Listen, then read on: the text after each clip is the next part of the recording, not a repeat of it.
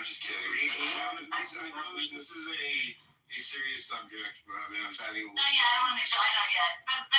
But I had to do it both ways. But I don't officially know his religion. That's not the biggest thing for me, you know what I mean, for the hip. But like, I'm just glad that he did. But he had to do. Second thing, diligent. Did you see that they came out with the shooter for the Brown situation, the Brown University? They're saying it's this white man. Wisconsin. What? A white man from Wisconsin. Oh yeah, from Wisconsin, yeah. And now some people are saying they heard him scream Allahu Akbar. Now let me tell you something. Then so they're like, I don't think it's him because they heard somebody scream Allahu Akbar. I need to hear it before I believe it. I need to hear it before I believe it. And I'm gonna. And if anybody does something like this and they scream Allahu Akbar first, I'm gonna know for if the government's up because that's just part of the script. Because why would it's just we're talking like, oh yeah, make sure you scream Allahu Akbar. So that's just how it's gonna feel like to me. And somebody broke up my window and robbed my car a few years back. I know that they screamed Allah Akbar before they did it. So and you can't change my mind. It's so stupid. But I mean, I'm talking about the ones on. I'm sorry. I'm just kidding. Let's go to. Let me go to Smith. Jim, go ahead. Hi, how you going? I'm in Australia and listening to Australian talk speak, I would say a lot of Australians share his sentiment. I served in the Australian Army as an infantryman. I'm very familiar with weapons, and the police force here in Australia do not carry long arm rifles in the boots of their cars. They are not trained with long arm rifles. They're only trained with handguns and pepper spray and other means. They do not have high levels of training. This is the problem that I would say is the major problem Australia faces.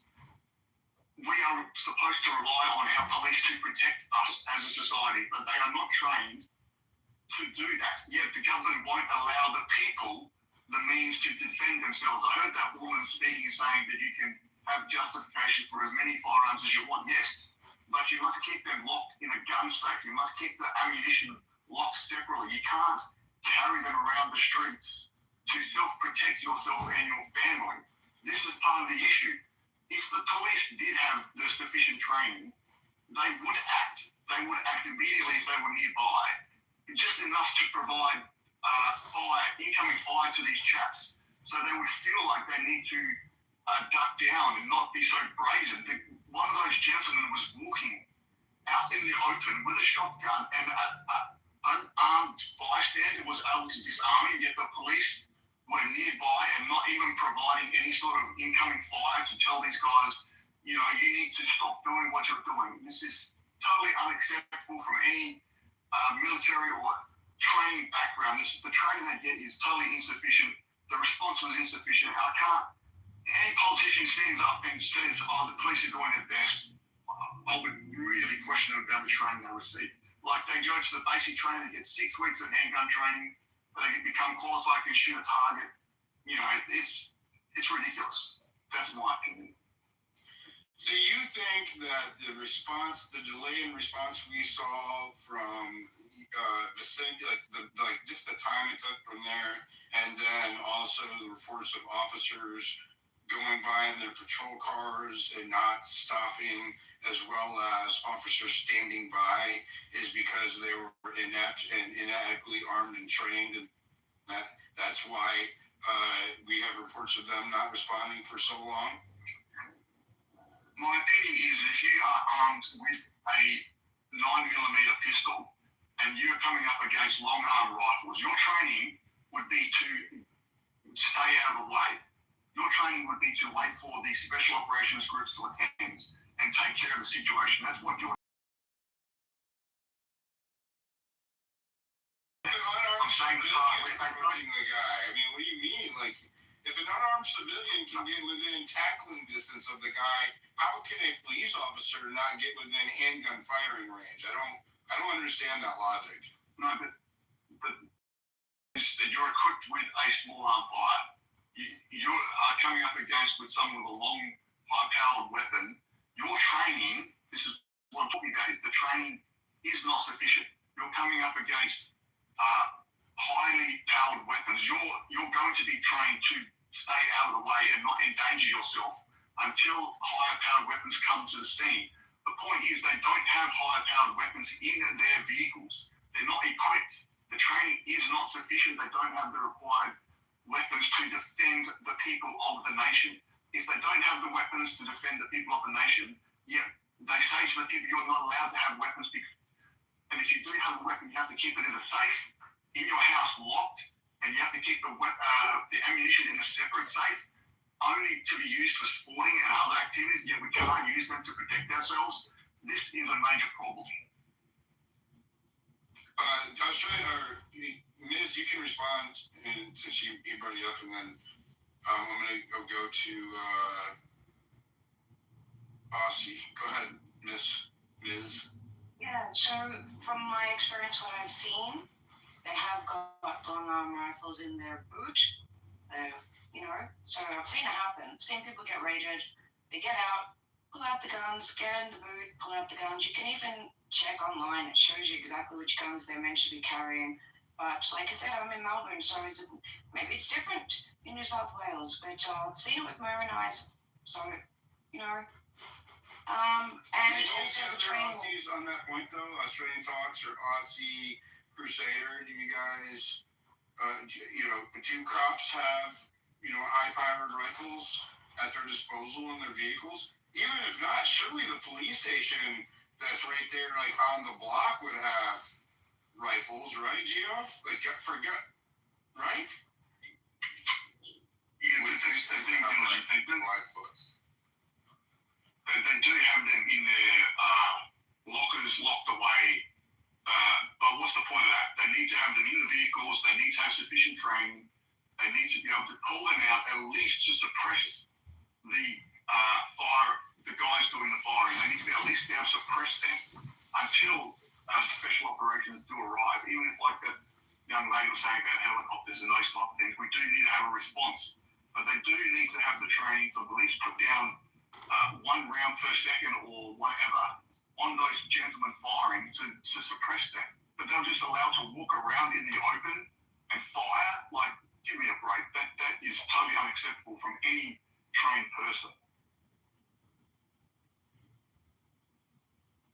The Aussies coming up. I love my Aussies.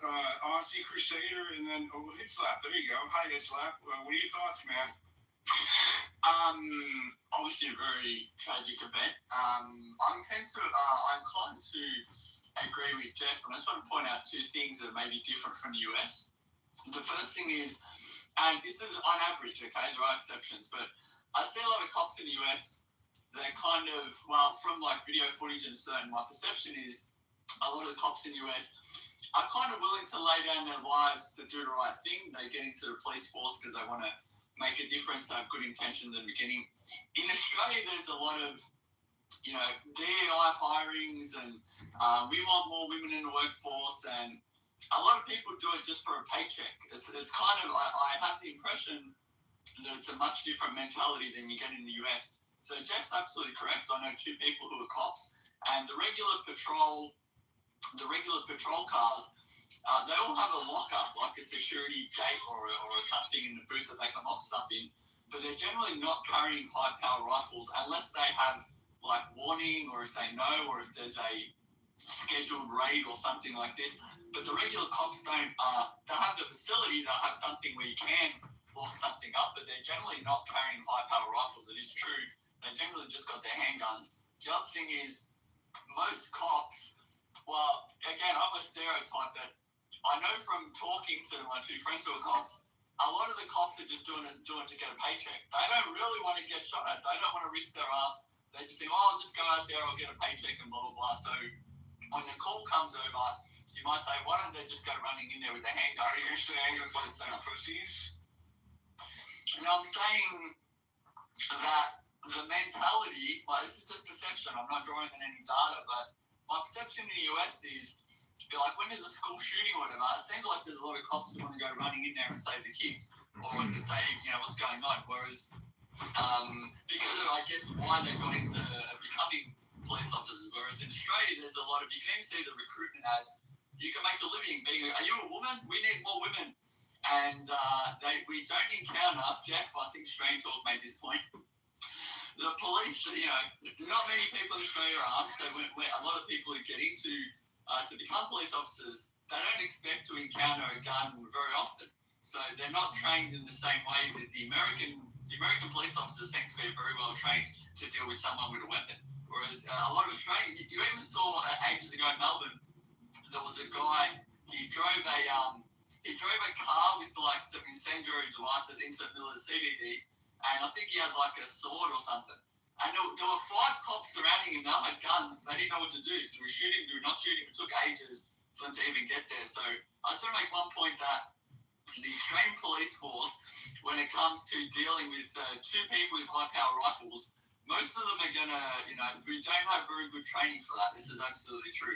So I tend to agree with that. And in terms of having a gun, I know people have guns. I'll look to get one myself. There are a lot of rules and a lot of laws. You do have to keep the ammunition separate. You can only get a bolt-action rifle. The clip can only have like 3 or 5 bullets. It's very low-powered. In order to get any kind of like semi-automatic gun or like what you consider an AR-15, you need a hunter's license. You have to go through loads of kind of hoops. It's very hard to get anything other than a bolt-action with like 5 bullets in the clip. So my impression is the reason it took so long is, again, one, Australian cops are not really equipped to deal with kind of mass shootings, and there is a special police force or a couple of special areas where you guys do have like the SWAT team, whatever. When they do raids, they are well trained. They have very, high-powered ammunition. They have shields, they have masks, they have a lot of stuff, right, police.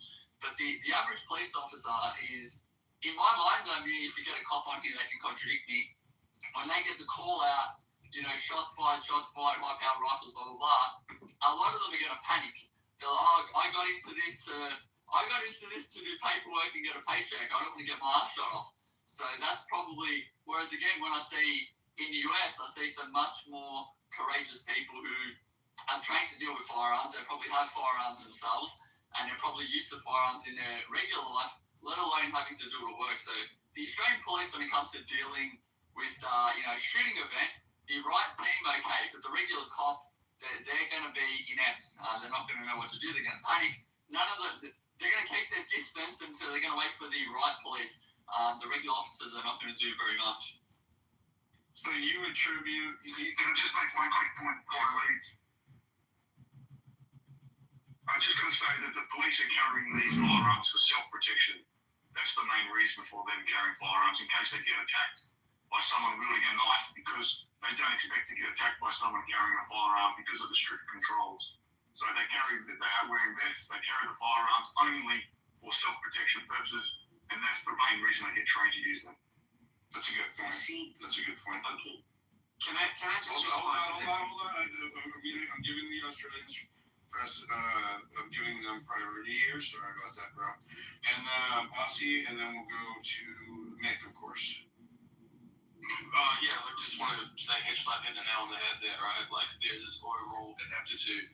I'd like to go further and say there's also a death of nationalism, kind of sense of duty in Australia. If you look at like the average American cop or the average American, there's like this immense sense of national pride. And if you look at something like Australia, right, we destroy like nationalism. And I'll give you an example. So our intelligence apparatus, which is called ASIO, which is basically the same equivalent of the FBI/CIA, they have openly said that their 50% of their budget and time is dedicated to right-wing extremism. It's dedicated to nationalists. And the other 50% is dedicated to Islam. And I don't know if Australian folks told you, but they just came out and said there's a 50% risk of Islamic terror. So if our intelligence agencies are deeming like nationalism, duty, and all these types of things as an enemy, right, it doesn't shock me that the cops then, the apparatuses of the state, don't have that sense of nationalism and duty, and they're just basically agents. And that's why you see that kind of cowardice. But so Australia as a whole is a kind of a good canary in the coal mine to see what happens when you destroy these nationalistic tendencies. And we have the direct state effort to do that. It's just crazy to me with all of the anti-Muslim rhetoric that's been dialed up to 11, the last few weeks especially. It just happens to be that there's this Muslim attack that the they stand down at. Like, you can't help but like not see it. Like, there's something weird about that. Let me get a little. Go ahead. I'm a conspiracy guy, right? Like, I'm all for you. I'm not a conspiracy guy, so throw that out there. No. But what I mean is, I'm all for looking into things, right? But when you look at the Muslim community, right? Like, they're the last group of people that you really need a conspiracy to justify them doing something. Like, out of all the religions, Islam's like the one that's like most likely to actually do something. So, like, it's the real issue is a fifth column. And look, let's say theoretically that they were allowed to do it or they were coaxed or whatever. That doesn't change the fact that there's ample soldiers within our nations that are able to be coerced into doing these things. So it's like 9/11, right? Everyone talks, not 9/11, it's like ISIS. Everyone says, oh, ISIS is probably American or Jewish or whatever. But the fact of the matter is, Muslims from around the world were willing to go and join it. A shit ton of Australians flew to the Middle East to go fight for ISIS.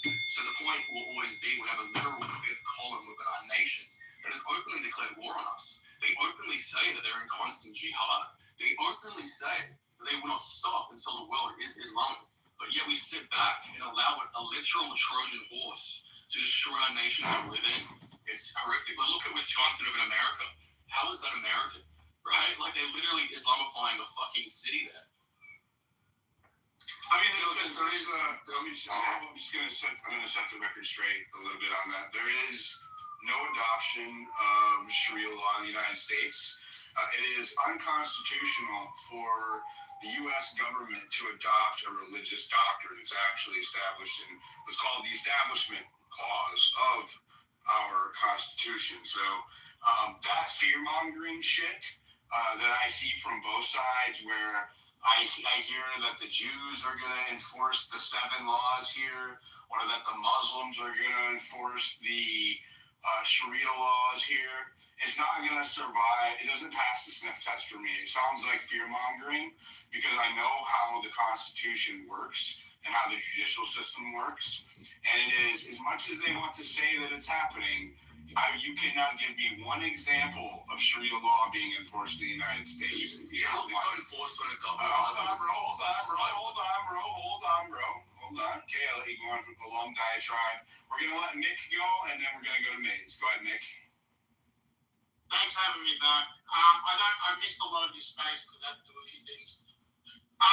There's a report, I don't know if you touched on it, that the Prime Minister, Anthony Albanese of Australia, has announced that he's not ruling out further gun reform laws for Australia based off these events, which is literally what I was saying earlier this morning, well, afternoon in your times, which is probably the bigger concern because there's already extensive laws in place and restrictions for gun ownership in Australia. The other aspect of is that Jeff is correct, and I support his sentiment regarding police in Australia. Police in Australia are not as patriotic as what Americans are in that part. Yes, they will, serve. They're doing their job. It's there for a paycheck. But the bravery levels of, say, Americans, in the police force compared to Australians, I would say is very far between. Where, and Jeff is also correct that in such events or such a shooting, natural instinct of police is to take cover when being shot at. So, yes, I'm seeing a lot of photos of police officers, taking cover as shots are going off. And I don't really know what people are expecting of police. Like, you shoot when you can, you take cover when you can. You're also, your duty of care is, to your fellow people, but it's also to yourself. They're expecting something like that Syrian Muslim guy, Ahmed. Hold on. Let him finish. These are. No, she's fine. She's an Australian technically as well. So I didn't know that. What I'm getting at is, she's an Aussie. She's based on the other side of the country though.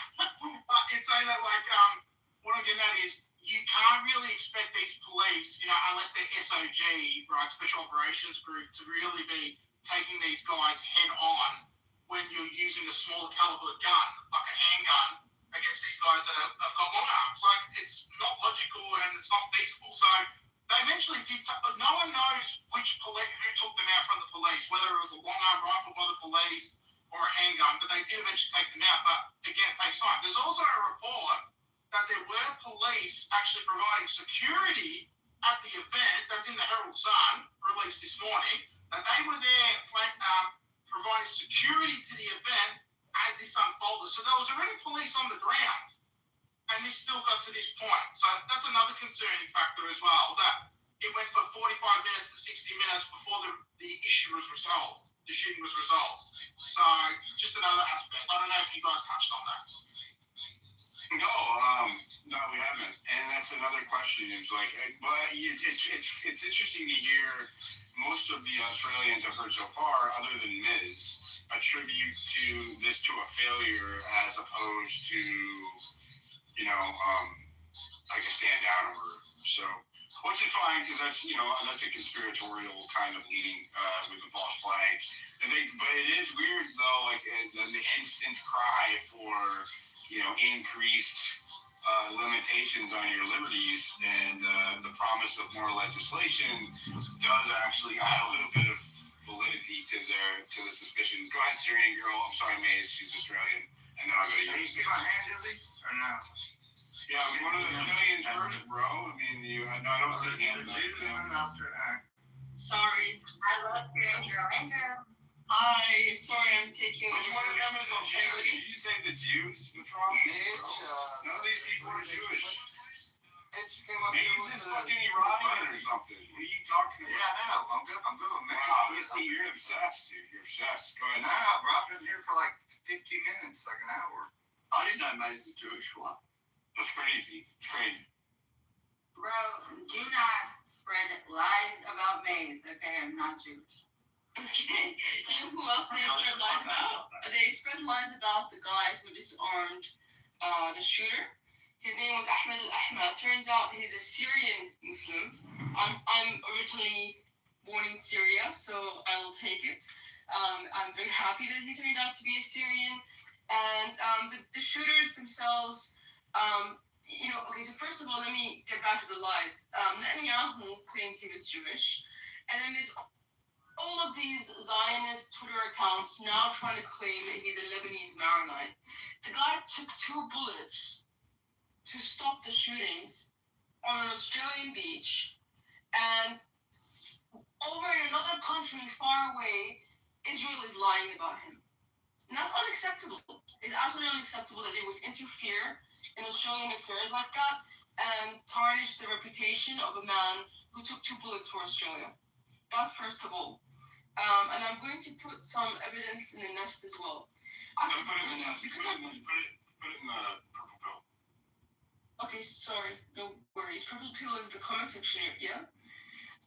So the other thing is that, I could tell he was Syrian or from the Levant just by the look of his face. I could also kind of tell that the shooters were Central Asian. I couldn't tell if it was Pakistan or Bangladesh, but then, the names that come out were Pakistan. The shooters were a father and son duo, actually. Which is kind of sad because, your father would usually not push you to do something like that. They were targeting a event for Hanukkah, as we know, and they were from the Wahhabi school of thought. The Wahhabi school of thought, and I can put evidence of this in the nest, is the sort of sect of Islam that is most commonly associated with ISIS. And you can tell because a lot of them have beards but no moustache. And also they went to a Wahhabi school. Not like a child school, but a religious school. I'm gonna put that into the purple pill, and you do with it as you wish. Sorry, I'm back. My brain's frazzled a bit. Yeah, so we don't really know. We know that the guy that disarmed him was shot twice. I don't know if he was shot before or after doing the disarming. But I wanted to comment also about the police thing that you guys were talking about. I saw that there was at least 10 footage straight of the shootings. And I didn't realize it was going on for 40 minutes. But I will say that the police here have a lot of procedures that they have to go through before they act. And this was kind of seen in the Lint Cafe terrorist attack, if you guys remember that incident where it was a chocolate cafe and people were held up at gunpoint by one crazed individual. And then also the police had, they could have acted sooner, but there was some argument about whose jurisdiction it was to act. And that it may be a procedural thing.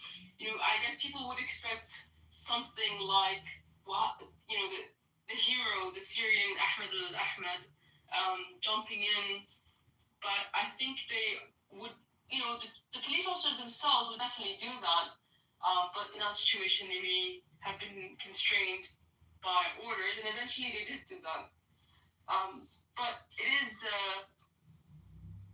like, one of the guys that was there, apparently one of the injured, was only in Australia for 2 weeks, and like he arrived from Israel. So that was also interesting because it makes me wonder if these specific individuals were targeted. It depends, because there was another man that was also a very high-profile Shabbat guy that is from Israel. So I'm just wondering if, like, it was random. They were just shooting at this event, hoping to kill Jews, as per, their kind of terrorist ideology. Or was it? The particular school of Islam that these guys hail from are more likely or more prone to be ISIS, which is the Islamic extremists, and that not only that, you're assuming that this was likely targeted given the profile of the people who have been. Well, I don't know that it was targeted, because obviously a Syrian man was shot twice, so I don't know who. Like, it's a possibility. It's a possibility. He intervened, right? That's why he was shot. Yeah, he intervened. Maybe that's why he was shot. Or maybe he was shot beforehand. Like, we don't really know. Like, there was a lot of people running for their lives. It was an open, the festival was open, so it could have been anyone who was shot. I saw 7 bodies on the ground, but we haven't gotten a report. I think it was 12. What do you think about, given all the facts that we know so far, which would you lean more towards, a terror event or a false flag? Honestly, I think it's probably a terrorist attack, because I just think that the ingredients were just all there. Do you know what I mean? There are points of, I haven't read everything, and there are things that obviously make you go, but I don't have any specific bit of evidence. Well, people can't really say that you're not being, I mean, I think that's very, given your, what I assume to be your biases, I think it's remarkably objective of you to, like, take that kind of position, right? I do appreciate that. I'm open to the possibility. I just haven't seen any evidence. Like, I don't, like, for example, the response time and the standing down is what, like, raises my suspicion. But I'm also not Australian, and after hearing all of the Aussies give their perspective on why that occurred as far as training and weapons that they would be carrying, because it's really common. Like, we see police officers carrying rifles all the time. Like, it's really common here. Yeah, it's amazing. You know what I mean? Yeah. So they also have handguns and batons and mace for weapons. They have a specific SWAT team that does carry the bigger guns. I don't know if someone already said that. So they would have been on the scene, I would say. Like, the SWAT team. Maze, you want to add? Maze, you want to add?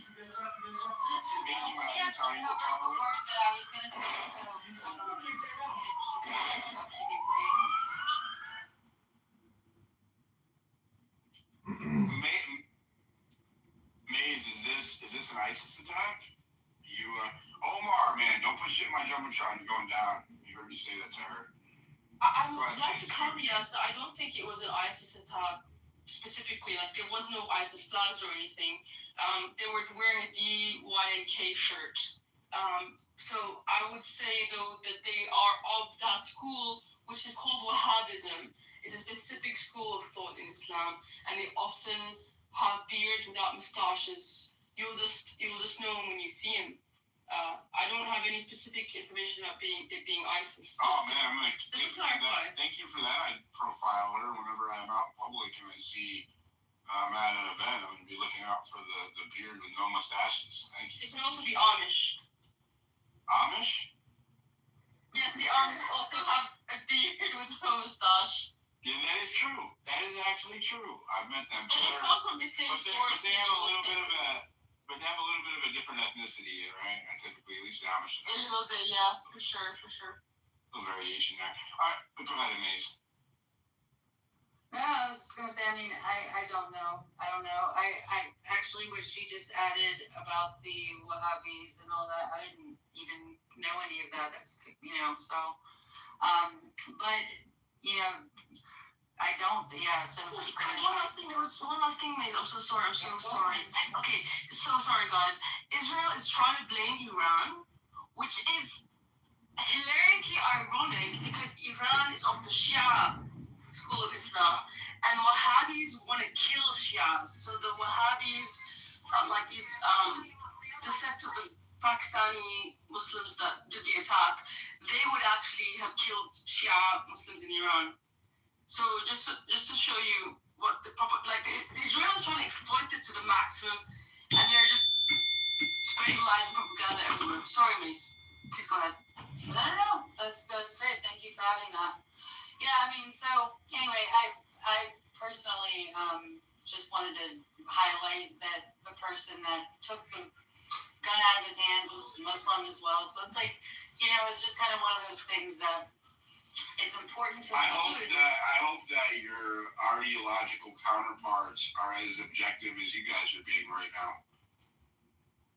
Well, they definitely aren't. They're claiming that the guy that did it, the hero that was a Maronite Lebanese, he was a Syrian Muslim. I will say that in general, this is my observation, and I hope it doesn't come off racially bad, but people from Central Asia are, like the India, Pakistan region, they tend to be a lot more religiously extreme than the people in the Levant, like Lebanon, Syria, and it's just very much more common for that to happen. Like Afghanistan, Pakistan is a lot more religiously extreme than Syria, Lebanon. Aussie's going nuts. Well, go ahead, Aussie. Yeah, so I keep hearing talk of Wahhabism and how that is the only bad aspect of Islam. Well, Islam itself is fundamentally an adversarial faith. We all hear the mention of the word jihad and the word struggle. Well, the Quran directly says that they're in an eternal jihad until they have converted the world. So Islam fundamentally is not cohesive with the West. And you merely have to look at, let's not talk about Wahhabism, Shia, Sunni, any of them, right? Let's look at the Prophet. The Prophet picked up the sword. You're making very broad strokes, generalizations that I don't allow people to make of Jews, and so therefore I'm not going to allow you to make it of Muslims, right? We speak objectively, and we have individual accountability in my spaces. So I realize that you want to propagandize the 1,000 listeners right now, but that's not going to occur, right? We do individual accountability. If you interrupt me again, I'm going to drop you down. We do individual accountability in these spaces. So, like I said, the same way that I don't allow people to make generalizations about Jews in my spaces for their faith, I'm not going to allow you to make the same generalizations about Muslims about their faith. That's how we operate in my spaces, sir.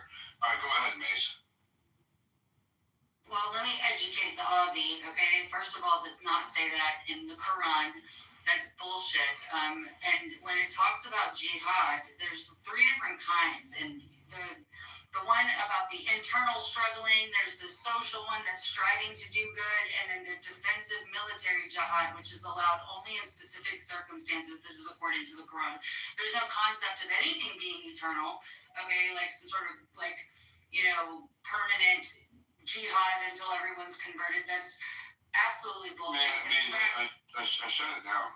I know, but there was a whole bunch of people that heard the nonsense, so I just wanted to poke at it really quickly. Okay. Yeah, I don't think that all Muslims are extreme, and I don't think all Jews are supremacists. I never said that. So. I never said that at all. You was implied. I said the holy man, the pinnacle of the faith. All right, so I'm gonna have to drop you down since you don't know how not to talk over the host. I warned you. Okay, I'll just say this to him: if he ever wants to have dialogue and really understand what I'm willing to have that conversation, or if you want to have the conversation, that's fine. It's just not the point today. But I do want to ask, because there are extreme, and we have Syrian Girl. There are extreme factions of all of these religious ideologies, and if you haven't caught on yet, and here's what I think I want to highlight the most to our listeners, is that these geopolitical religious battles that are occurring in the Middle East are they're being brought to our homes on both sides. Both sides are propagating their information campaigns, their ideologies, the extreme versions of those ideologies, and in the USA and other places in the West, right? And there is no one side is justified and the other. I don't want these fights to be happening on my soil at all, right? I'm actually with Mick. If you cannot agree to get along with your ideological counterparts, then both of you should fucking go home. That's the way that I see it, right? Not just one or the other. You're not going to make me pick a side. If you're going to bring your fucking fight here, you both got to go home, okay? Play nice. Get the fuck out. Go ahead, Mick. You can respond. No, 100%. I support that. I support that commentary 100%. I wanted to add earlier what's something different for you Americans to us Australians with police here. American police, if I'm correct, you're trained to deal with the threat accordingly, which is eliminate the threat, right? Australian police aren't trained the same way to pretty much, if they see a gun immediately is to eliminate the threat. They're not trained in the same manner. So I would imagine in certain American states that if someone has a gun, it's essentially put the gun down and pretty much they'll just delete the individual, right? Whilst here in Australia, it may be similar training, but I don't believe it's as intensive or similar in that part. You could almost go down the road of Bondi Junction, if you guys recall what occurred there a year or so ago there.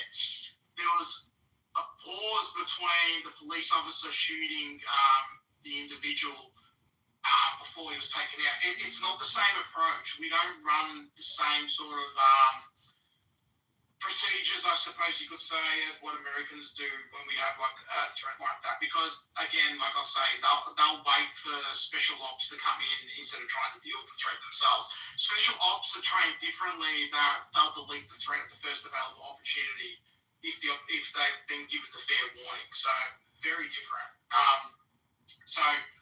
It's concerned. Another aspect as well at this event last night, and I didn't mention this earlier in the space, Lily.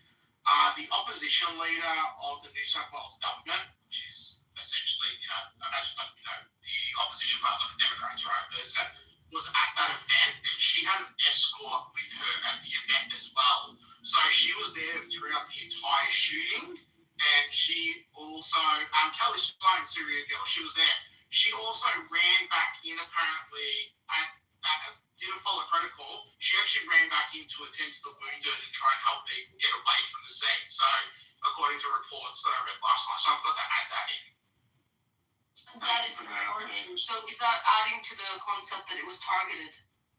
Perhaps. Well, I don't know. Kelly said, because I think Shari tried to interview her last night because Shari was pointing the blame and she didn't want to jump on the blame game. She goes, now's not the time. The time right now is there's families that are grieving, families that don't have loved ones. But there was also, it was in the Herald Sun, I'm pretty sure, the Age, in their reporting last night, that when the shooting was there, she was there as the shooting was going off. She helped get an elderly couple and their family away from the scene, but then she ran back in as police were dealing with the matter to go and attend to victims that were on the ground that were bleeding. So, yeah, that's the opposition leader of New South Wales.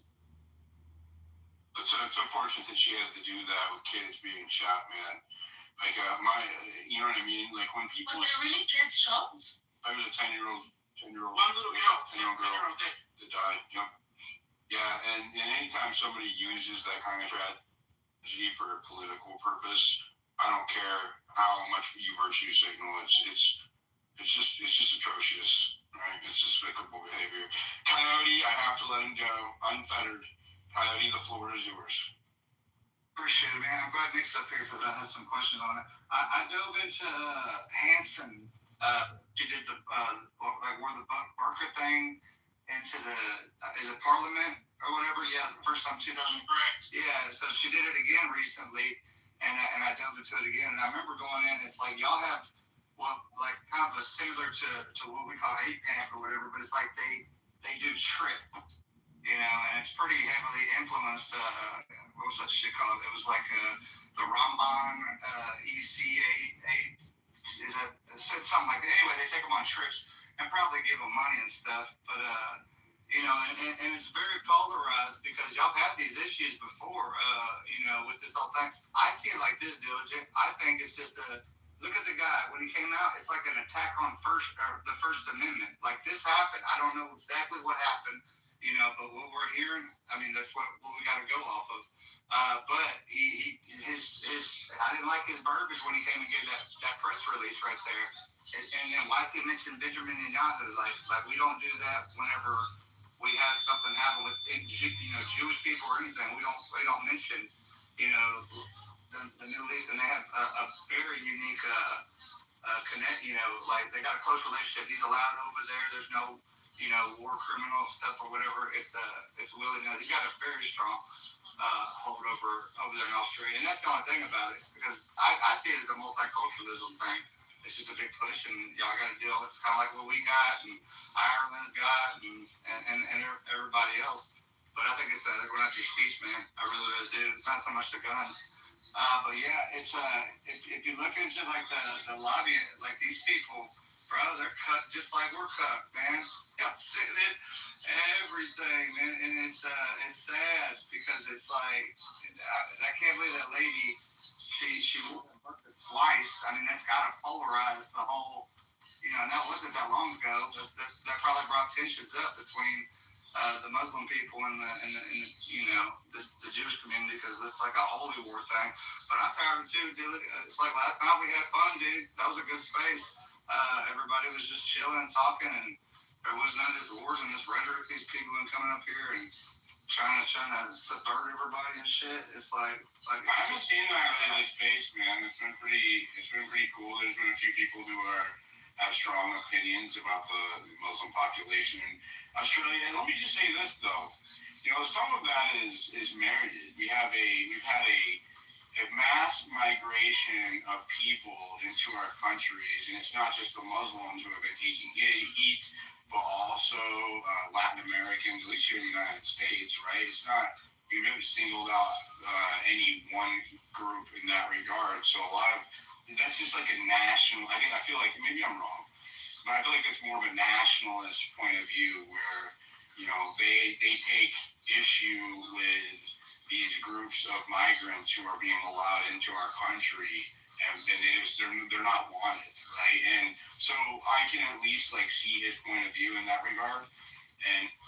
maybe he has an underlying ideological difference there that spurs him on, but I can't speak for him, and because he couldn't operate with decorum, he's no longer up here. Mitch, if you are down there listening, I didn't drop you down. I thought you dropped, but I would rather have a balanced panel. So if you want to come up here and offer your perspective, you can. Go ahead. Did you have anything else to add, Cody? And then we can Jenny real quick. Yeah, I was gonna say it's like for them, I understand it. I mean, dude, I didn't 40 years old or whatever, so I started seeing a lot of these things. I was with the big, war on terrorists, and I still, I understand that aspect. But the financial aspect, I see these, like, some of the other things, and as you know, like the ideological thing, I do not subscribe to. Point blank, I think that's what drives the multiculturalism. It's just another ploy of, you can't blame me. That's the whole thing. It's never ending if we try to find one person or whatever. Like the way that it goes is they push the multiculturalism. It becomes like Great Britain, where you can't say anything about Islam, you can't say anything about Jews, and then you can't say anything patriotic once they start, messing with the free speech. And I think that's kind of what's going on, Mick. I mean, I don't know if you feel this. I know some of your views on things. My views, believe me, you don't want my views on a lot of these things right now. It's just some things are best left unsaid until things cool down. I think that would be more appropriate answer. Fuck Cody, you made me forget what I was going to say, man, which is actually really frustrating because you talk so much sometimes. There's a I forgot, man. If I remember, I'll put my hand. Sorry. Go ahead, Syrian girl, and then we'll go to Jane. Yeah, thanks. I guess for me, I'm kind of in a unique position because I am from Syria, and as you know, we had like a major terrorism problem where a lot of foreigners with terrorist ideology flooded into our borders and started joining Al Qaeda and ISIS, and a lot of them were, from like Uyghur China, Pakistan, Afghanistan, Uzbekistan. Some of them also were from Europe. They were just very international. And so, as a Syrian of a Muslim background, I've been terrorized by these types of Muslims, all of which follow the Wahhabi doctrine. And not all Wahhabis are terrorists. I'm not saying that. There's a lot of them in the Gulf Arab world, but all of the ISIS and Al Qaeda guys are Wahhabis, and it's just really annoying. I don't know how else to describe it. It's like annoying and frustrating that these guys are actually really destroying the image of everybody else who happens to be Muslim. And the Syrian Muslim Ahmed. The same thing happens with the Jewish people, correct? Like there's these really extreme Zionist viewpoints that are generalized to Israelis or Jews in general, right? And so it's fair to say that It is fair to say, and I would say that Zionism used to be an unpopular ideology amongst Jews, but now it's become the prevailing ideology, and I've seen some rejection of that post October 7th. Like there's been a lot more Jews that have turned anti-Zionist as a result of the genocide. But likewise, I think Wahhabism used to be niche, but I see more and more that it's becoming popular. Why do you think that it is becoming more popular amongst Muslims? Funding. Funding is it? Whoever said that, you're absolutely correct. You have in the Gulf, like Qatar and Saudi Arabia, and I know the Zionists are gonna be like, oh, it's Qatar thing, but it's just fact. They're funding. Stop interrupting. David, need your mic. They're funding the mosques that it's So we'll start over, Syrian girl. Sorry, Qatar, Saudi Arabia, other Gulf states, they fund a lot of mosques that prescribe this ideology around the world. So it is funding. But I will also say that Qatar and Saudi Arabia are also, ironically, the closest. Doesn't the U.S., came out with Tucker and talking to the Qatari prince or whatever he is, or the president, prime minister, whatever he is, that the U.S. and Israel funds Qatar to be the brokers of the negotiation. This is what I was trying to tell you. Ironically, it just so happens that Qatar and Saudi Arabia are the closest to normalizing with Israel. The king of Qatar actually was visiting Israel multiple times. This video that was leaked out of him visiting Israel in 2012.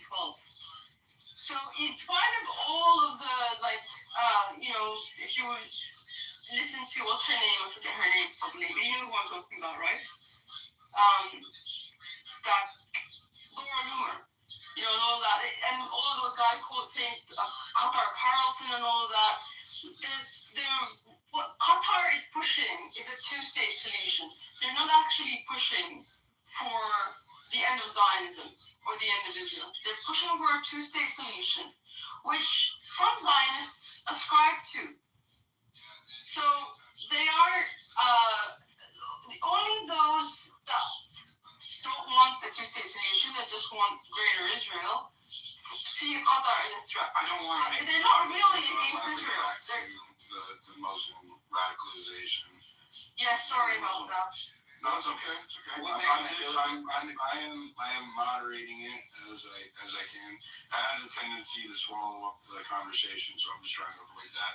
But it is adjacent, so you can go ahead with the radicalization if you want to coyote do. I want to. Thank you. Please stop interrupting.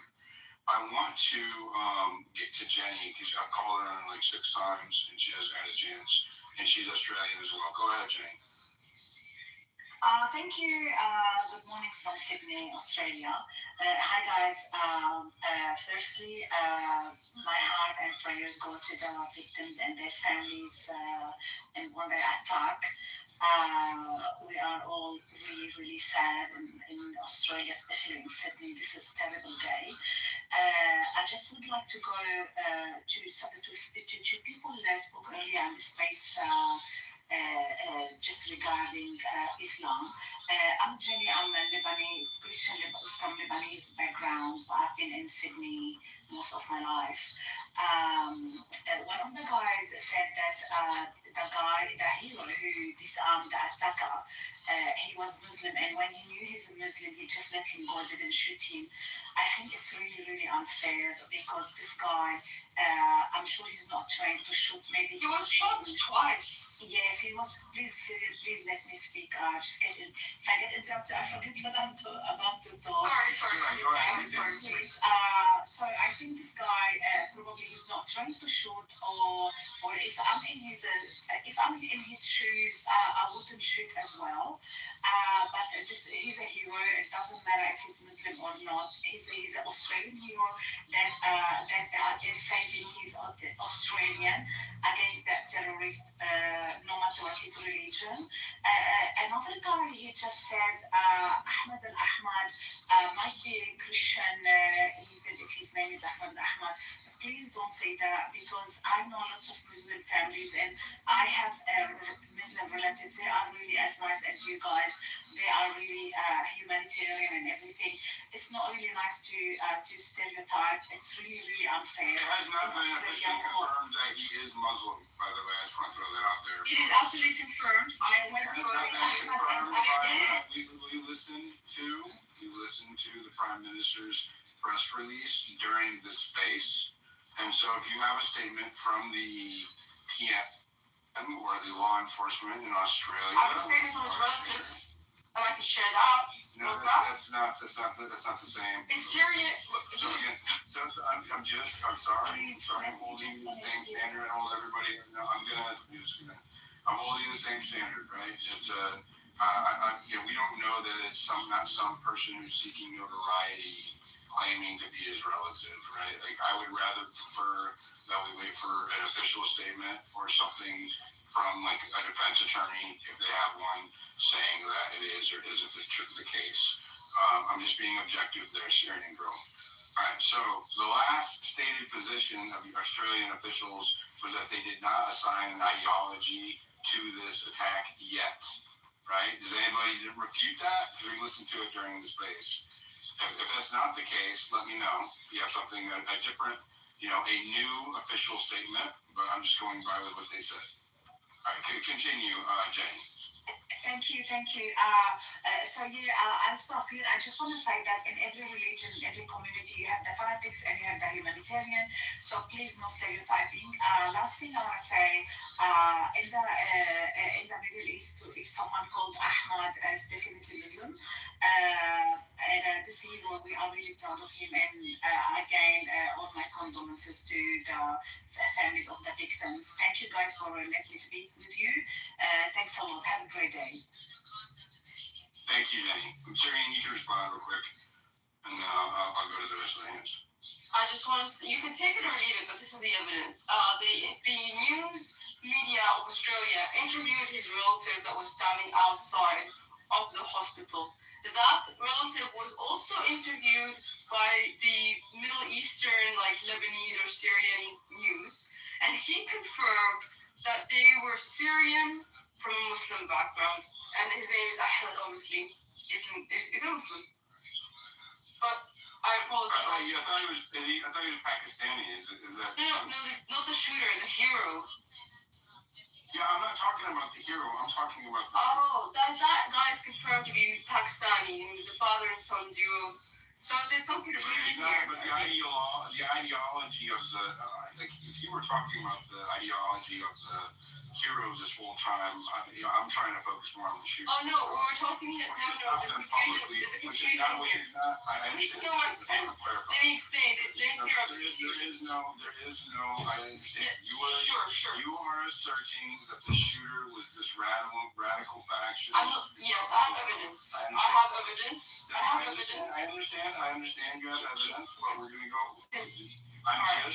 I'm clarifying for the audience, right, that there has been no official declaration of the shooter's espoused ideology as of yet, right? That's what my position is.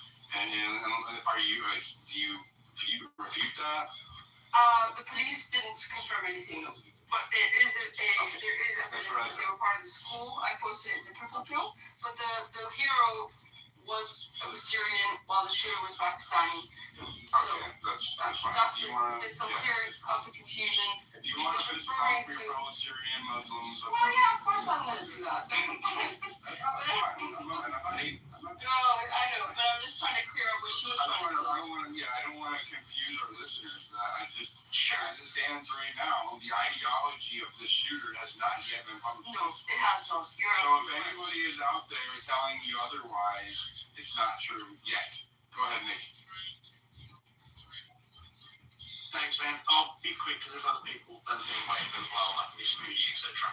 I think another aspect that goes through people's minds as well during these things, you guys need to understand, not in particular this case, but in other cases, where people have ended up using a gun to end up deleting somebody that's broken into their home or in such events. They've actually, I don't think it would have been the case in this situation where the gentleman disarmed one of the terrorists, obviously, but people have ended up using the firearm to defend themselves accordingly within their own property or against somebody else, and then they've been charged and they've been jailed. So, we don't have the same protections. Like, we do have self-defense, yes, but it is a bit flimsy in that aspect, and it needs to be very, very clear-cut that it's self-defense. So, again, just to reiterate, if somebody breaks into your home in Australia and you go get your gun, if you're a licensed owner, and you shoot them and you kill them, and they've broken into your house with nothing else, let's say not even a knife, there is a good chance that you will be charged with either manslaughter or murder, because the laws don't protect Australians in that way. We do not have the same rights as what you guys have. It is absolutely fucking cooked, right? And it is wrong. So it is the same scenario. It came out later at Bondi Junction that there were individuals that had illegal handguns on site, but didn't end up using it under the pretense of, one, they would have been charged for having a legal firearm, and two, it is obviously the risk factor as well that you could be charged as well, because if it's not being self-defense. So again, you need to keep that in mind as well. That is so far. Yeah, so it needs to be equal force. So if someone breaks into your house, you are your own first responder here in the U.S. best. Let me just say that. I don't. That's why I like our country. Well, I've seen the Florida press conferences where the police have said, we're more than happy for you to delete the individual if they break into your home, you're doing them a favour. So I get it. So if someone breaks into your home with a gun and then you manage to get your gun, most people keep their guns in their garages. Well, this is not legal. You'll be fine. But if they come to you,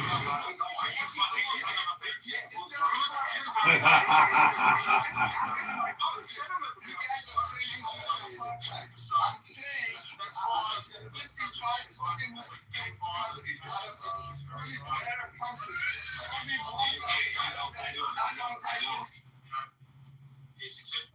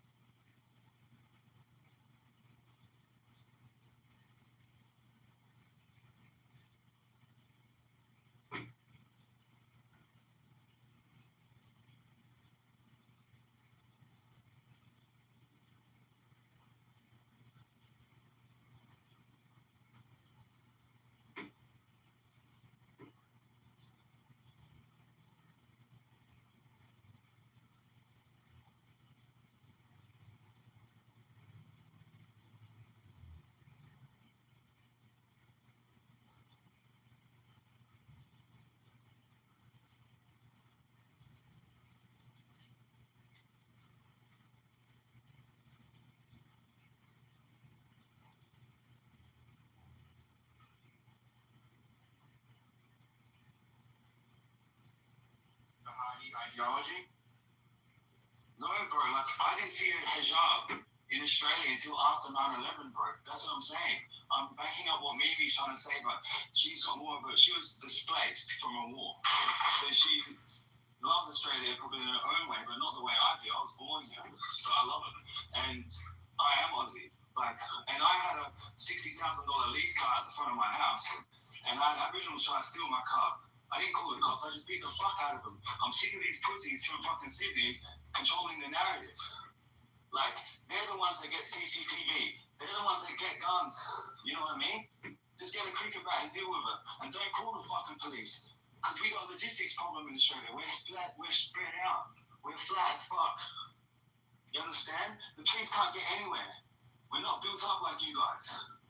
So if anything happens, bro, wait for it.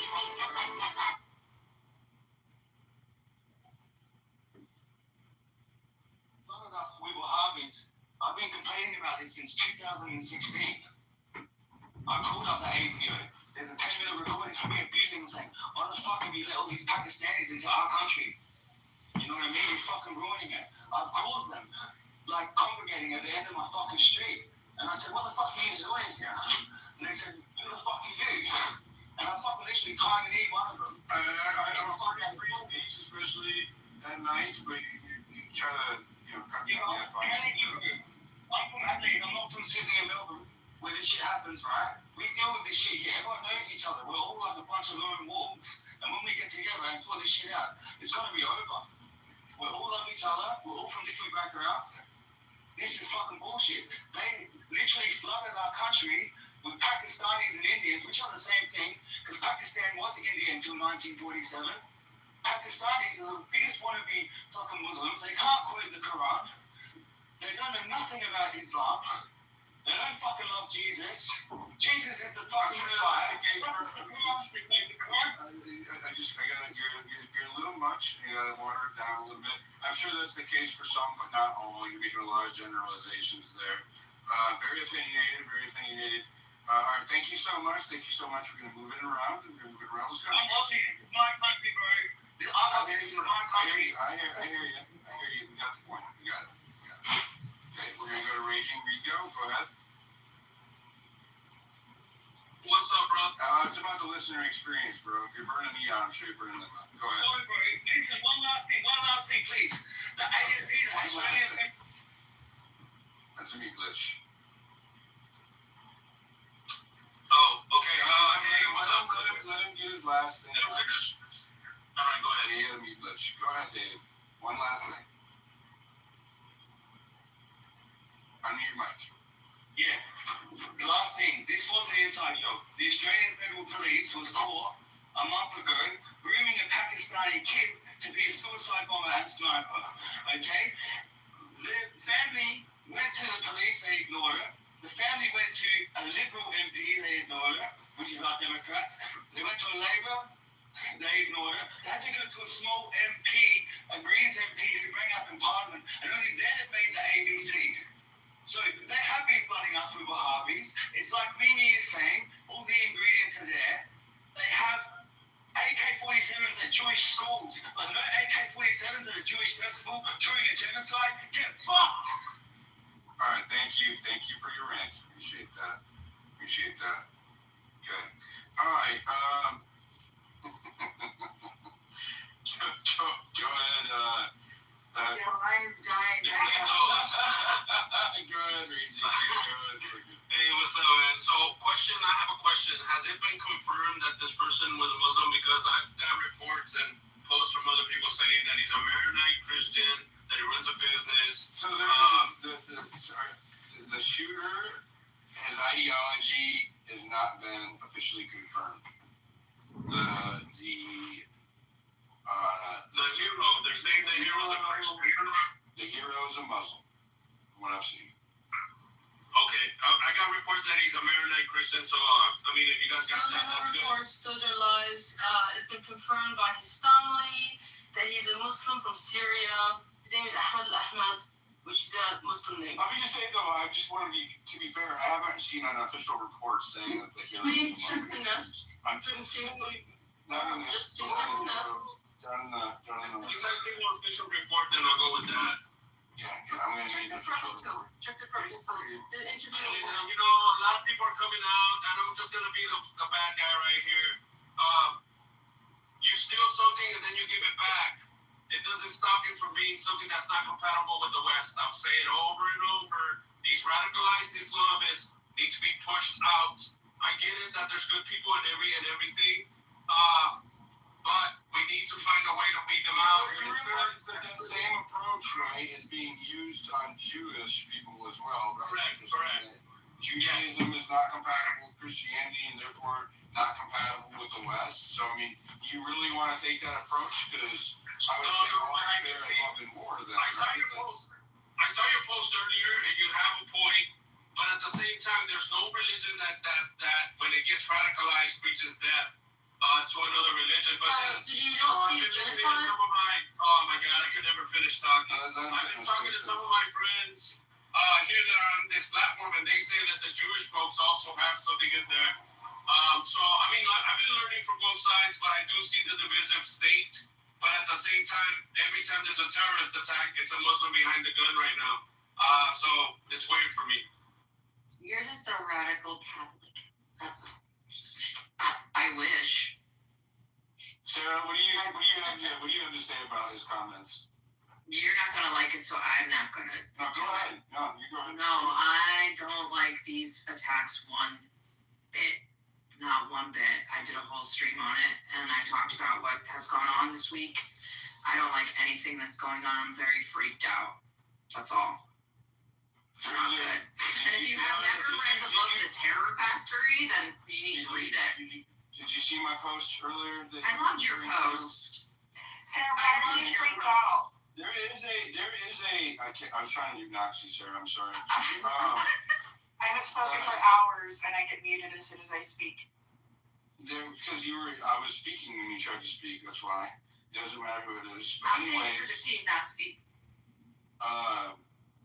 You know, there is this manufactured culture war element to what I'm seeing happening right now as far as both Jews and Muslims.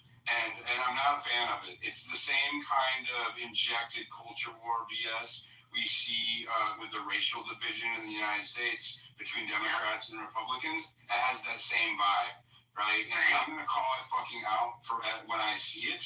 And I would just advise our 1,000 or more listeners right now that a lot of what you're seeing on either side, either against Muslims or against Jews, has an intent to radicalize you one way or the other, because a divided population is easier to control than a unified population. So they're going to use anything they can to get your mind occupied. Go ahead, Sarah. We've been saying a mantra in my spaces, and we've all been saying it together. We've been saying, I will not fight Muslims for Jews.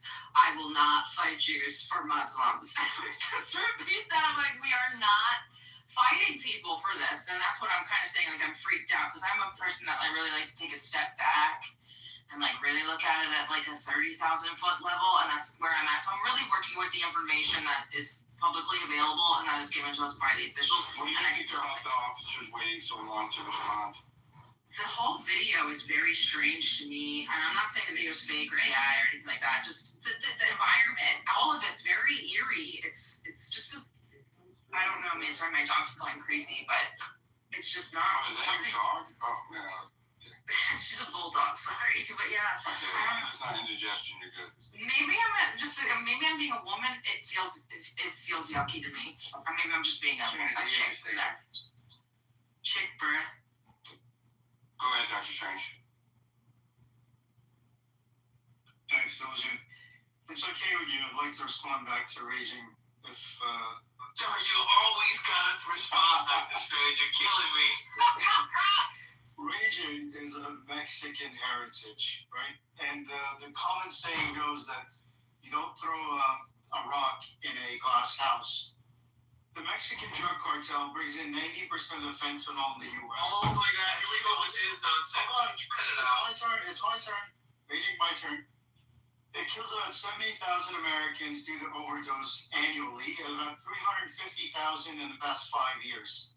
Recently, they got involved, Mexican immigrants, illegals. There's 4 million illegal Mexicans in the U.S. They got involved in flag burning. They were burning the U.S. flag and raising the Mexican flag. They are involved in human trafficking, the drug cartel, and the gangs related to them, including child prostitution. MS-13 gang has 10,000 members in the U.S., 200 cells, and they're closely aligned with the Mexican drug cartel. So for me to come in here and say, it's all the Mexicans. All these Mexicans have got to go. They're causing these issues. I mean, do you know how ludicrous that is, Raging?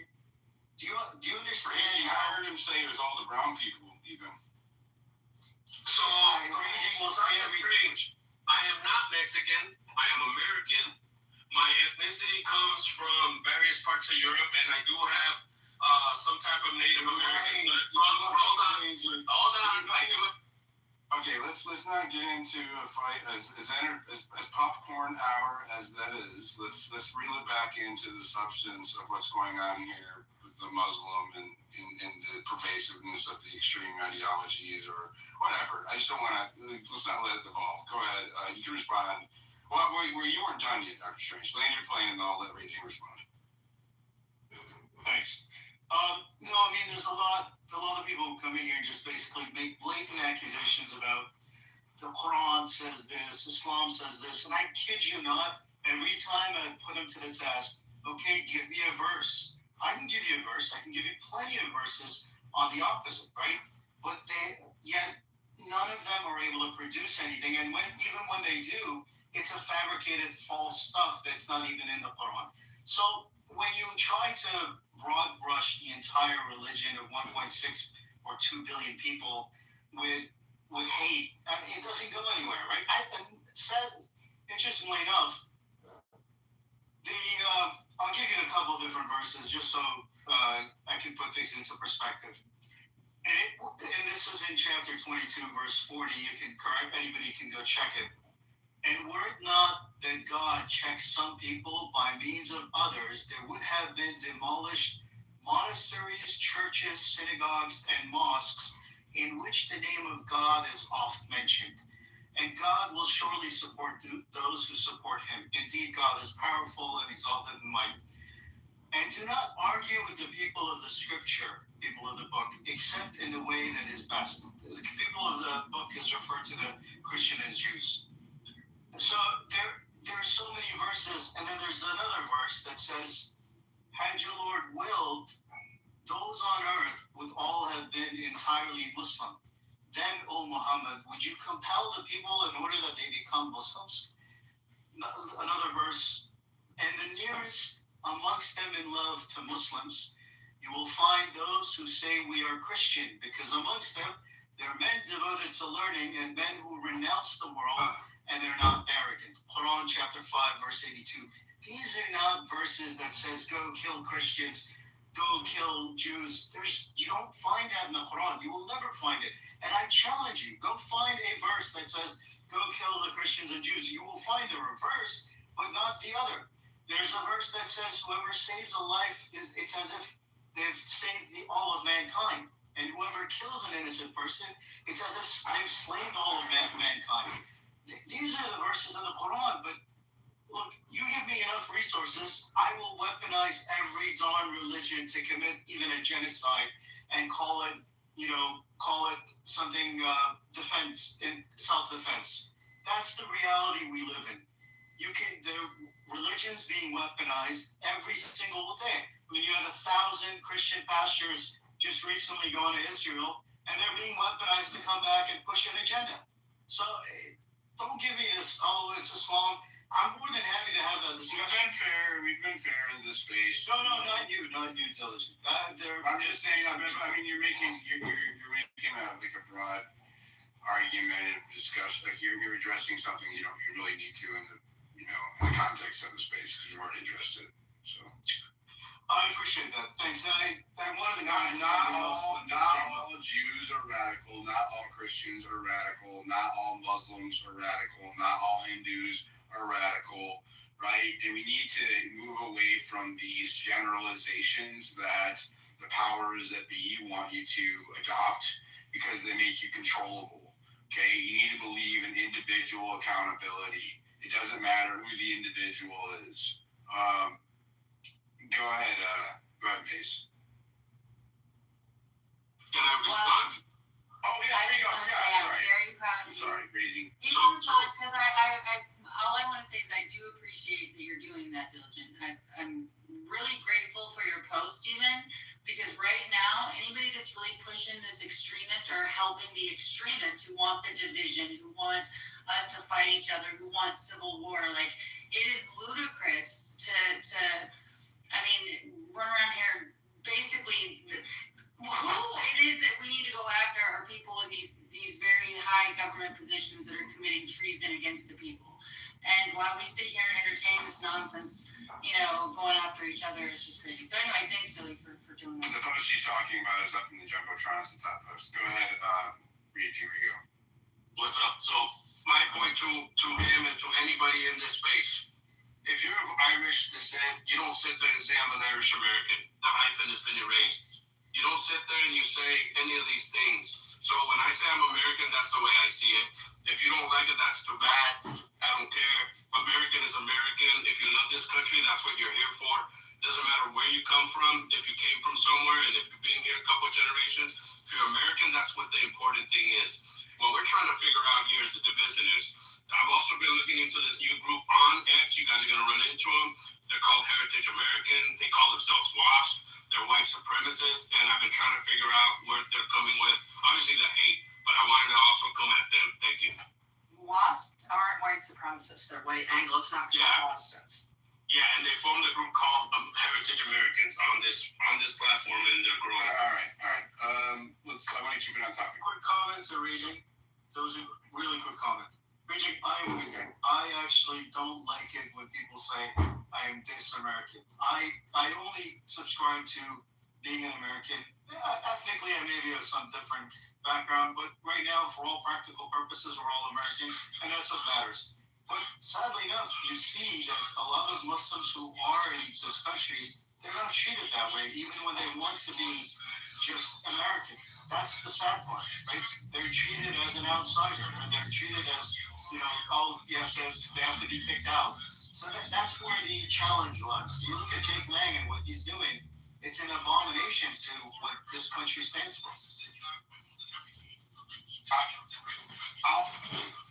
I'll speak out of pocket on that a little bit because I posted about it. They're really convinced that dude's an asset. They're really convinced. Coyote. Who's an asset? What? Coyote. I'm not an asset. Shit. No, I said Jake Lang, bro. Keep up. Oh, yeah, he's a fucking asset, dude. That dude's fucking, you can't go from slapping bacon on the Quran to he's gonna walk to that. No. And let me just highlight, Raging Rigo wants to parrot this asset. What does that tell you? Let's not go around parroting assets because then that might, shine a light on you. Depending on what she looks like. I wanted to ask Raging a question, like, honestly, I fucks with Raging. Do you think Zionism is radical? Like this Islam thing that you talk about? Yeah, of course it is. That's a question for Raging. Thank you, Raging. Did you notice Raging's voice changed? Yeah. Raging. You know what? I think that Zionism, I hear a lot of Zionism and about Zionism and anti-Jew and all this stuff. I think that's radicalized too. I think people are pushing on both sides. Do you think that Zionism is radical? Zionism is the belief that Israel must exist, right? Or is it worse than that here? Because everybody has a different definition of what it is. So that is fair. That is fair. No, hold on. That is fair. In the same way that Muslims are said to be radical when you made that generalization, right? So it's you're actually kind of explaining my point earlier, right? Is that I believe that there are, because I have had discussions with Zionists as a self-proclaimed Zionists, not ones that I signed, that there is, we have one on stage, but hold on. That they believe that like Israel is like the chosen, or the, you know what I mean? That they do see themselves, from what I gathered, right? That there is like a supremacy notion amongst some of their ranks. I'm not saying all of them, but I don't think Israel is the Jewish ISIS. Israel is the Jewish ISIS. Okay, so I'm not. This is what I was concerned with. Let me just say this, because I think we can just kind of move past it. The supremacy notion is not exclusive to any particular ideology or belief system, right? There are factions of supremacy notions amongst every ideology on the planet. And if I spent enough time looking through them all, I'm sure I could give you examples, right? And if you want to focus on the supremacist ideologies or supremacist factions of any ideology on the planet, and then give a blanket statement as if that applies to all the people who espouse those beliefs, it is a fallacy. And so I think we can not waste our time getting into the woods on that one. But it is a fair statement to make, Raging, which is, obviously there is a pervasive Zionism that feels like it must retain supremacy and to ensure the survival of Israel to a certain regard, right? Like it's almost like a nationalist belief from what I've seen. And then I've had a few long, don't interrupt me. I've had a few long conversations with the Zionists and the Orthodox Israelis that come in my spaces, and I enjoy talking to them. But I'm just saying, like, it did seem that way, that there is at least that, like, a faction of that. So, don't you think it would be fair to say that the same can apply to Zionism or Muslims, right? That there can be a radicalization or an extreme faction of either one of those ideologies? I agree. You could radicalize any religion, even Christians, right? We have the Knights Templar, which are trying to be somehow brought back. So each type of religion can go extreme where they believe that they have some type of supremacy. And this is one thing that I've had conversations with Dr. Strange. And I'm glad that I am actually on my timeline and seeing other Muslims condemning this radical Islamist attack.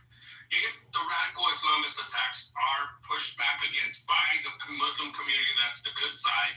This is a positive because it shows people that there's good, right? It's not just bad. I do know some of the extremist things that they practice. I do have learned some of the things that they've told me, but again, there's some beliefs that until I see the terror attack stopping, then that's going to be a different time. But I always want to know what spurred it, what made it happen. We never get to know what really happened. We always get cover up, so it's a bug. But I do understand what you're saying. I do believe that Israel has a right to exist. It must exist. Can I finish? That is a radical point of view. That is a radical and genocidal point of view. So Zionism is the. I don't care. Yeah, Israel must exist. So you are a Zionist then. You are a genocidal Zionist and a You terrorist. see, that's because I believe that they Let me explain. I'm from the. No, you're not going to consume Let me my explain. space. No. You're not going to consume my space with this shit. We're going to keep it on topic. I was trying to point out and be fair that there are radical elements to almost every religious or ideological belief across the planet, right? And that's all I was trying to do. All right. So I just wanted to finish on. Hold on. We're going to balance the conversation. We have somebody. His name is Zion, spelled backwards. Is this Can I get a definition though? hold on. No, I don't need you to. Okay, we already discussed it. So I'm trying to move on. Is this a troll? Is he just pretending to be a Zionist because his name's Zion backwards? What's my location, sis? That doesn't mean that you're not a troll, sir. No, what do you mean if I live in Israel? So,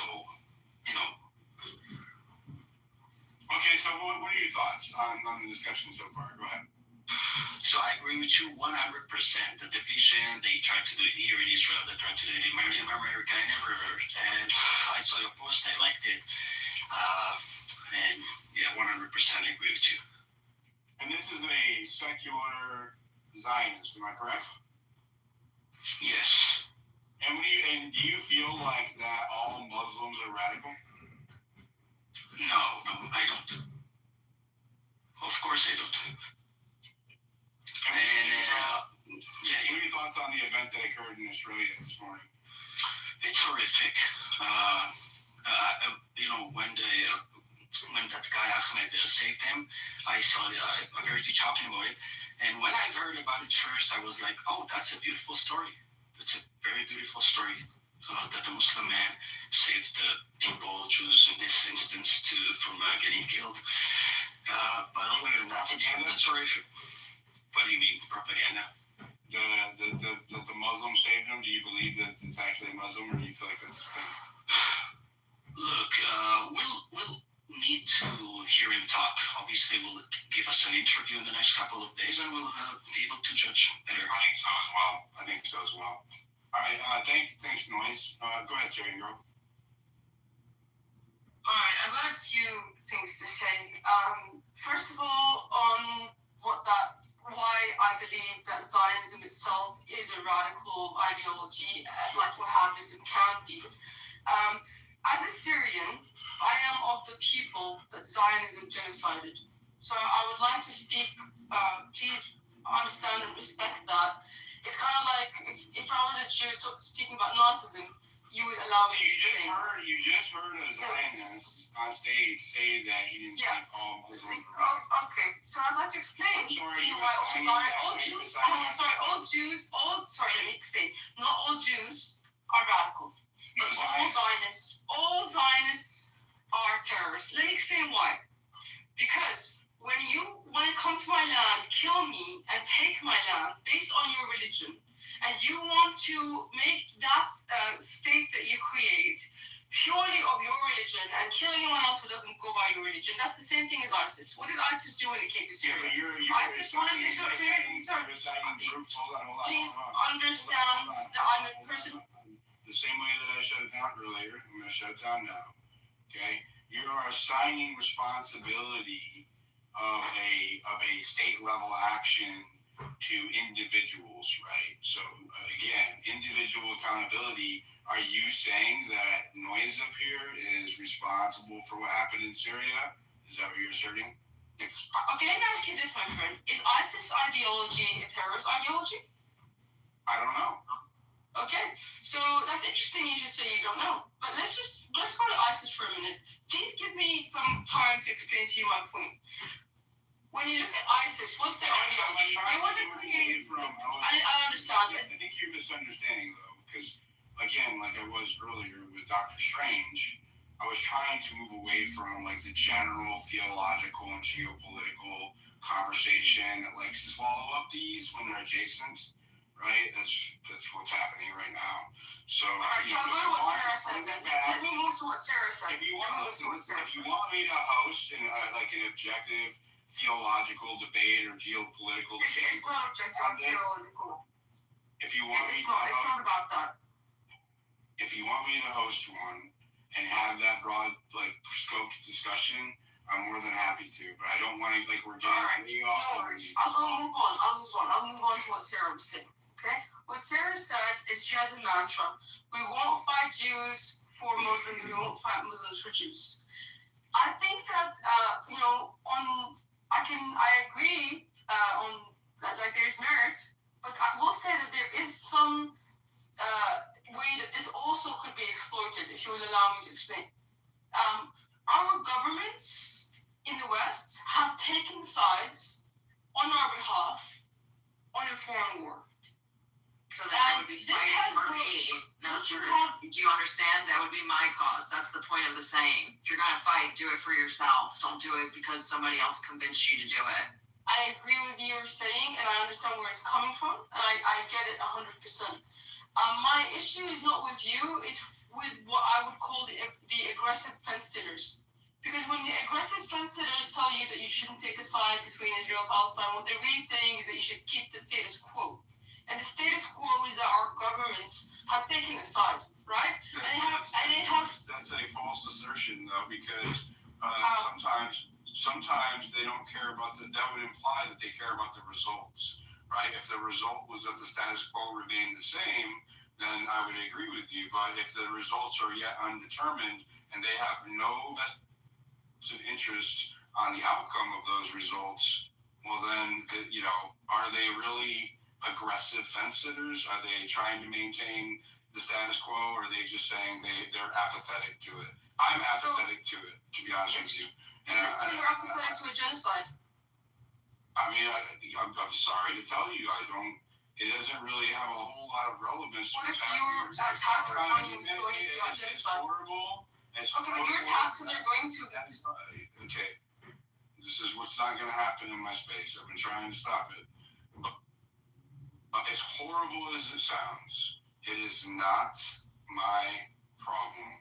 I am trying to keep a genocide from happening of the state here in the United States, right? I don't want a tyrannical regime putting my people in camps. I can't worry about what's happening to your people over there. There's atrocities that are happening globally all the time in South Africa, in Asia, in various locations. And I'm not going to do it. So, and I've said it, my position on this has been consistent, right? If one side wants to glass the other side over there, it's not my problem.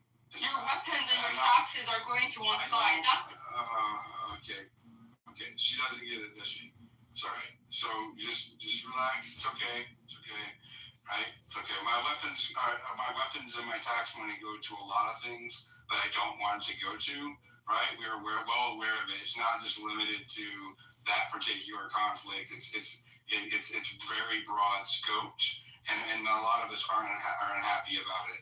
But again, right, it's not my main priority. I understand that it's your main priority and that you have, a very strong opinion on it, but you can't force me to adopt your view on it. That is the true apathetic fence. But I can't respect you less for that, because you may say it's not a priority, but it is a concern of, okay, I do. And is it a concern for you at all that your tax money and bonds are going to back to genocide all the time? Or are you just like, really don't care? Sounds like you said it wasn't a priority. Did I not say that I don't like my money going to any of it? Right? I said there's a lot of our money goes to shit that we don't like. I am not a fan that my money is going overseas at all in any regard. Right? We have $40 trillion in debt. Our kids can't afford to buy houses.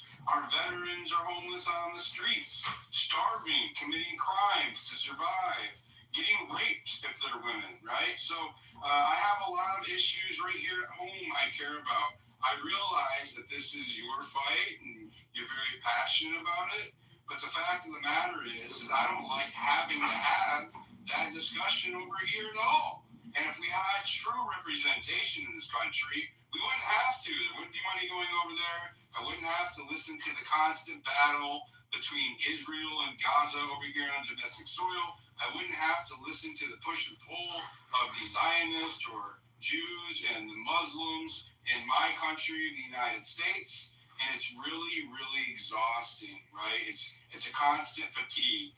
So I realize that it is your issue. It's a horrible issue. Like, I am not a fan of kids being killed anywhere, but I am not in a position to stop it, right? None of us are. So otherwise they would have stopped. You've been going on at 3 years now? 3 years now, day in and day out, endless spaces, protests, discussions, and nothing has changed, right? Nothing has changed. I need to focus on, and we need to focus on problems that we can solve right here at home. If we route the corruption here at home, guess what? The money will stop flowing to where you want it to go. But I'm not going to, it's just, I'm sorry, but it's a fact. So I know it sounds heartless or whatever. I really just don't have a whole lot of dog in that fight. I just don't. I never really have. And I think that when you try to guilt Americans into having a strong position on it, I think that you end up losing more than you think. The same way that the other side does, like the way that Jews or Israel tries to guilt Americans into having a strong position on anti-Semitism, that turns me off in much the same way, right? And so, again, it feels like a scolding or I'm trying to think of the right word. It just feels like a scolding parents or like it's, and I realize like it is atrocious what's happened over there, right? Like I'm not trying to discount like the horror of war, right? But there is a lot of that globally, and I don't know, man. It completely derails every conversation every time. Every time we try to talk to anything even adjacent to it, it always goes to the genocide shit. Do you think it's related to what happened in Bondi? I have no idea. Okay, sure. I mean, can I respond to you at all, or are we done here? I mean, I want to keep it on topic. Do you want to keep it on topic? Then yeah, go ahead. Do you want to bring it back to Bondi? Tell me how it's related to Bondi. You know what? If you want to tie it into Bondi, I'll go ahead, and then I'm going to go to Dr. Strange. Well, Israel is tying it into Bondi. Israel is making comments. Israel is interfering in Australian affairs. Their president is making comments about Bondi. I started this with that. I agree. Sure. Yes. So there is a tie-in, and the hero of the day was Syrian. So it is rather from my region. You could say that this is a result of what's happening in my region. We're all interconnected. We can't separate each other. We can't say we don't care, because eventually what you export will come back, right? You exported a conflict, and there was people there on the day that were shot, some of which were shot, some of which were injured, which were in Israel, sitting on tanks, promoting bombing of hospitals and genocide. So it is related to what's happening. To be fair, when I started the space, I said that I didn't think it was right for Israel to be involved with the investigation into it because it would be biased. Like my listeners know that. Okay, so then, it's not like I'm being unfair here. I said I didn't think it was right for them to investigate. You can check. Sure. Thank you. I appreciate that. And, like this is happening to Australia and North America as well. But I will say that just as a general thing, you may feel like you were just This is being used for propaganda here in America, though, right? Of course it is. Of course it is. Yes, you're right. And it's going to run propaganda into your taxes, going to another foreign conflict that resulted in the exportation of these problems in the first place. I think, right? if you want to get my sincere opinion, I've stated this before, right? And I'm gonna put this a wrap on the Gaza shit. I actually believe that we are working in partnering with Israel to test out urban warfare development, right? And that, we are, that's what's happening there, right? Is that they are a proxy of our weapons in urban training development. Urban warfare has always been the Achilles heels of the United States, even though we've had technological and kinetic warfare superiority for a long time. That's where we struggled the most. In the examples, I would look at Iraq, right? Afghanistan, right? Where they have a hard time dealing with insurgencies because they are not of a particular identifiable group. They're not all soldiers wearing green shirts that you can find. They're citizens that become radicalized due to the nature of war, and then insurgents towards the occupying force. Well, look at that. You have Gaza, a never-ending supply of citizens that become radicalized, turn into insurgents in Hamas, and they're in constant battle with those around them. And so what a great testing ground for urban warfare development. And this is proven. You can look at the drone technologies that are shared interchangeably between the United States and the state of Israel back and forth. And as horrible as that is, right? And that is horrible, right? And I blame just as much, that just as much on the rogue element that controls our country right now. And also it looks like Israel. So I think that there's a generalization that's made when you talk about Israel or as a country, the same thing as the United States. There's a lot of imperialist atrocities that can be laid at the feet of the United States that I know the American people did not do, right? And they're not responsible for, only in the sense of the fact that they didn't revolt and put an end to it a long time ago. And that much we are responsible. But we each have to hit our moment. So that's my position on that conflict. Go ahead, Noxie. I think that we can't ignore the fact too that because of these wars, it has allowed the crisis too of the immigration that we're having here and the refugees that we're taking in because of these wars. And we saw the effects of that with the 2 National Guardsmen that were shot a couple weeks ago. There's a ripple effect that these wars are causing that is affecting us as Americans. And so on that aspect of it, I would agree with Syrian that we don't want to be part of these conflicts. We don't want our tax dollars spending it because then we also pay with the ramifications of taking in more refugees and more people that are not Americans and bringing them onto our soil. 100%. See, I know that I came across callous. It's just because I've tried to mitigate the conversation getting derailed for years now. So I know I come across callous, but I assure you that I do have compassion for kids that are getting slaughtered. Right? I'm just trying to be as objective as I can about it. Let's go to the beer paladin. Go ahead. Can I have a minute? Oh, I'm sorry, Terry. Yeah, you can go. Yep. Let me just say this: when people talk, the stage rotates, and sometimes one hides behind the mute button or request button, and I don't always keep seeing it. So I'm not ignoring you. No, it's cool. So number one, not my area of expertise. With that said, my heart goes out to these people. This is a horrible act for whatever the reason. I understand that there's no proof of an ideological bent here, but I think it's reasonable to assume that there might be.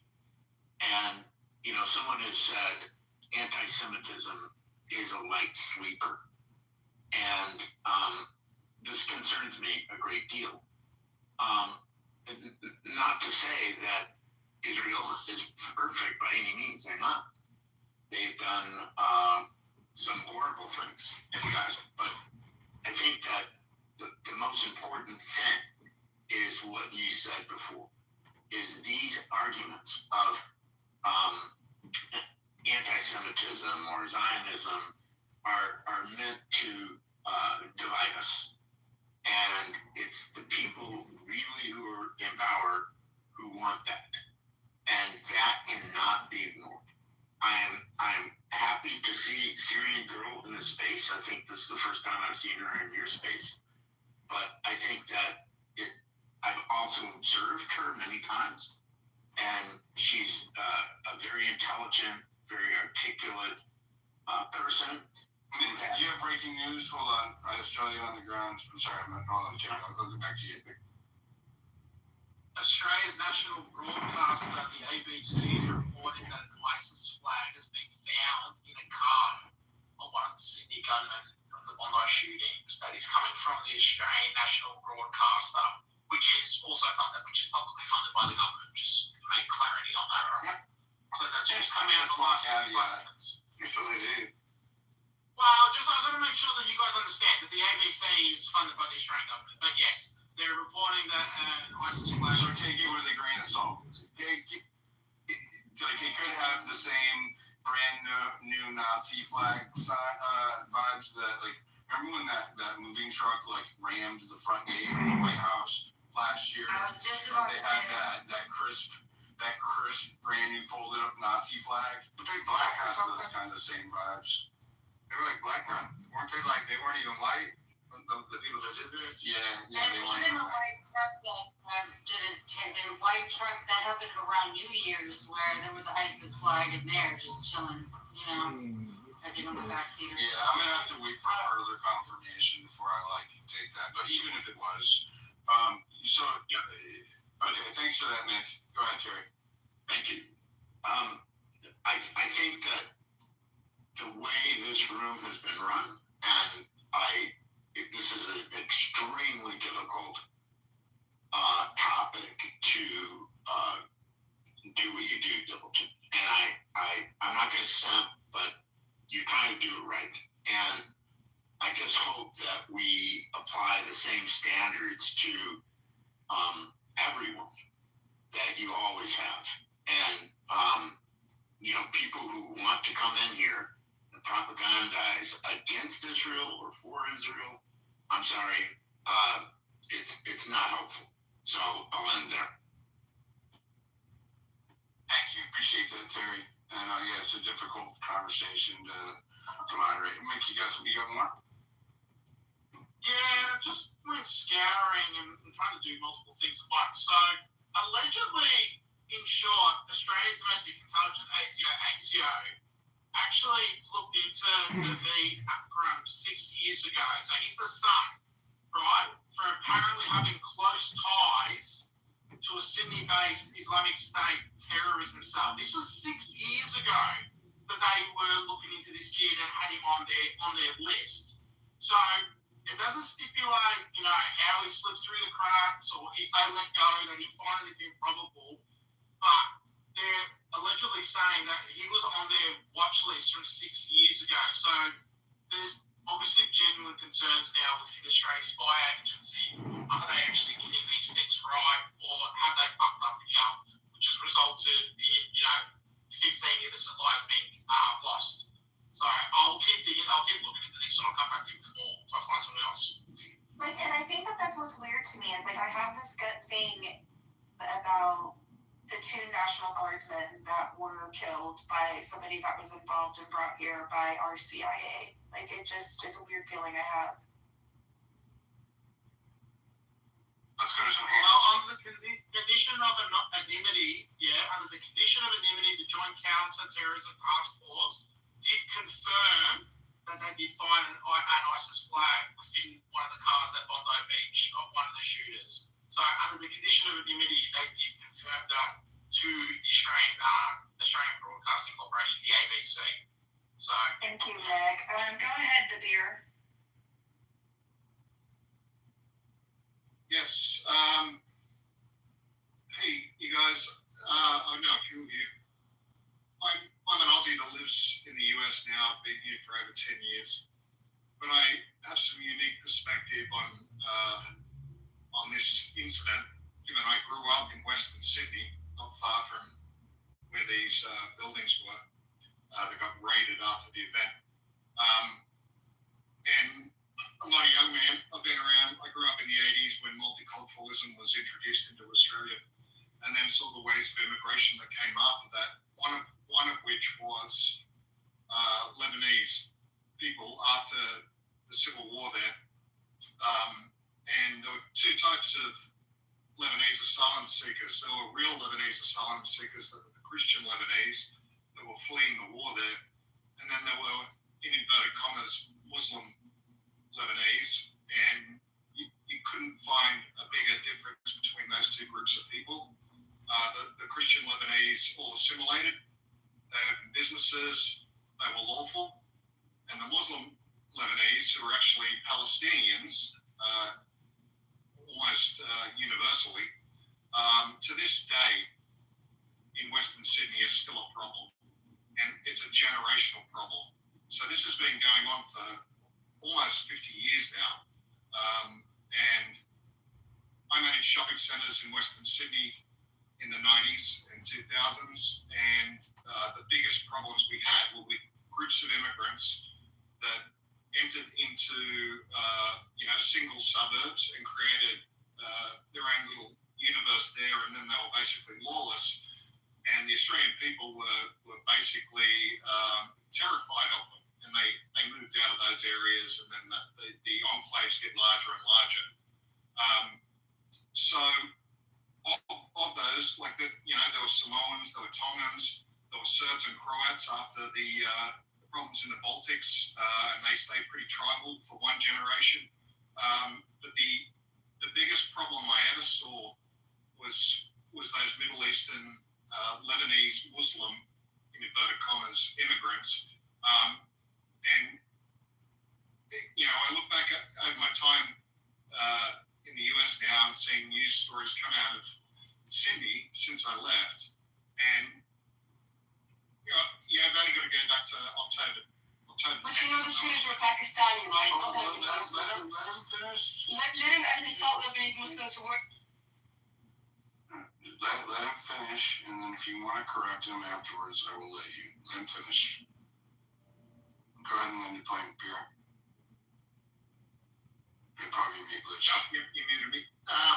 So there is a very large number of, what I would call militant Islamists in Sydney now. It's not just from one nation, and you've only got this after October 7th. Would you agree that it's not? Would you agree that it's not all of them?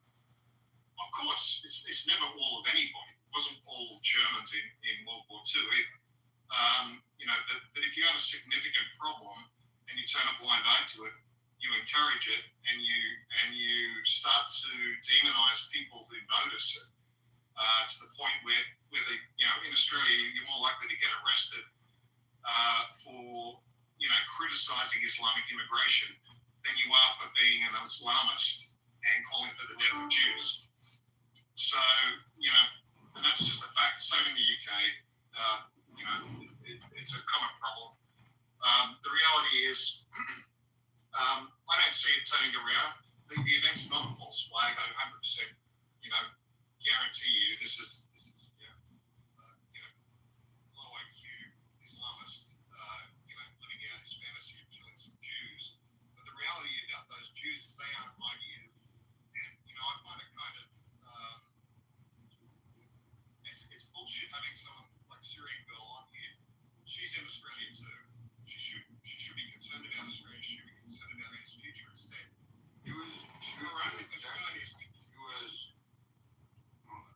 She was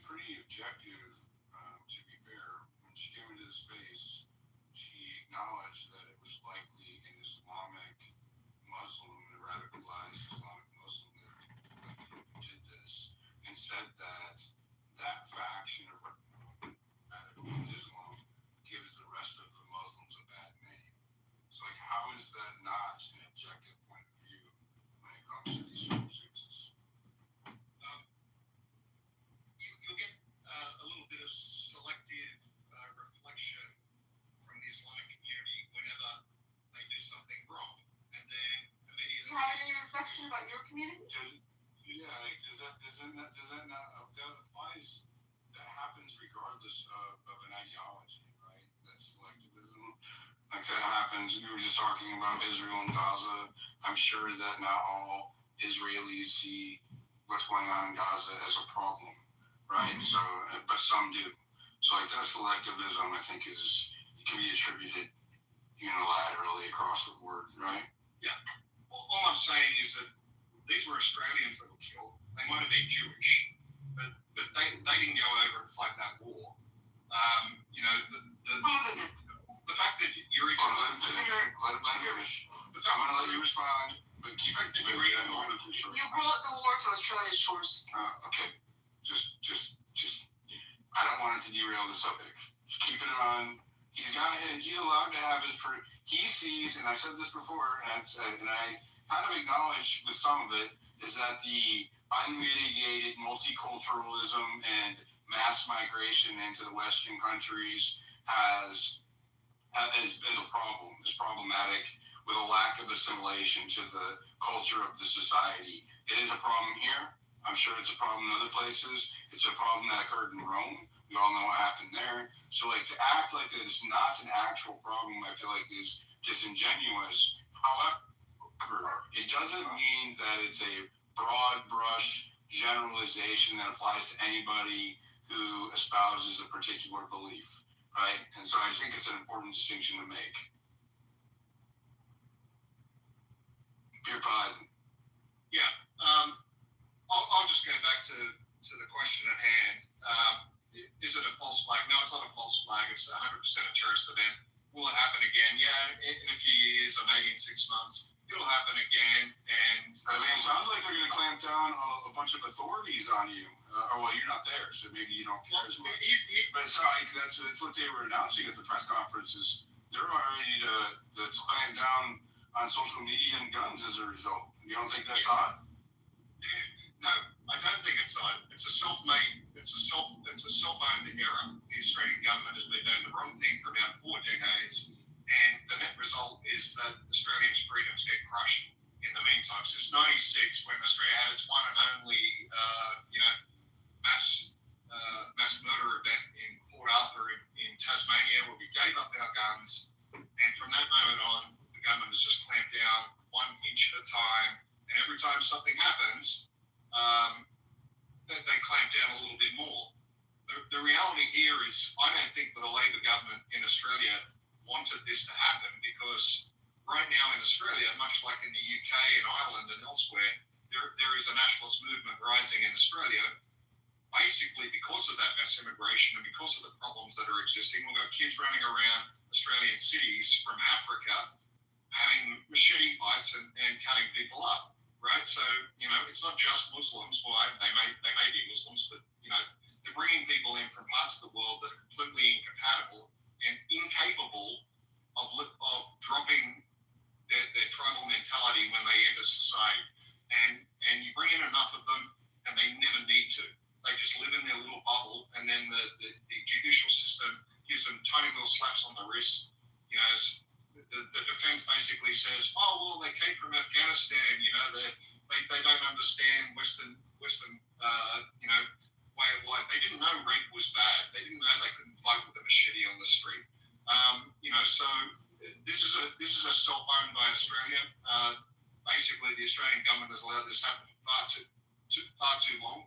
The problem is so large now. I don't know how it gets resolved, but I can tell you right now that the Australian people, the multi-generational Australian people, are fed up, and the 2 major parties in Australia are slipping very quickly into quicksand, and the independent parties, most of whom are standing now on stopping migration, if not remigration.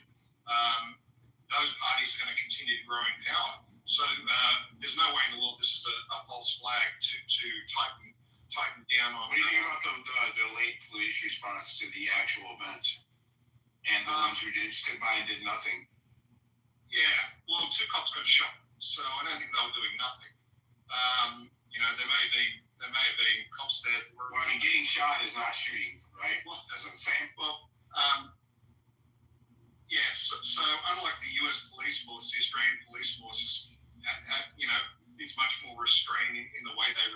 things. So I'm not surprised that they were underprepared for a situation like this. Whether they were running into danger or away from danger, we don't know yet. But kind of a demolition man effect. Yeah. So look, what I think is that the problem with this incident and the way it will play out in Australia is you'll get a reflexive response initially from Islamic leaders saying that they condemn it, and then a week from now they'll all be talking about Israel again, and then they'll be claiming Islamophobia. Why can't they talk about Islam? I mean, they could condemn it and still talk about it. But what's happening here? Let him land his plane. But yeah, you've been gone on for a while. So As you mentioned my name, can I respond because you mentioned? I am going to let me tell him to wrap it up, and then I will let you respond. But we need to, there's 1,200 people in here. We don't need to go on these 3, 4, 5 minute long diatribes. Keep it down to like a minute, 2 minutes. 3 minutes is the speech. So keep in mind that there's a lot of people listening. Go ahead, Peter Platten. Land your plane, Syrian. You can give him a short response. Then we're going to go to that girl, Casey and Coyote. It's all good, Diligent. You can move on. Go ahead, Syrian. Yeah, this guy has an agenda, and it's a Zionist Israeli agenda. Clearly, he's upset that anyone criticizes Israel. He wants this terrorist attack to give Israel carte blanche to do anything that he wants, by his words. He's attacking me, and out of nowhere, he attacks Lebanese. He attacks Lebanese Muslims in Sydney as if they have anything to do with this. The shooters were Pakistani, they weren't Lebanese. The guy that stopped the shooters was Syrian, Lebanon is part of greater Syria. Okay, so we're the same ethnicity, and he was Muslim. He doesn't mention that, but he just spends he's somehow allowed carte blanche to shit all over Lebanese Muslims in Sydney, and nobody stopped him. So, and then he goes on to say you're not allowed to criticize Israel. It's actually insanity. Who is this guy? He left Australia. He abandoned Australia. He's not even Australian anymore. He's a traitor. Okay, go ahead, that girl. Go ahead. What is Greater Syria? Go ahead. It's not Syria. Come on. You guys are like fatiguing me. Go ahead, Casey. There's I want to have a conversation. Like, if you can't have a conversation, then I'm wrapping up. I'm not gonna attack. Well, I took notes, okay, and I just have to backtrack. So first off, let me just ask this question. They said that the person was Pakistani. Are we sure, like it's official that the person was Pakistani? Because the thing is, I don't want to go after anyone. Yeah. So you know what I mean.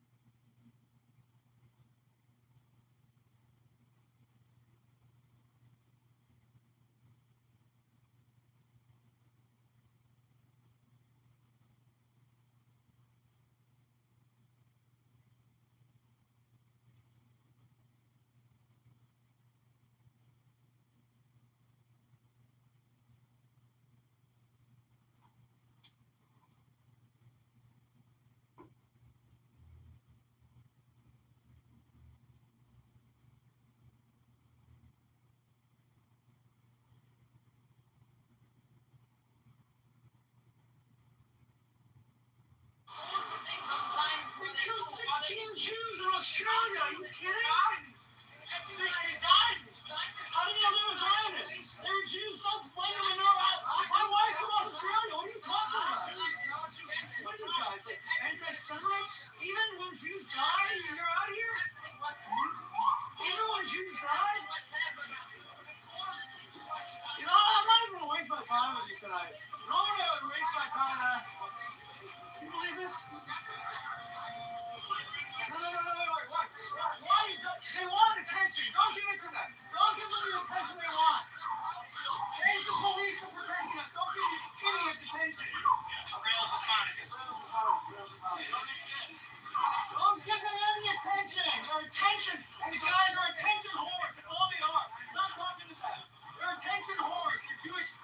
They are Jewish because they're Jewish prostitutes. Please don't give them attention. Focus on the 16 Jews who are murdered in Australia, not on these traitors and kaffos. We don't need more kaffos.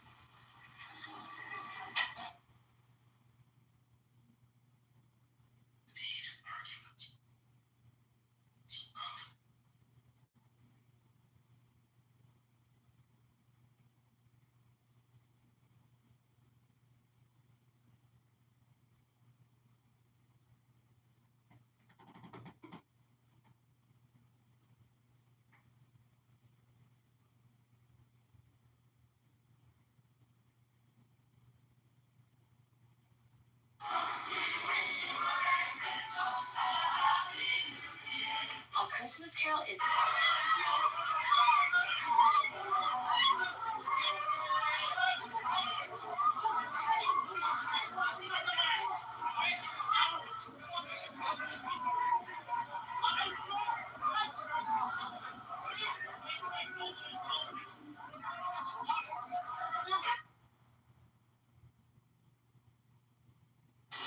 Telling everybody who's come, these disgusting tour cars are sickos. Even when 16 Jews are killed in Australia, they're out. I'm telling you, yeah. Oh, you're gonna see it, yeah. Stay away from these guys. Give them no attention. Don't give these Jewish capos any attention. Capos, disgusting. Capos.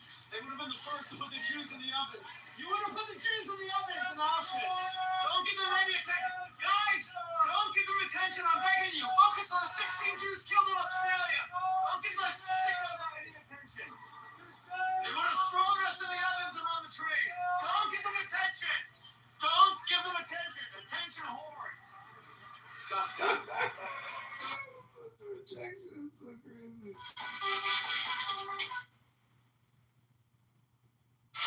It's the most wonderful time.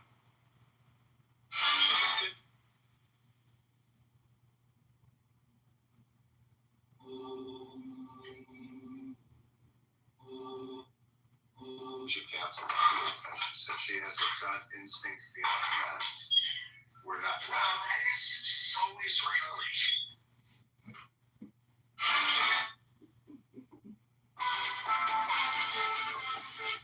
Thank you so much for what you do. There we go. There's some bacon right there. Ah, perfect condiment. I'm gonna eat it with Quran. Yes!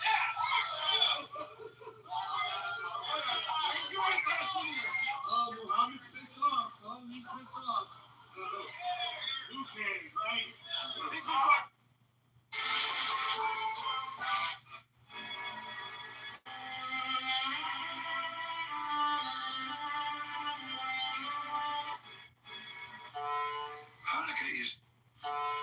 Hanukkah is symbolic of the Jewish struggle to resist submission to tyranny and to sustain its spiritual heritage.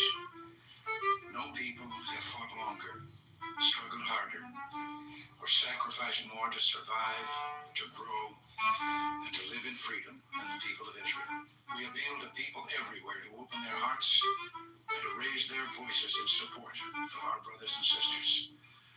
Together, let us pray that the warm lights of Hanukkah will spread the spirit of freedom and reach, comfort, and sustain every person who is suffering tonight. Happy Hanukkah, and God bless you all. President Ronald Reagan honored Hanukkah as a timeless reminder of courage and perseverance, values he believes strengthen both the Jewish people and the American spirit. For those who celebrate, Happy Hanukkah from the Ronald Reagan Presidential Foundation and Institute.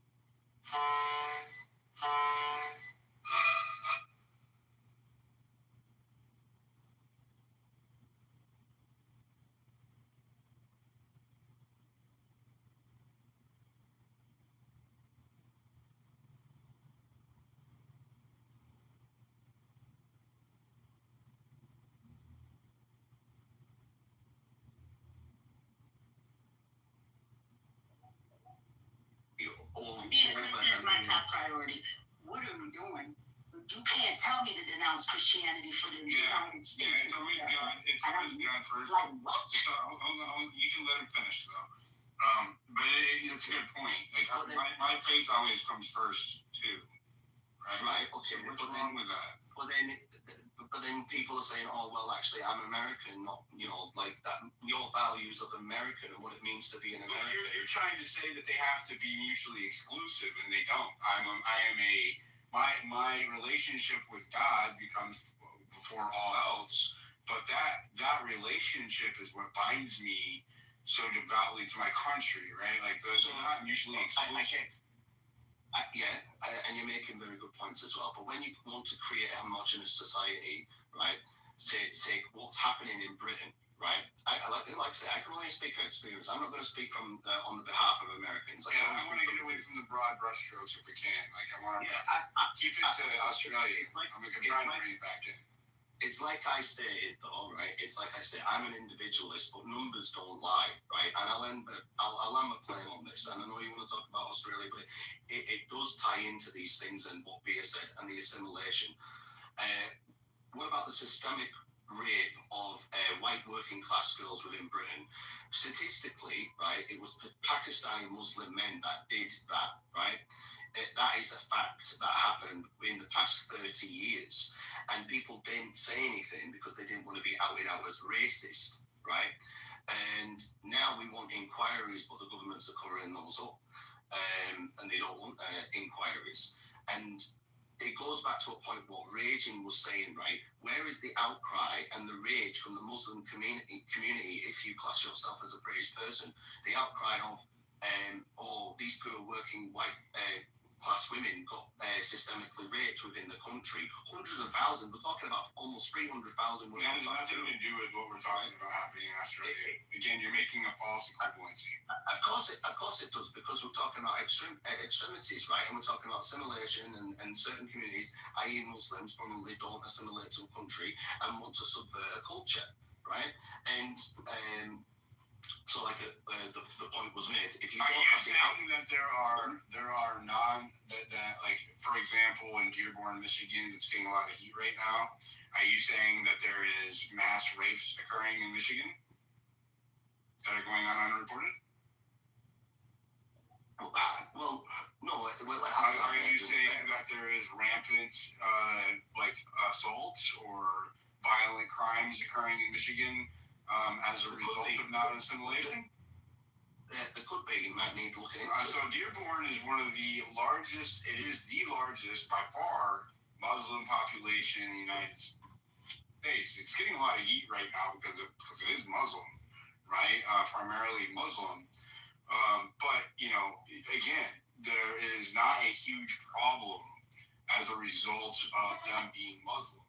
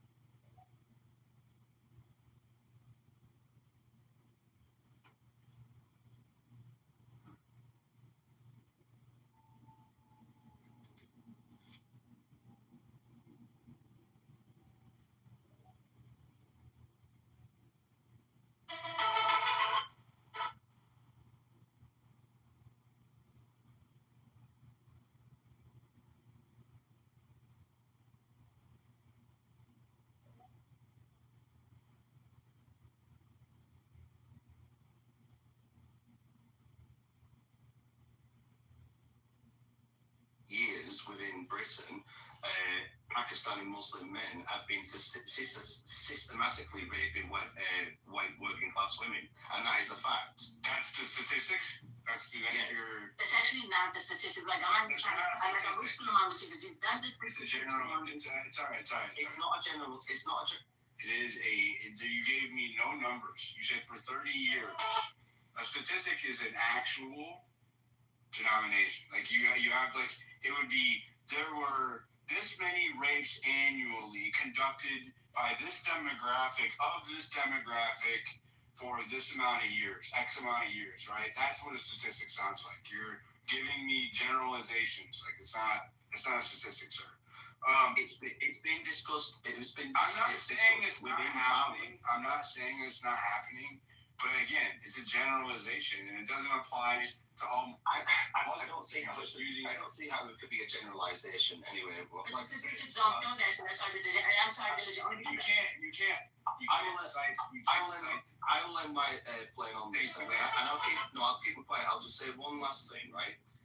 The outcry from the Muslim community, there wasn't any. So if you have, let's say, a wife from a Muslim family, right, and they knew that their husband or their cousins were raping people, and of course they knew about it. Why if it was unreported, how would they know about it? If that's happening within the community where a large percentage of these people... If it was unreported, how would the families or the other Muslim communities know about it if it was unreported? Because they were also gang raping, so they all knew about it. So the Muslims in Syria and in Australia, in the United States, and in the surrounding countries all would know about it because... No, I'm talking about Britain. I'm talking about within Britain. Places like respect don't show this religion. I'm sorry, like keep trying to push it, like listen. Even brought up Shamu. You're getting triggered. And I'm gonna need you to chill. I'm handling it. Okay, it's fine. I think we're done here. We're gonna move on. Thanks, Wanker. Go ahead, Ray. Hey, it's supposed to be me. Like two. Go ahead, Coyote. All right, so real quick. I'm just in a minute. Okay, so I'm gonna make 4 points, and it's very simple. All right, is it quick 4 points? Well, I only got to ask a question on that last one. I've been real good. No, let him go. Stupid one. Anyway, all right. So Zionism is the movement for the reestablishment, development, and protection of the Jewish nation and what is now Israel, tied to both religious and ethnic Jewish identity as reflected in the Israel's Preferred Law. It's not just for Jewish people or whatever. You got Christian. Bro. I mean, no, I'm moving forward. That was part of my thing that I was talking about when I got to ask the question. So here's the thing. It's like, why did Rome fall? Well, Rome fall because they got a bunch of people, flooded in, which was the senators. The bureaucracy is basically what the blame. So he's talking about, the gentleman's talking about the rapes that are happening with all the money. Well, who's letting them in? Are they being held accountable for letting them in? Who's letting people in the United States? Who's letting people in Australia or whatnot? Who's funding these little terrorist organizations and stuff like that? Has Benjamin Netanyahu ever gave... It's anti-Semitic to ask that question. I don't care. That's what I'm saying. It's like, but here's the thing. Has he ever gave $1 million to Qatar and they give the... Why are we talking about Benjamin Netanyahu? Hold on, I'm making a point. Australia fucking... He obviously gave you $7,000 to read. Enjoying that cool? Can't get your fill elsewhere. You know what I want to do? They're signing back off into the fucking topic. I'm going to end the space in 25 minutes. Make sure you're following my co-host. Thank you, Tani, for being up here. Thank you, Noxie, for actually helping me run the space. Please follow them. They're awesome. If you want to support what I'm doing, the best way is by subscribing. There's a pink button on my profile. I'm going to be hosting a subscriber-only after space immediately after this one. That's how I bring value to my subscribers and turn all notifications on for my account. That way, when I put...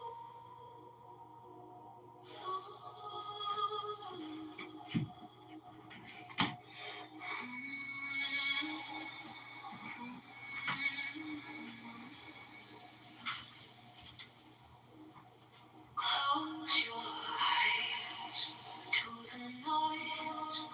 Feel the air. It's your voice.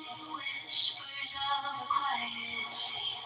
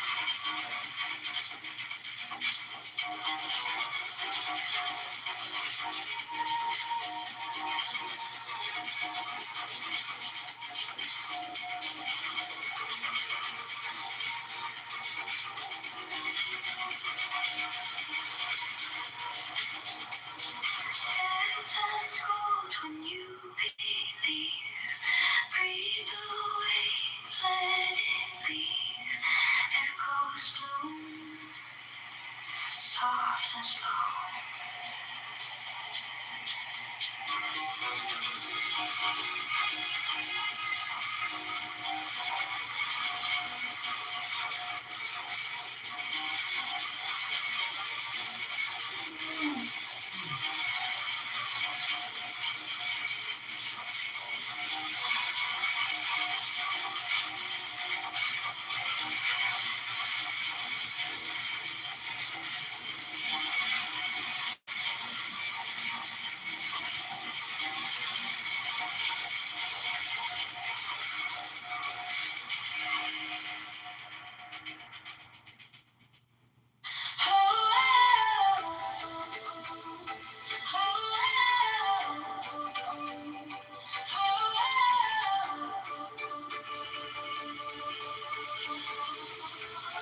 Take the deepest breath of the day.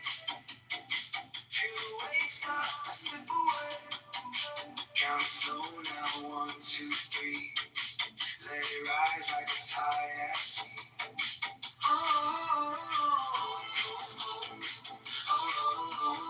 Let it go, go. Feel it flow.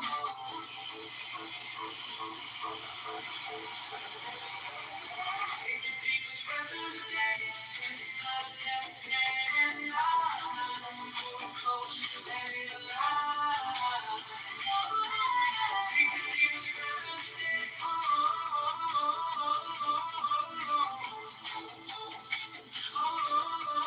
Let it go, go.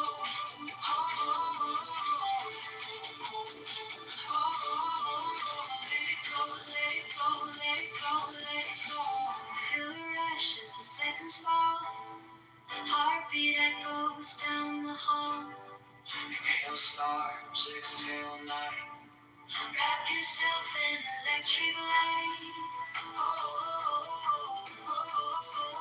Let it go, go.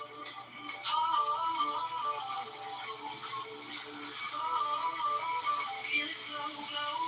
Take the deepest breath of the day. Let it alive. Feel the deepest breath of the day.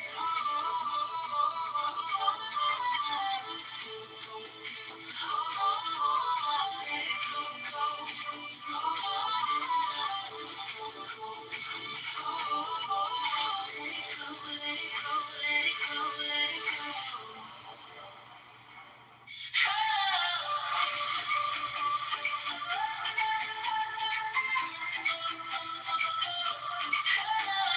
Take the deepest breath of the day. Feel the weight start to slip away. Count slow down, 1, 2, 3. Let it rise like a tide at sea. Hold, let it go, go. Feel it flow, flow, flow. Take the deepest breath of the day. 10, 11, 10, 9. Hold it close, let it align. Take the deepest breath of the day. Hold, let it go, go, go, go, go.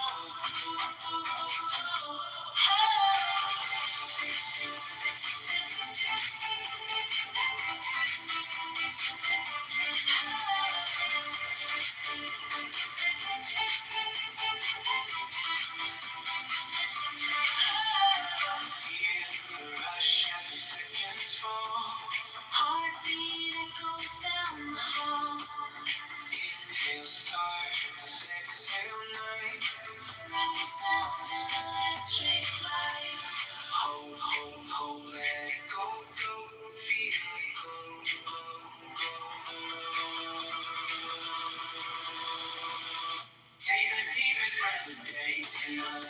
Take the deepest breath of the day. Hold, let it go, go, go, go, go, go, go, go, go.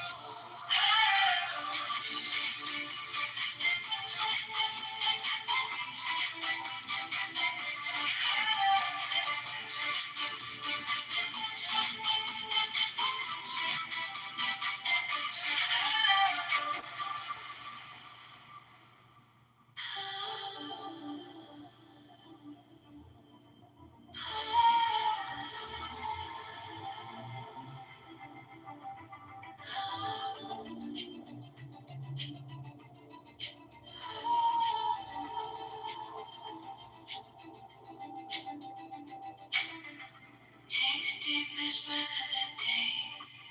Feel it climb, feel it sway.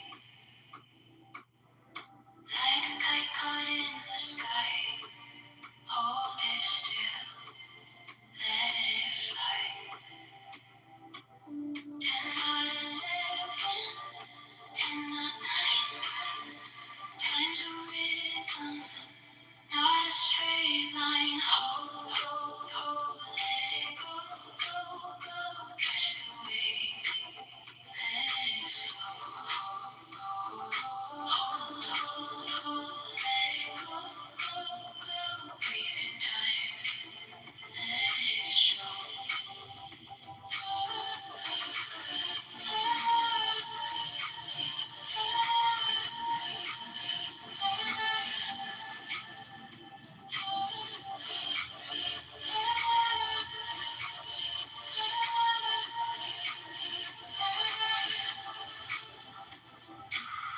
The clock's a whisper, not a shout. Ticking softly in and out. The world's a loop, not a race. Spinning circles, find your space. Hold, hold, hold, let it go, go, go. Catch the wave, let it flow. Hold, hold, hold, hold, let it go, go, go. Breathe in time, let it show. Feel the air, it's electric. Feel the calm, it's magnetic. 10 seconds to find the glow. Now let it go, go, go.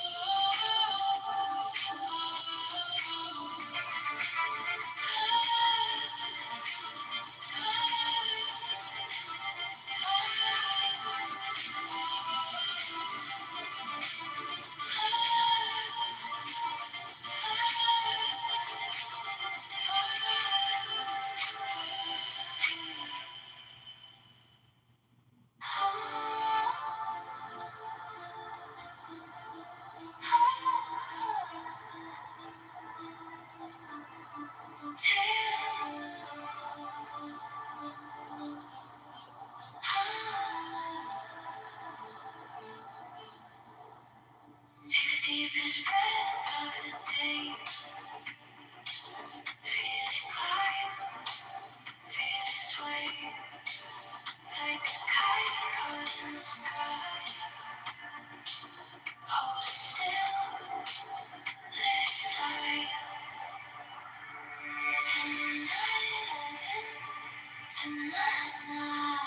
Time's a rhythm, not a straight line. Hold, hold, hold, let it go, go, go. Catch the wave, let it flow. Hold, hold, hold, let it go, go, go. Breathe in time, let it show.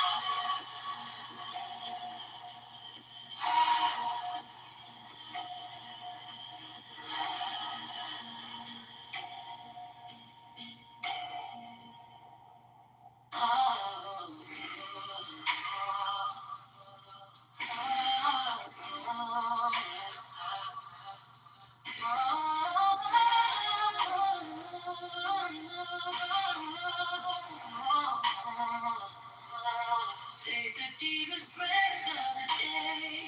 Hold for 10 seconds till 9, 11, 10, 9, 9. Let it go, let it go, let it go, let it go. Stop thinking in your problems. The more think, the more you speak, the further from the truth you will be. Take the deepest breath of the day. Hold for 10 seconds till 9, 11, 10, 9.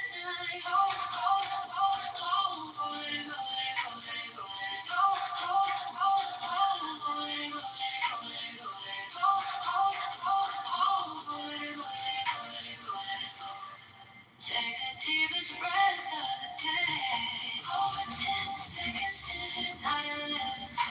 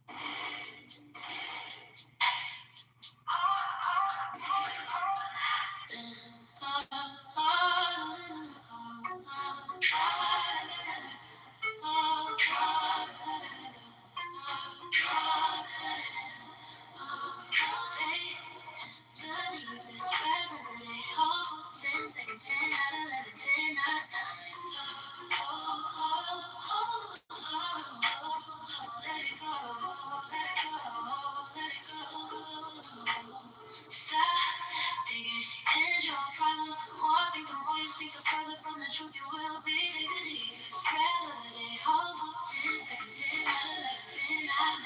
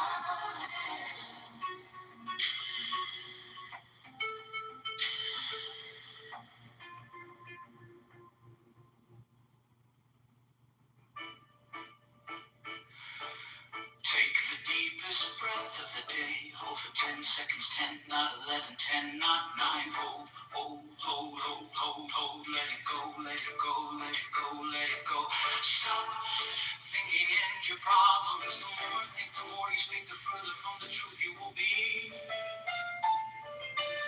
Take the deepest breath of the day. Hold for 10 seconds, 10, not 11, 10, not 9. Hold, hold, hold. Let it go, let it go, let it go. Hold, hold, hold. Let it go, let it go, let it go. Hold, hold, hold. Let it go, let it go, let it go. Hold, hold, hold. Let it go, let it go, let it go. Take the deepest breath of the day. Hold for 10 seconds, 10, not 11, 10, not 9. Hold, hold, hold. Hold, hold, hold, hold, let it go, let it go, let it go, let it go. Stop thinking end your problems. The more you think, the more you speak, the further from the truth you will be. Take the deepest breath of the day. Hold for 10 seconds, 10, not 11, 10, not 9. Hold, hold, hold, let it go, let it go, let it go. Hold, hold, hold, let it go, let it go, let it go. Hold, hold, hold. Let it go, let it go, let it go. Hold, hold, hold. Let it go, let it go, let it go. Hold, let it go.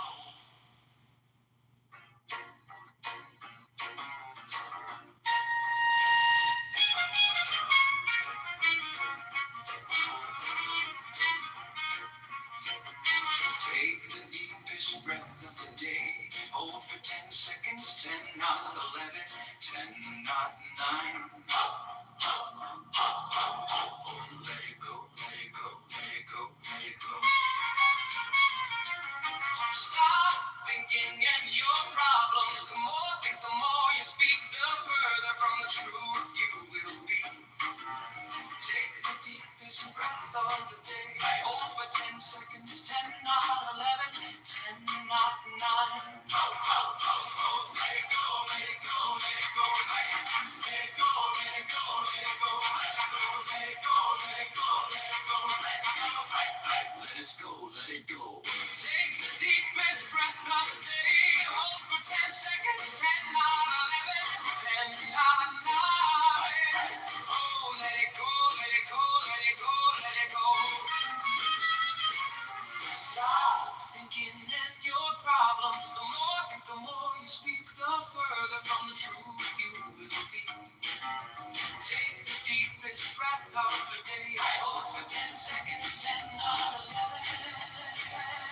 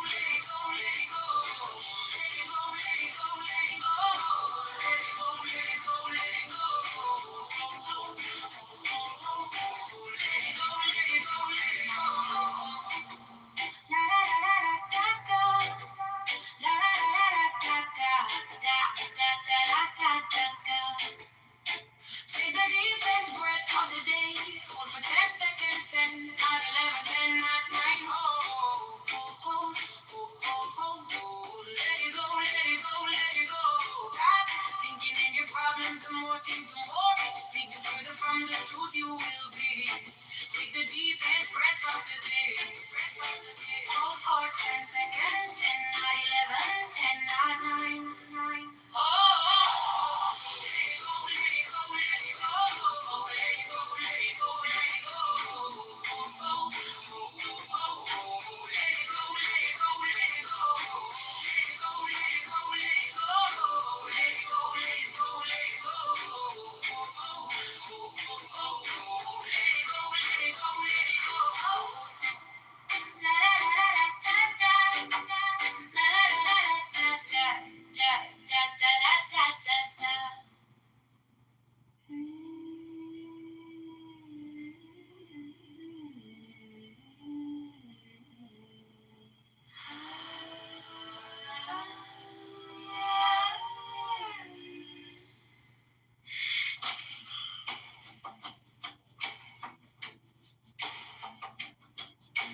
Take the deepest breath of the day. Hold for 10 seconds, 10, 9, 11, 10, 9, 9.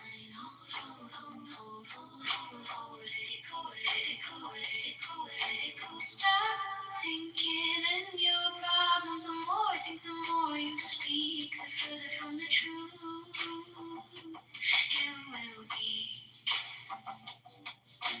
Take the deepest breath of the day. Hold for 10 seconds, 10, 9, 11, 10, 9, 9. Hold. Let it go, let it go, let it go. Hold, let it go, let it go. Hold, let it go, let it go, let it go. Hold, let it go, let it go, let it go.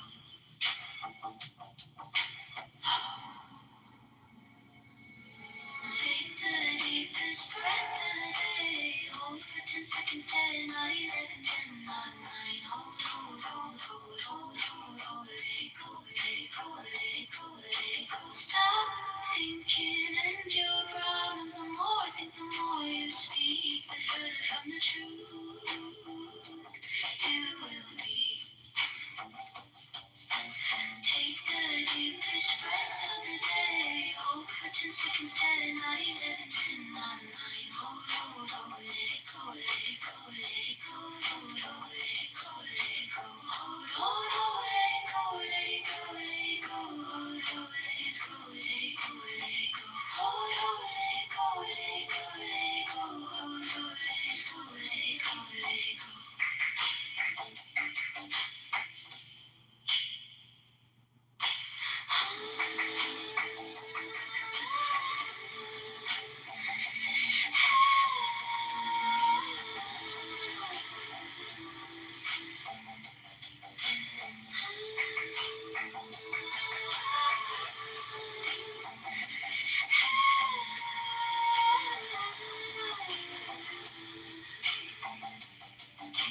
Take the deepest breath of the day. Hold for 10 seconds, 10, 9, 11, 10, 9, 9.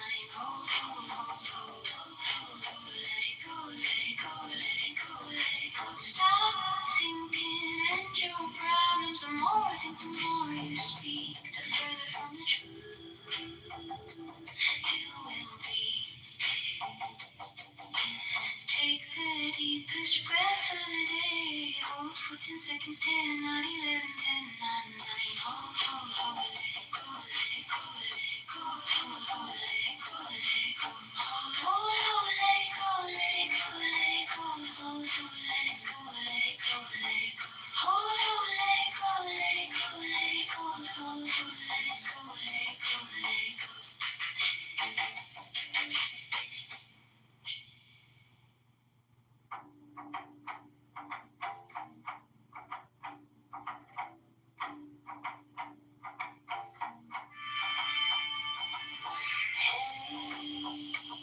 The deepest breath of the day. Hold for 10 seconds, 10, 9, 11, 10, 9, 9.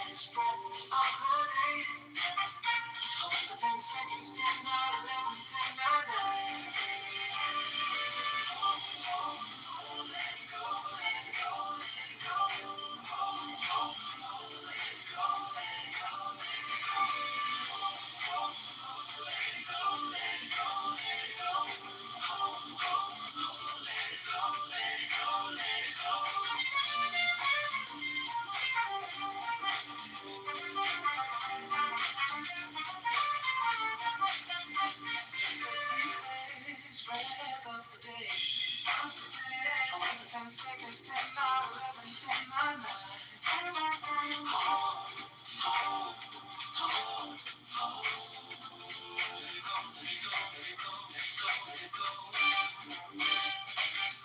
thinking in your problems. The more you think, the more you speak, the further from the truth you'll be. Take a deep breath of the day. 10 seconds, 10, 9, 11, 10, 9, 9. Let it go, let it go, let it go. Let it go, let it go, let it go. Let it go, let it go, let it go. Let it go, let it go, let it go.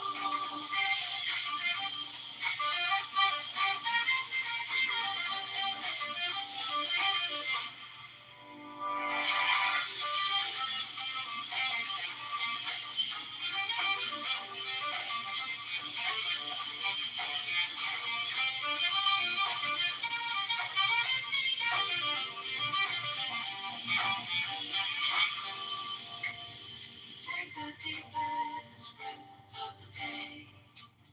Hold for 10 seconds, 10, 9, 11, 10, 9, 9. Hold, hold, hold, hold. Let it go, let it go, let it go, let it go, let it go. Stop thinking in your problems. The more you think, the more you speak, the further from the truth you'll be.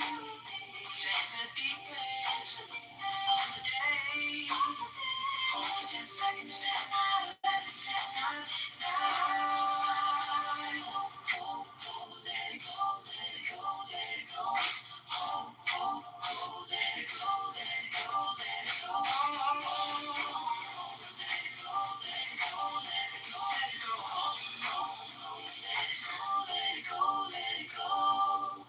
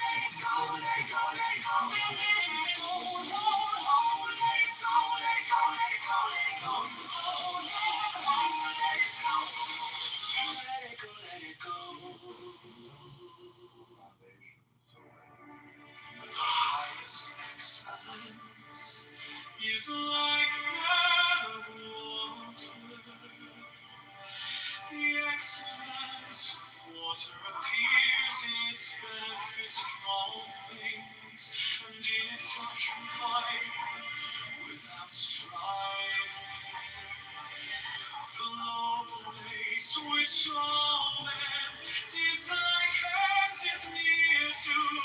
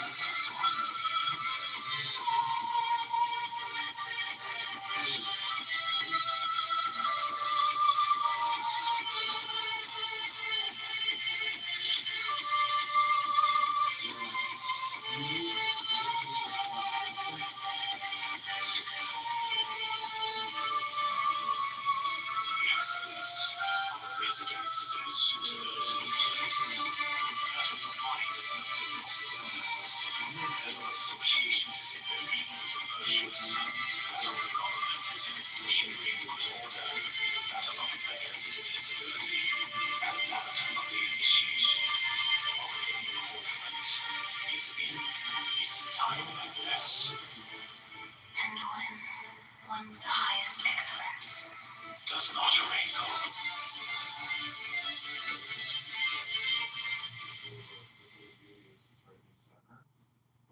The highest excellence is like that water.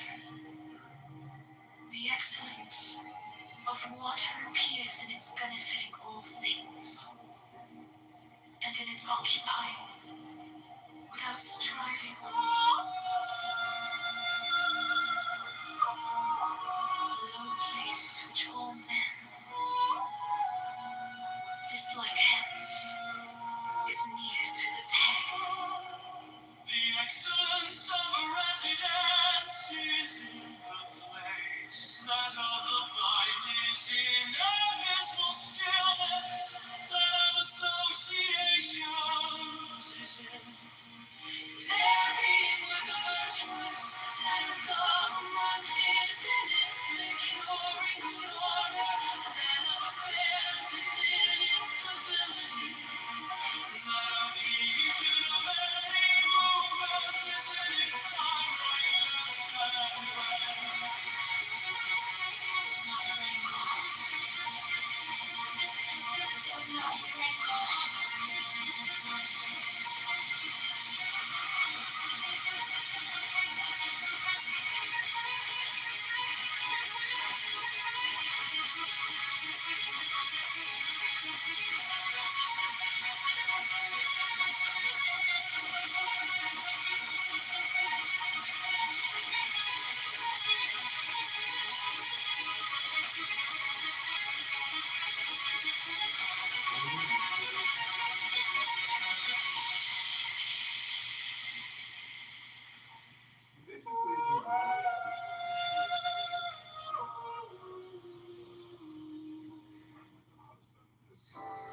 Heaven is long, enduring, and continued long. The reason why heaven and earth are able to endure and continue thus long is because they do not live or for themselves. This is how they are able to continue and endure. Therefore, the sage keeps his own person test, and yet it is found in the foremost place. He treats his person as if it were foreign to him, and yet that person is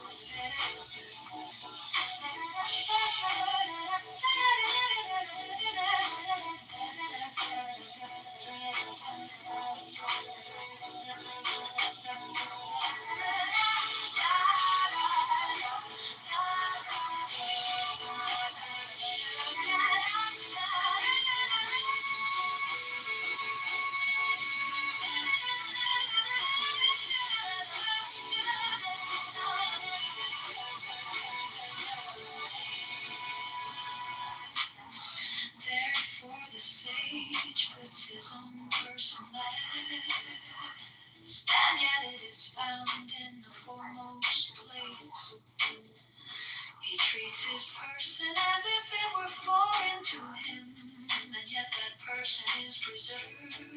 Is it not because he has no personal or private ends that therefore heaven is long, enduring, and earth continues long?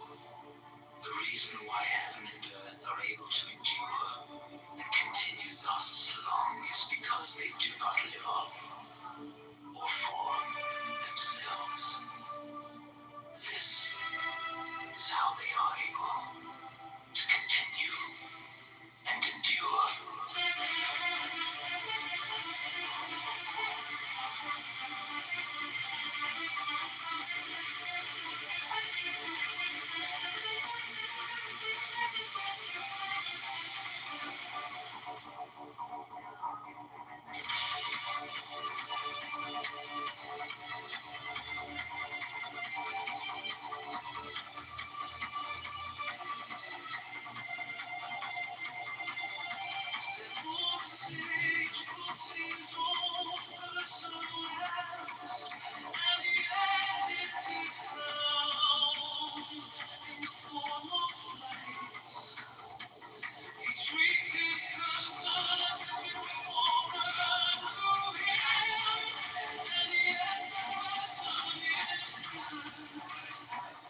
Is it not because he has no personal and private ends that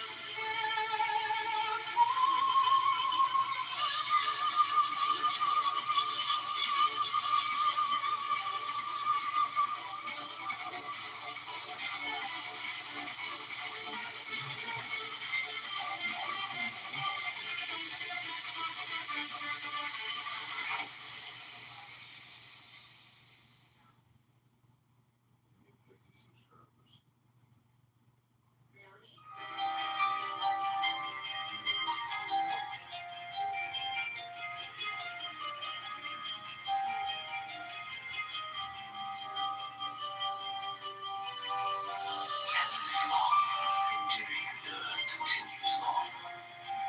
The reason why heaven and earth are able to endure and continue thus long is because they do not live off or for themselves. This is how they are able to continue and endure.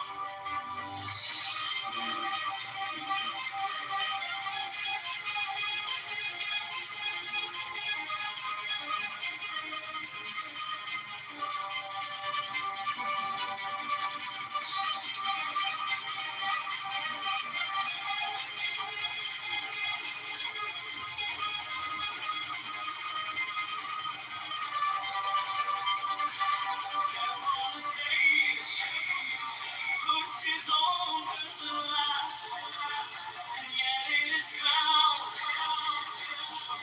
in the foremost place. He treats his person as if it were foreign to him, and yet that person is preserved. Is it not because he has no personal and private ends that therefore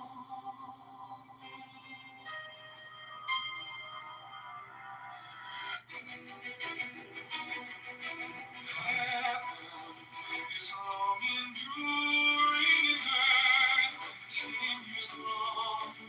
The reason why heaven and earth are able to endure and continue thus long is because they do not live off or for themselves.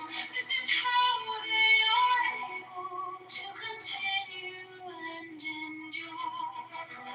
Therefore the sage puts his own person last, and it is found in the foremost place. He treats his person as if it were foreign to him, and yet that person is preserved. Is it not because he has no personal and private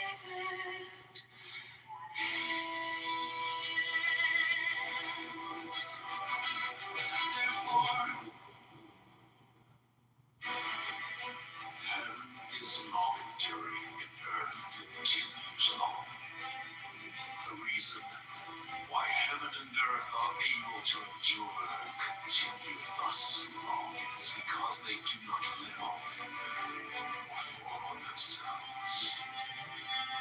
This is how they are able to continue and endure.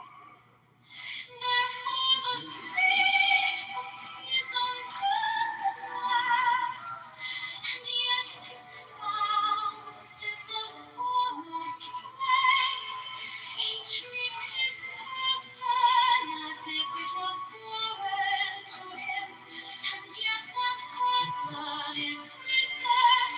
Is it not because he has no personal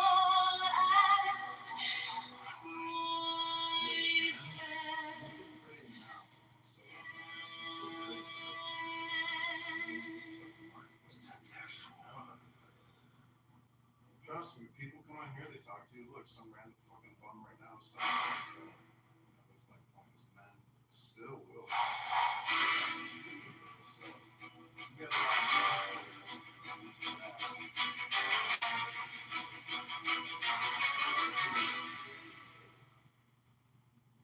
I'm not gonna lie to you. Usually I would rather, I would rather nothing happen to me, but I would have been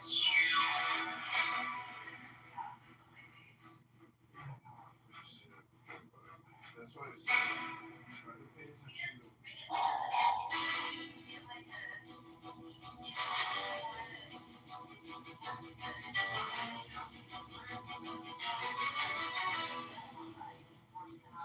The valley spirit dies, not pay the same. The female mystery, thus do we name. Its gate, from which at first they issued forth, is called a room from which grew heaven and earth. Long and unbroken does its power remain. Used gently and without the touch of pain.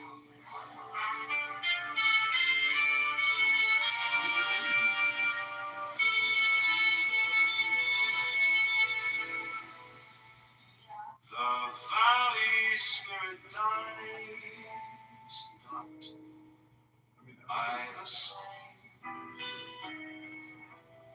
The female mystery thus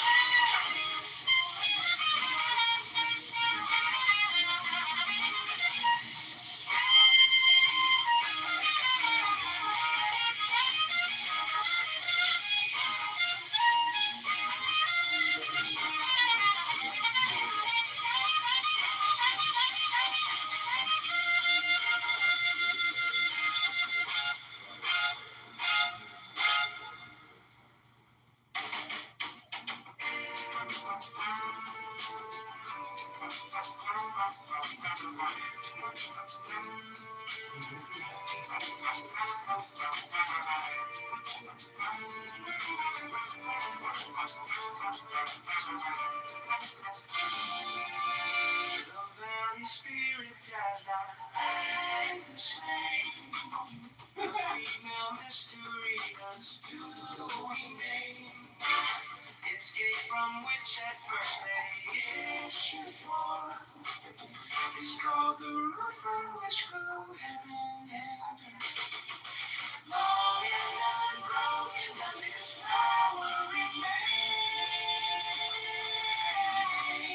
Used gently and without the touch of pain.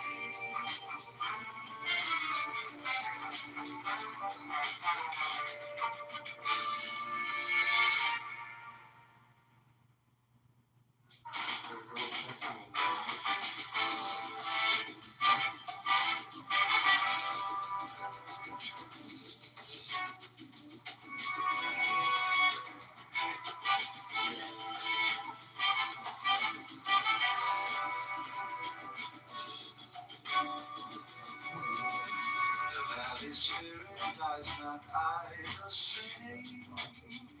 The female mystery thus to we name.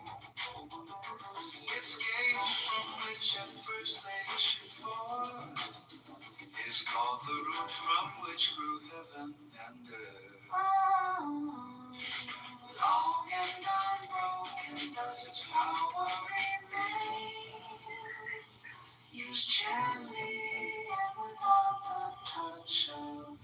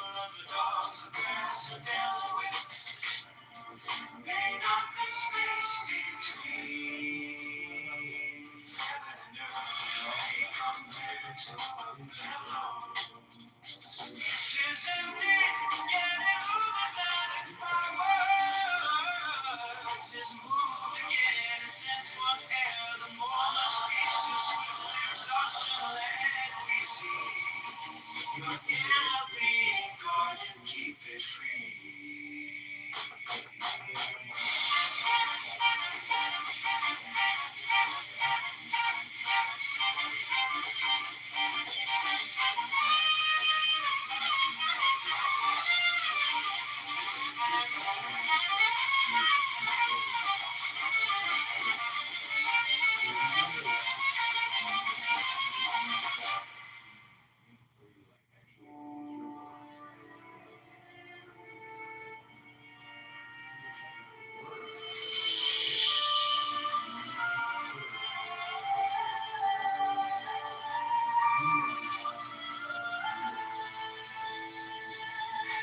and earth do not act from any wish to be benevolent. They deal with all things as the dogs of grass are dealt with. The sages do not act from any wish to be benevolent. They deal with the people as the dogs of grass are dealt with. They love the space between heaven and earth. Be prepared to walk where the soul is empty, yet it loses not its power.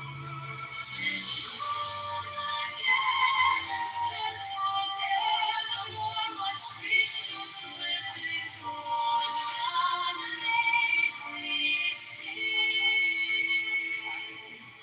your inner being, God, and keep it free.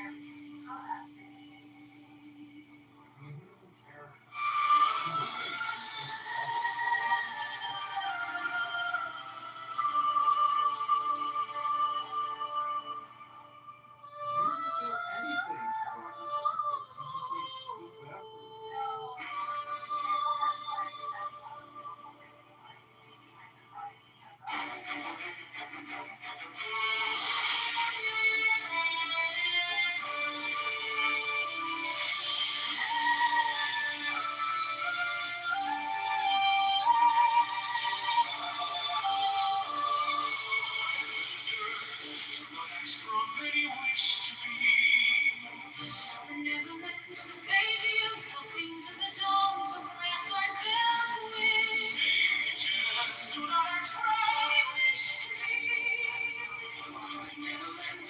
They deal with the people as the dogs of grass are dealt with. Make not the space between heaven and earth be compared to a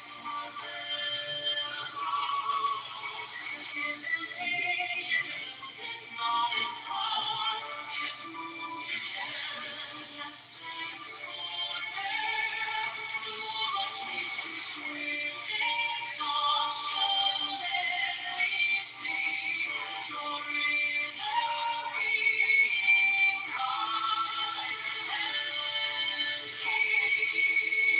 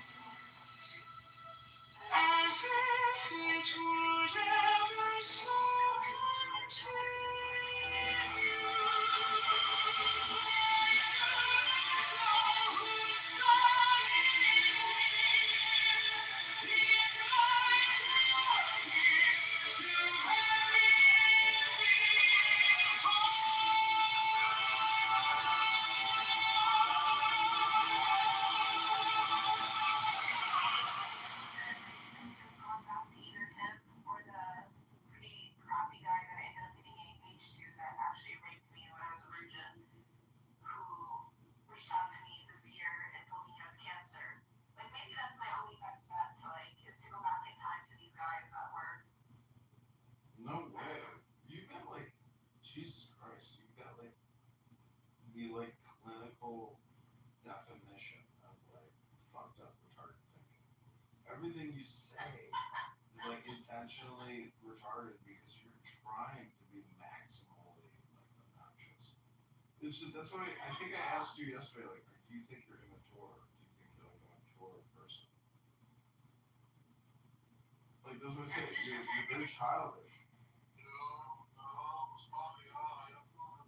Wow. Why is that childish? So you don't think I should go back to the guy that like?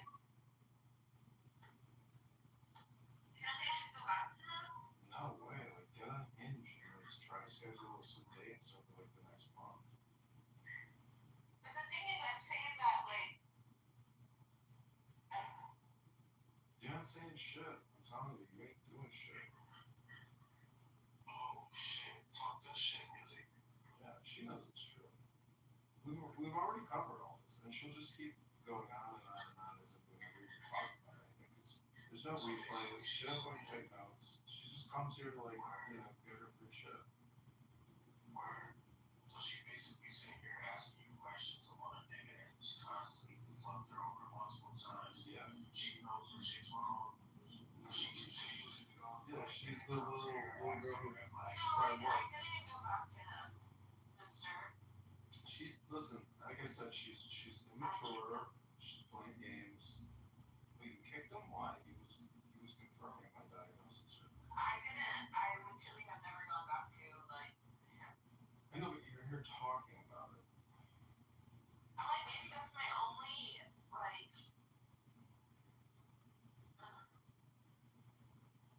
Linda, you got options. You have options you don't even know about. You have options that you don't even know about because you're not on Hinge. You're not on Bumble. I feel like it's just not me. Like But the thing is, you don't want to be you. You want new things. You're not doing new things. Remember, you're not what you say you are. You are what you do. And doing is communication. And dating apps are actual just communication. It's no different than this stupid app. So that's what I'm saying. You're totally siloing yourself. You're sticking yourself in one box and refusing to even admit you're in a box, and you refuse to get the fuck out of the box. This is your free consultation. Consider it, you know, free, but pretty soon I'm gonna have to start sending you an invoice. yeah. Well, I'm gonna show you my scar. I'll take another day, and then you're gonna be my analyze my scar.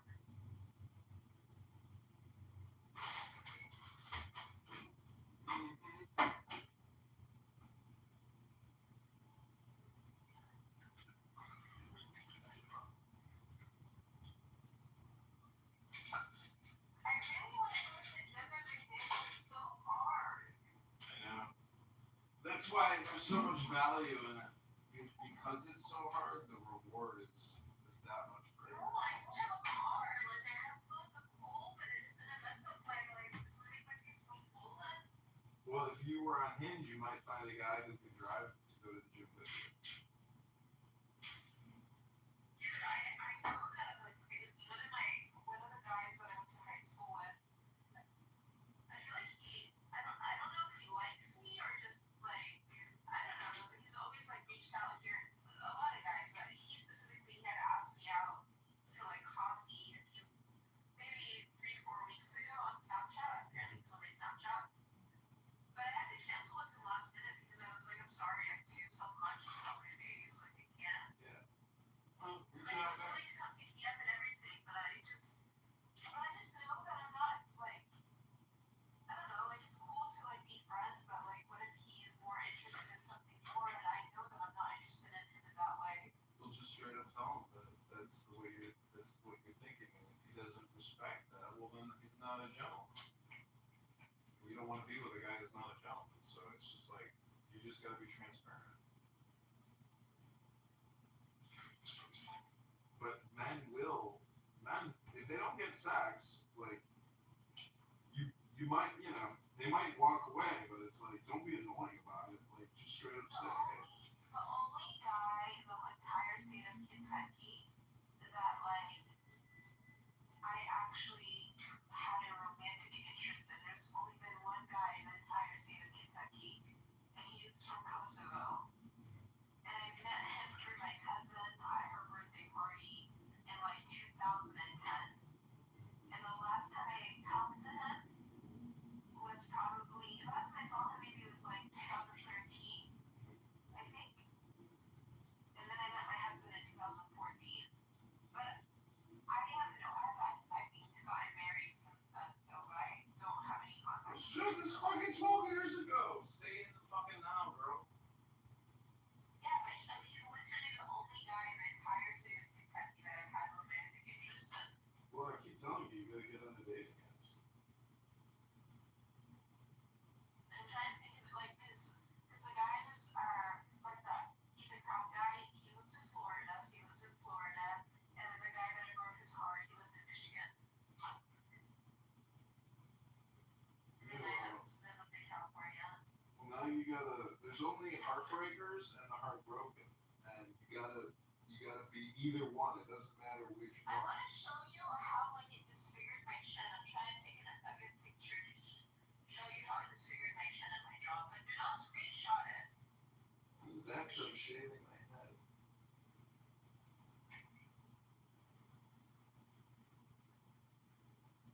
Actually, it doesn't look bad here.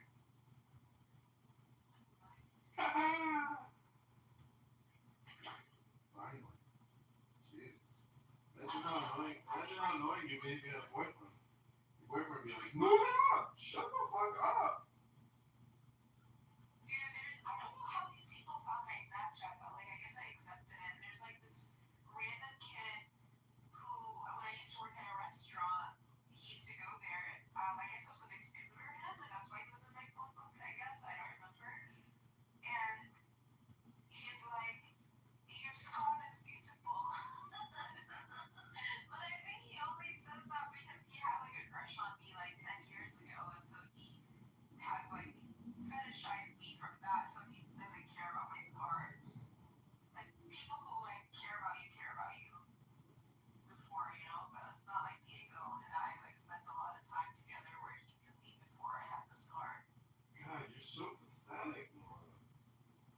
Dude, sue me. I like the guy. Like, what are you gonna do? I keep telling you, I want you to get on Hinge and Bumble and talk to other people because, you know, life isn't. Okay, Diego comes online and says, okay, you wanna do that? And then I will. Okay. But like, tell me, like, you have to He'll tell probably me. tell you that because he cares about you.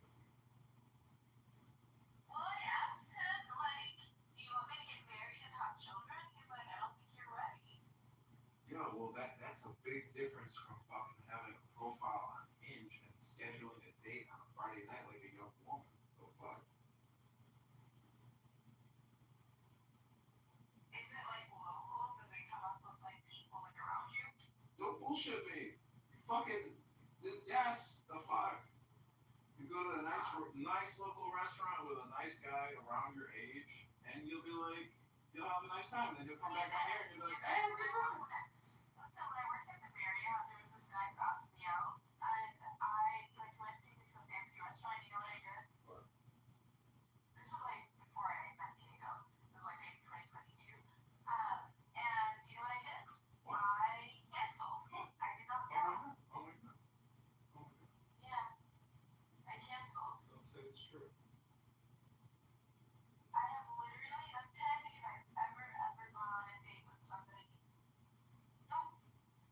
Like the Jeez. only people that I've gone out with is the people that I really like. Wow. I've never just like, no, I think I went with some kind of, like, along in my early 20s, I had a date with some guy at a restaurant. I don't even remember how I met him and who he was, but he was, I think he was Eastern European. I guess I like these Eastern European looking guys. And he had, but he was really, really hairy. Like his eyebrows were one. Like he was like hairier than me, and I'm pretty hairy.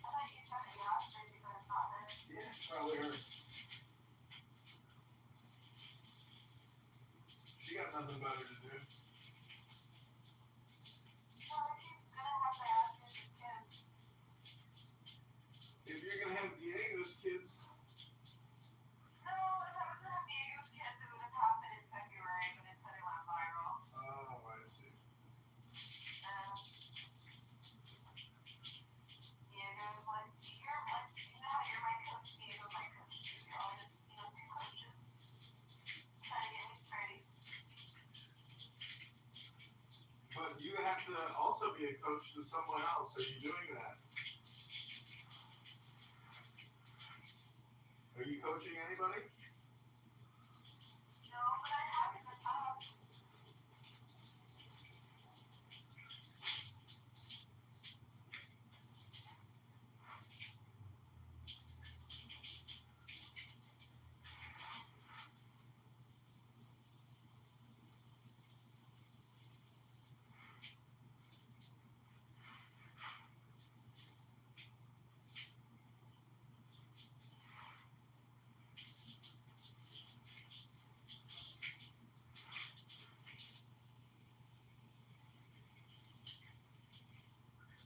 I'm really sad that the game is not on anymore. It's like, You want to read something? yeah, I don't know if it's good or bad for my kids to read because it makes it move more and it makes it more confusing, but I guess I have to get used to it, like some kind of Yeah, exercise. movement is good. It's called therapy, like OT. You should technically consider it like speech therapy. No, my doctor wanted to give me a speech therapist for my face. Well, congratulations. You can read a book. It's the same thing.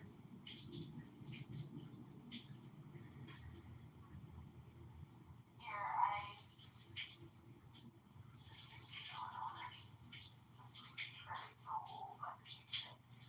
people are telling me like, why are you wearing a shirt that's 20 years old?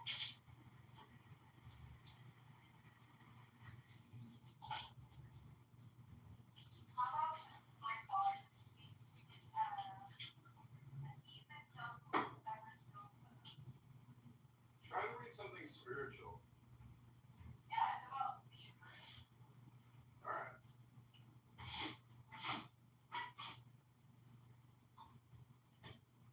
Or I can read the Bible.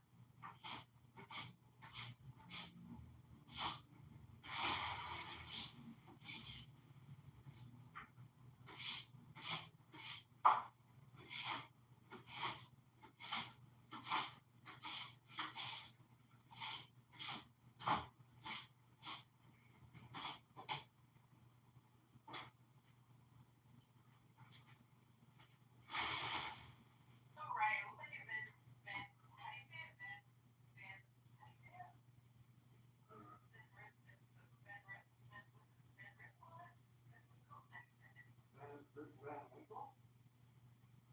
No, the one like the thing that talks. Oh, that's good.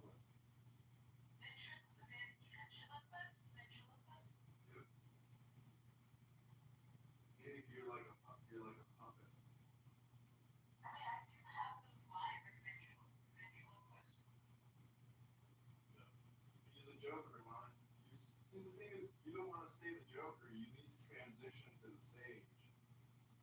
It's like a Frankenstein. Yeah. But it's more like a toy. You're like Diego's toy. Just a puppet of Diego. Barely alive. But I don't want to have a line for Diego to be out. I want to be Diego's toy. I just don't want to be a line on my face.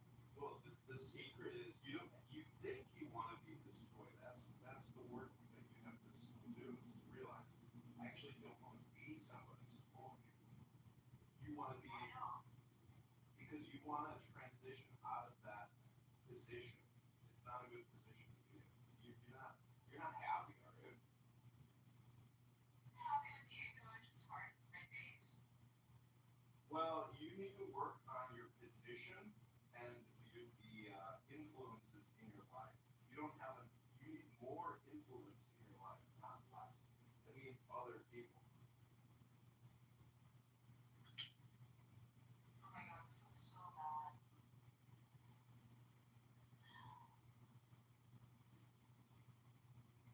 I think like 10 and 20 more to try to get one that is super bad but also shows it.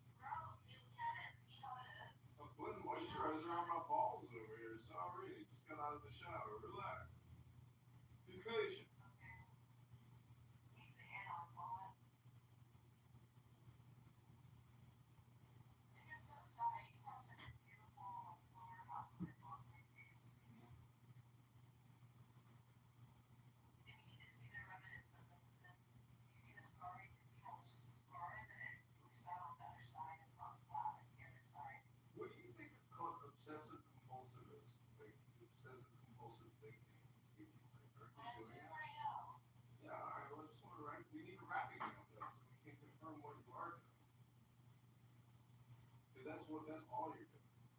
And remember, you're not what you say you are what you do. So this is you're not doing it.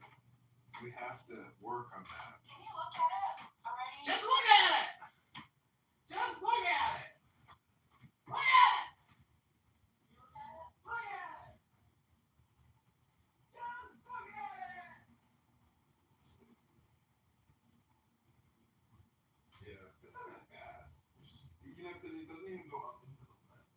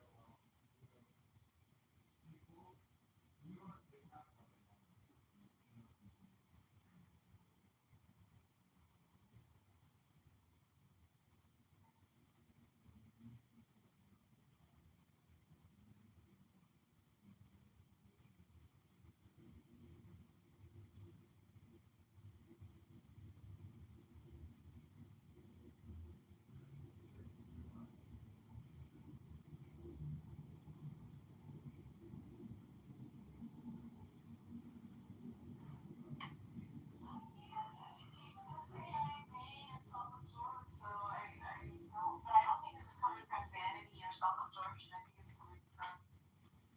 Maybe it is. Maybe it's like. Maybe that's. Well, the Buddha says that we suffer because we desire. So you are suffering because you are desiring, a different situation. But that's why you're suffering. It's because you're not accepting your situation and your position. See what I'm saying? So, anyways, I'll send you the bill. If you can pay it by tomorrow, end of day. This has been your free therapy session. I hope you've enjoyed it. Can you give me money instead of paying? Are you kidding me? I got 100 girls texting me for Christmas donations this year. There's not enough money to go around. You're lucky I'm giving you a verbal consultation for free.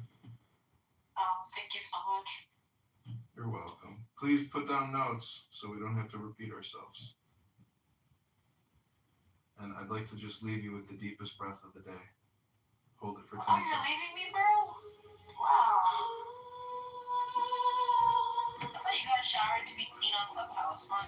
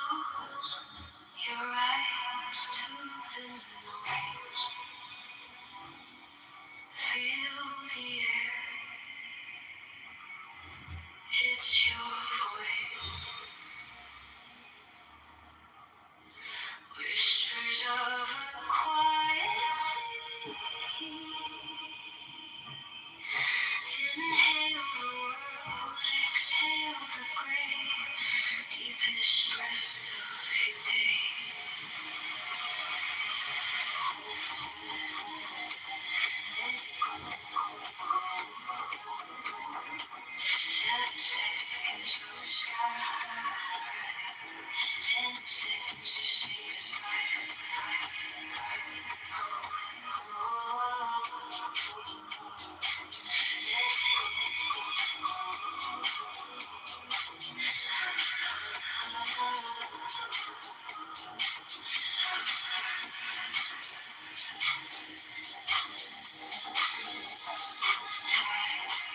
This is all said and every breath begins.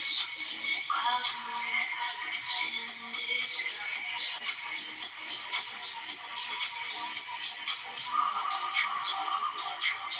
Let it go. 7 seconds of the sky. 10 seconds to say goodbye.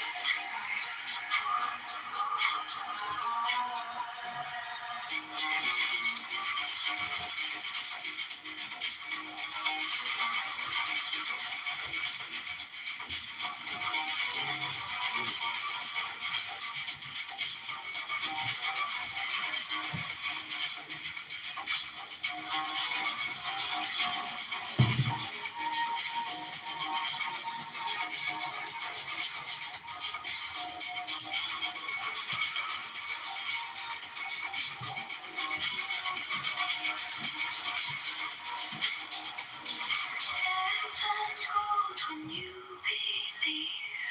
Breathe away, let it be. Echoes bloom, soft and slow.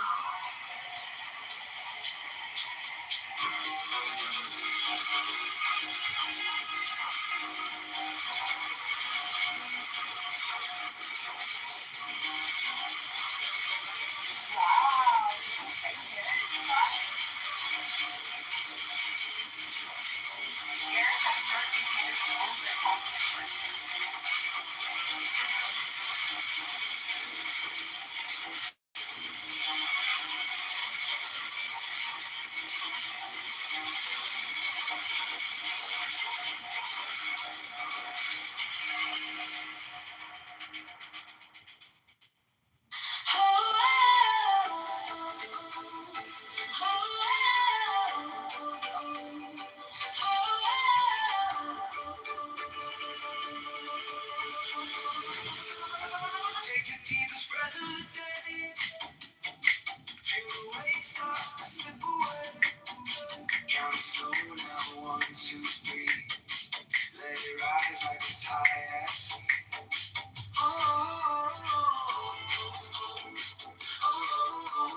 let it go. Feel it flow.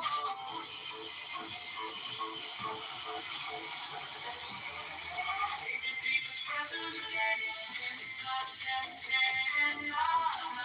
Hold close, let it alive. Take the deepest breath of the day.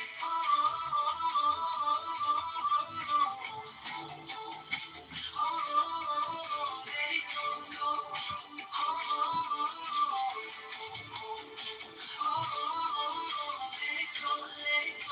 it go. Let it go. Feel the rush as the seconds fall. Heartbeat echoes down the hall. Inhale stars, exhale night. Wrap yourself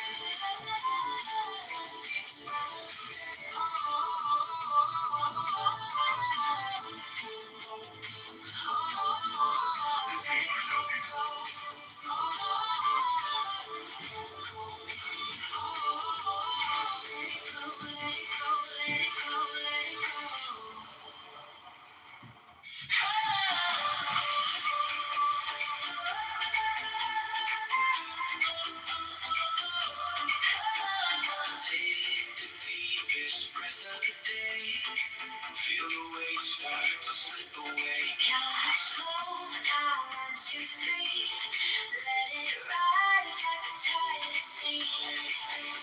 Hold, let it go, to feel it flow, flow, flow. Take it. Okay, this is Amir's room on Clubhouse. I'm blocked out of Amir's room, so it was funny when you were streaming it. I'm blocked out of Amir's and Issa's room, so if you ever want to stream All right, welcome everybody. Give me a thumbs up if you can hear.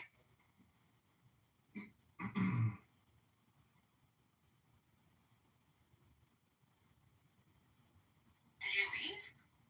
I'm here. Can you hear it? Oh, he's not doing it. He stopped it. How did he not block you? It's not me doing it. Somebody else sent me the link. Oh. Is that my mini? Yeah. But I guess the room is over. No, it's still there because my friends are in that room. Oh, he might have gotten kicked out then. Yeah, ISF equals occupation army in disguise.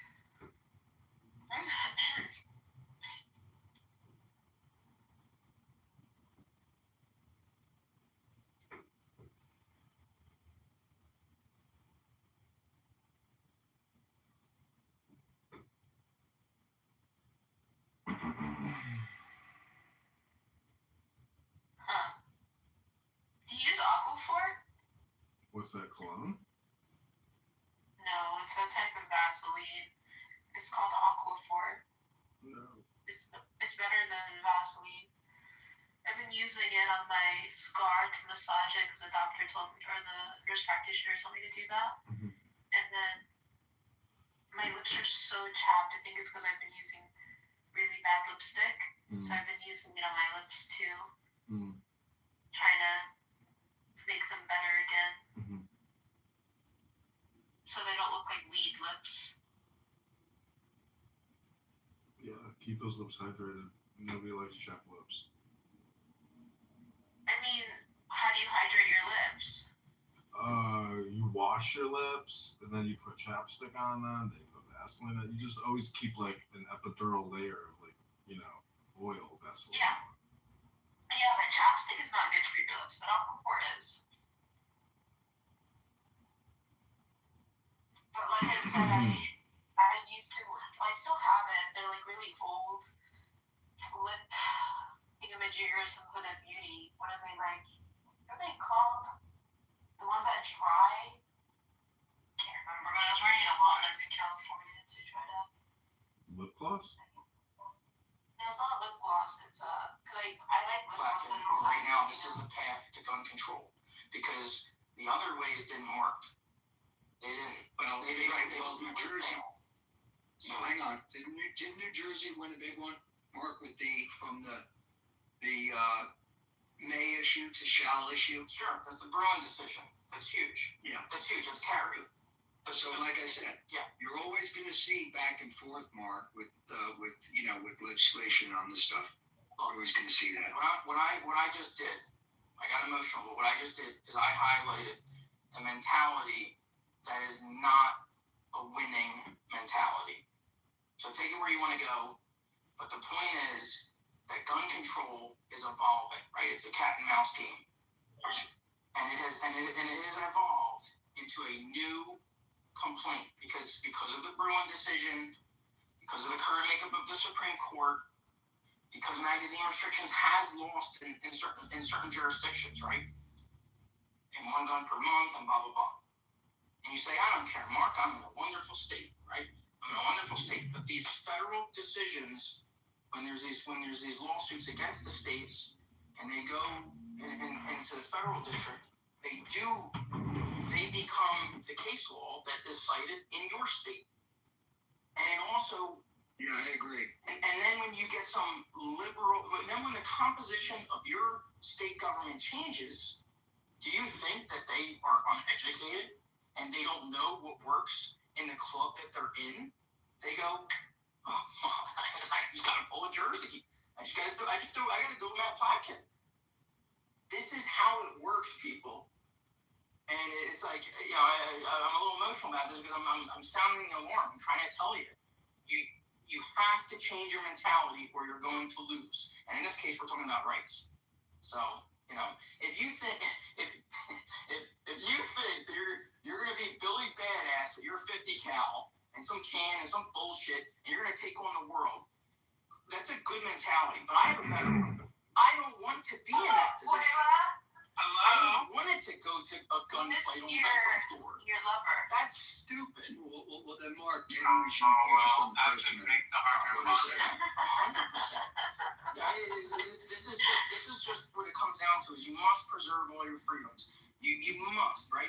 Because whether there's malintent, it could be malicious. It could be they just simply want to just take away some people. And it could also just be fear-based. Or it could just be ignorance, right? Like, what religion are you? Bell-fed machine gun. That sounds reasonable. But you don't know the implications of that restriction, right?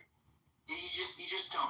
Actually, we do know the implications, right? You can see it. Right now, In all of fucking Europe. We know what happens when you take away the citizens' right to protect themselves. We know how this story ends. Right, so yeah, hey, Mr. Knight, you know, no hard feelings, a little emotional, okay? I'm just trying to warn you. We're on the same side here, okay? I'm just trying to warn you and the people that you might want to look at the situation differently. I'll just leave you with that. So no hard feelings. Yeah, no hard feelings, Mark. I'm Nice. completely squared away, and I'm sure so are you. I just deleted over like 5 Do you have any hands? I think we got no true. They're still on the way back. Hey, Donnie, what's up, dude? They're still on the way back. Shit, I'm almost scared to comment. I never hear Mark get that worked up, and my last name is fucking Knight.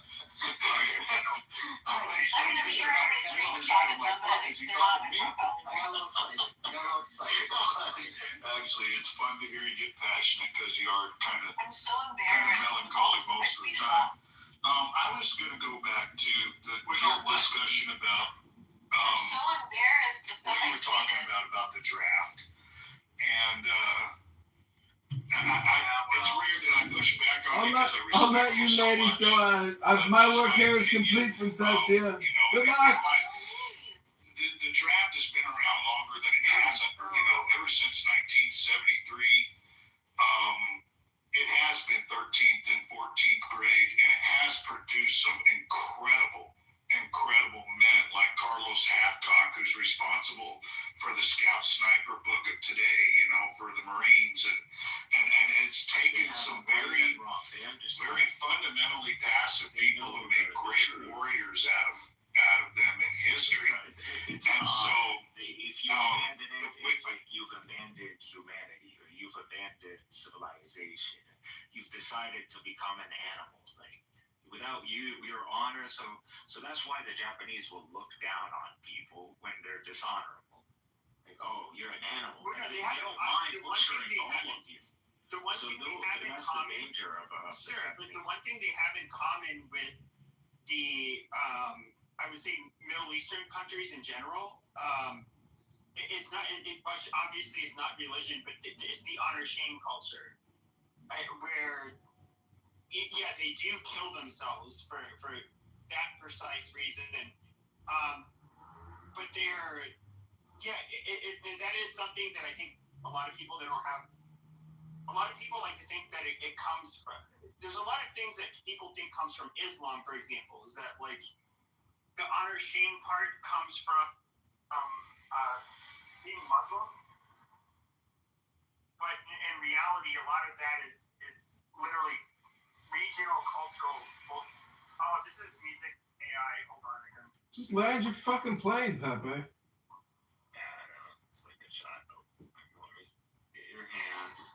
Yeah, there's, yeah, I get it, and I'm not, yeah, we're obvious, and I think I spent 30 years as an iron worker helping build this country. You know, there's something about a level of risk and hard labor that creates a certain thing in a man that does reward, I think, society as a whole. And I think we're missing an opportunity, especially educationally through boot camp, where we could get these kids their GED or finish their last couple of credits, maybe their high school dropouts, through requiring a 2-year service to this country. I think it would save us money rather than cost us money within the judicial system. I think it would be of a preventative nature, and it would give us a standing army that nobody in this world would want a piece of. And that's just my pushback, Mark. I don't think it's a detriment to the great men that serve this country. I think it's a testimony to their ability to make greatness out of something that wasn't feeling or thought that they were capable of being that great. No, you do raise some good points, and as a matter of fact, yesterday I was doing a private job filming for Homes for Veterans, right? A nonprofit, and I was at a American Legion with the point is I was surrounded by veterans, not GWAT like myself. I'm talking like older gentlemen, Vietnam, 1 or 2 World War II guys, a whole bunch of Koreans. You make a strong argument. I'm willing to admit that the only thing I know is a professional all volunteer force. I'm willing to admit that. I'm probably compromised and jaded and only want guys who quote unquote want to be there. Okay, I'm probably very much compromised. Well, and you're proud and you have every right to be there because of the commitment and that you earned your position and it wasn't a forceful thing upon you. Right. In fact, if I remember back to my high school opinions, which I share a lot of them, but not all of them today, I did believe that everybody should serve. So you raised some good points, and the men that I was surrounded by yesterday who were incredible. Many of them were drafted, right? So I'm not going to sit up here and say that there would be no net gain. I wonder if it would be a net gain for society, for the American society. I really don't know. And as far as practicality, America's huge. So, it's like, how do you actually take I'm assuming, primarily or all male, demographic post high school into the military? What do you do with them? Right? Like again, I said, Israel's very small. It takes America. There would be a sub-economy that would be massive around it. I believe it would build a massive sub-economy. And like I said, for me, it's a bit of a personal hang-up too. Like I said, here I am, retired iron worker because I lost my leg on the side of a mountain road and tourniqueted myself. Stuff you hear stories about. When it was laying, said I hit a guardrail, and it flew about 70 feet from me, and my femoral was squirting all over the place. It was a mess, and I'm thinking, damn it, I could have done this for my country rather than being a dumbass going to Virginia City on a mountain road on a motorcycle. In my head, that's just where my own personal struggle. But they wouldn't take me because I was had a 10th grade education at the time when the first Gulf kicked off, and I was putting in for just infantry for Marine infantry. Right. And it was a very disappointing thing because everybody in my family had served, and I felt like I had just let myself down. And then to have this happen later on in life, I was like, damn it, I was tough enough to be out there. Yeah, I respect that, and I'd say this too. As I've grown and as I've, seen other professions in the civilian market, there are times I run into men of great character and capability, and I am like, I used to do this even as a cop, but really it doesn't matter, cop or not cop. I run into men of great character and capability, and occasionally women too, not to be fair. And I say, you would do so good in the Army or the Air Force or whatever. And I'm like, oh, no. And I'm like, no, you would. You have these qualities. I would love to take you. Let me. I'm not gonna put you in my unit. Let me just give you to America. And I've had that conversation. They laugh and decline ultimately. And I've actually recruited a few people, but not in this story. And see, that's where I thought, me personally, like the career that I chose, being a structural steel iron worker, is one of those of very rigid guidelines or you get injured. And so I thought the overlap, just the way my brain functions, I thought, like I said, I may have missed out on something, but I had a great career. But getting back to the original topic, I think there's many, many young men who, if pointed in the right direction, are capable of not only just being great defenders of this nation, and I think they could go on to be great leaders if taught leadership. If given, sometimes we all need a kick in the pants. And like I said, there's a great list of people that have gone through the military involuntarily that have turned out to be great leaders in our country, statesmen. And so I think there's an opportunity there that we just miss. And I just wanted to politely push back on that. And like I said, my last name is Mr. Knight, so easy with that Mr. Knight shit. Donnie, can you imagine if we had a real Dirty Dozen? Right. I mean, when you were talking about that, I was sitting there thinking, oh my God, what if we could have a real Dirty Dozen and they could go out and do all those crazy missions and we wouldn't. Well, they used to, Margot. I had a friend of mine stabbed a guy in a bar with a beer bottle back in the early 80s and they made him go in. He had the choice of going up for, I think, 2.5 to 5 years on it, and instead he ended up.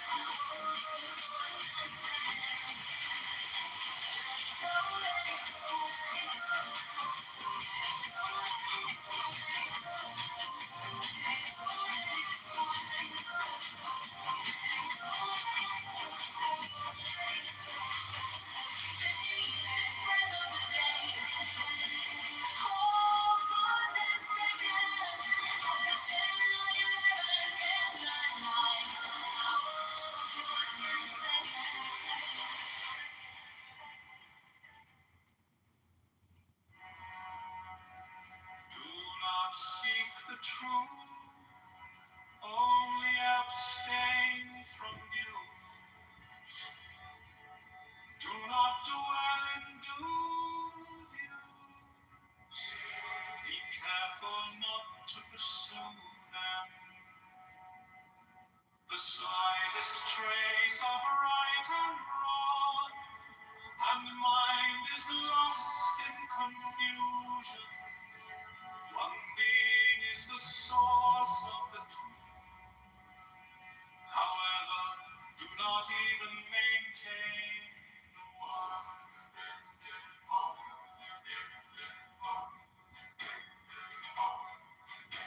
With one mind there is no arising. Then everything is without blame. No blame, no thing, no arising, no mind. The subject follows when the object ceases. When the object ceases, the object is expelled when the subject ceases. The object is expelled when the subject ceases. The object is related to the subject. Is related to the subject. The subject is related to the object. The subject is related to. If you want to know these two, their origin is one emptiness. Origin is one emptiness. In one emptiness, both are equal. In one emptiness, both are equal. Evenly contained in innumerable form. Evenly contained in innumerable form. Do not differentiate, cross and find. Differentiate, cross and find. And you will not be for or against. You will not be for or against. The great way is all embracing. The great way is all embracing. Neither easy nor difficult. Neither easy nor difficult. Small groups are irresolute, full of doubt. Falta poco para que termine. Now in haste, then too late. Grasp beyond measure, and you will go astray.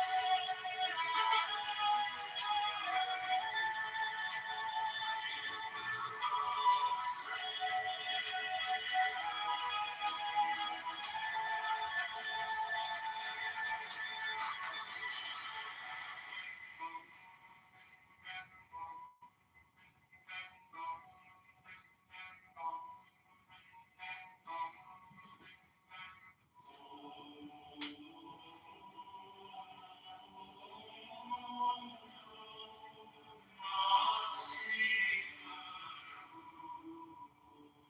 only abstain from do not dwell in be careful not to pursue them. The slightest trace of right and wrong, and mind is lost in confusion. One being is the source of the two. However, do not even maintain the one. With one mind there is no arising.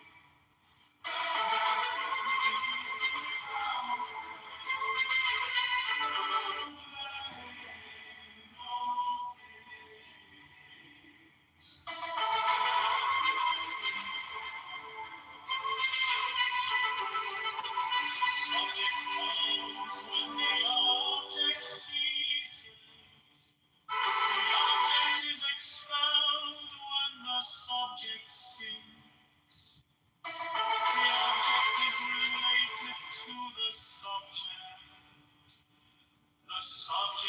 is related to the object.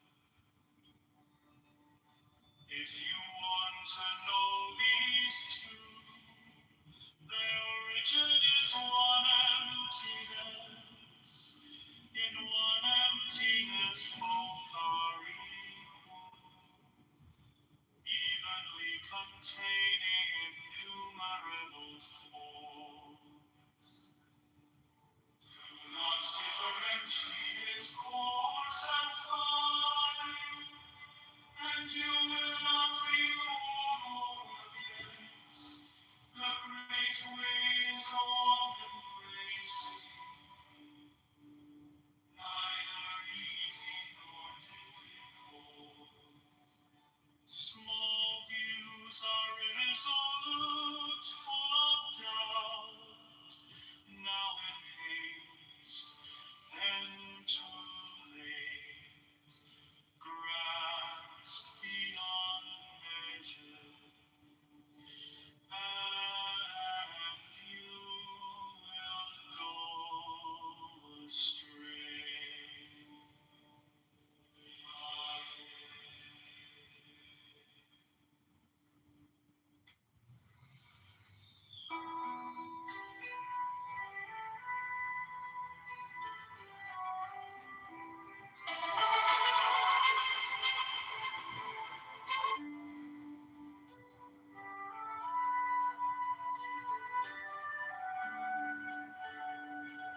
The best way is not difficult. Rabbi Schlanger was murdered in Australia in Norland, and his friend Mark is a member now of our show. He comes all the time, and people are impacted by Rabbi Schlanger. It will enlighten itself. He was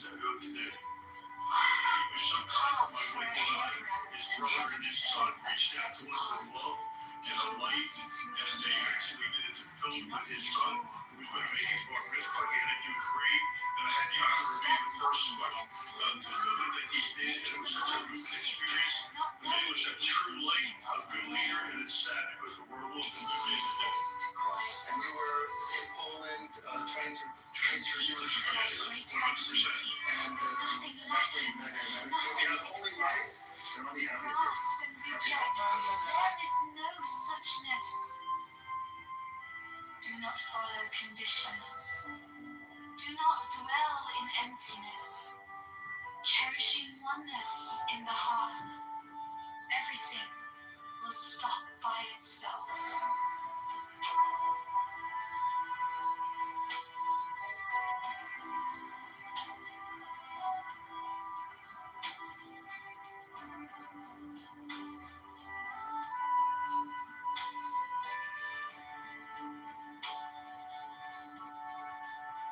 Rest to stop motion, and rest will move you again if you are merely in either. How will you know oneness? Not understanding oneness, you will miss in 2 ways. Expelling being, you will be without it. Following emptiness, you are always behind it. The more words and thoughts, the more you will go astray. Stop speaking, stop thinking, and there is nothing you cannot understand. Return to the root and attain the purport. Following the outcome, you lose the source. For a moment, turn inward and surpass the emptiness of things. Changes that go on in emptiness all have their cause in ignorance.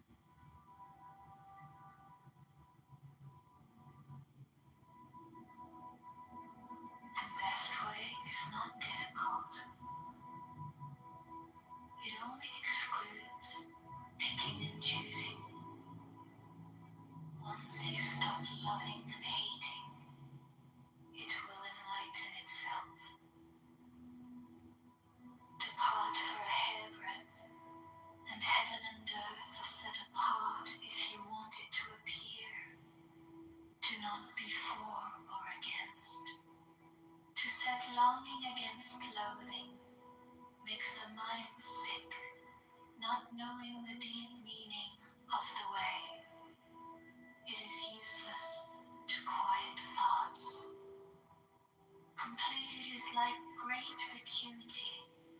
nothing lacking, nothing in excess. When you grasp and reject, there is no suchness. Do not follow conditions. Do not dwell in emptiness, cherishing oneness in the hearth. Everything will stop by itself. Rest to stop motion, and rest will move you again. If you are merely in either, how will you know oneness? Not understanding oneness, you will miss in two ways. Expelling being, you will be without it. Following emptiness, you are always behind it. The more words and thoughts, the more you will go astray. Stop speaking, stop talking, and there is nothing you cannot understand. Return to the root and obtain the purport. Following the atom, you lose the source. For a moment, turn inward and surpass the emptiness of things. Changes that go on in emptiness all have their cause in ignorance.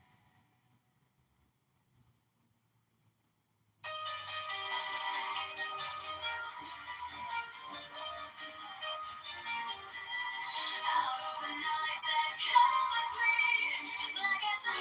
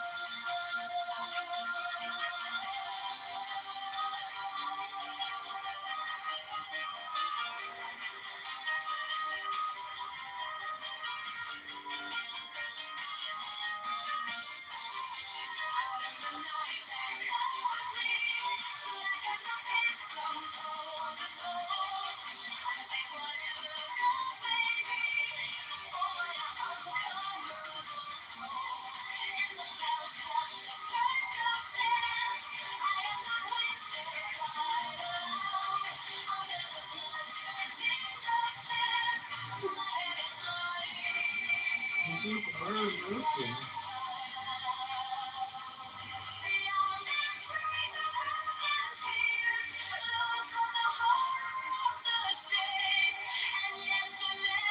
It's just our emotional.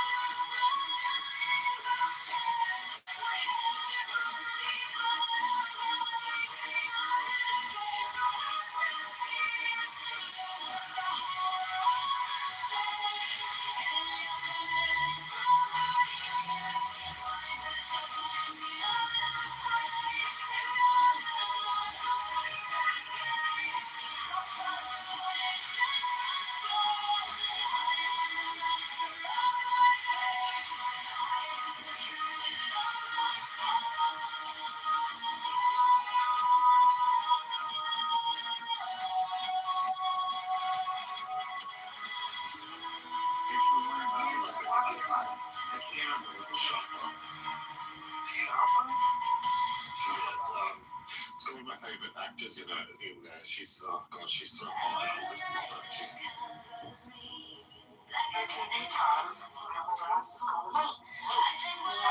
I've been thinking about you all day long.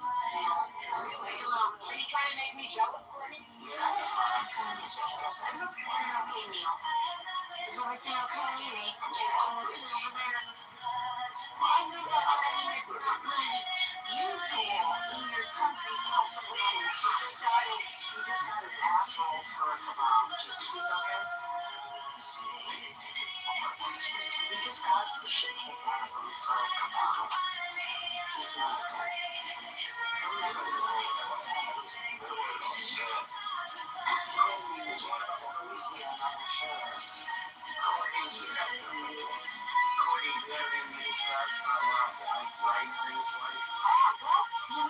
Actually, no, I was going to tell you too. That guy, Steve Rottner, the guy you like, the TV agenda TV, he's on right now. He's on YouTube Live.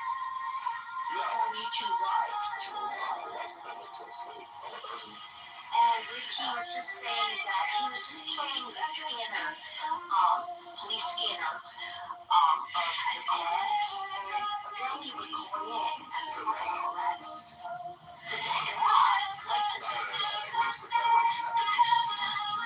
Well, I know, but I don't know why.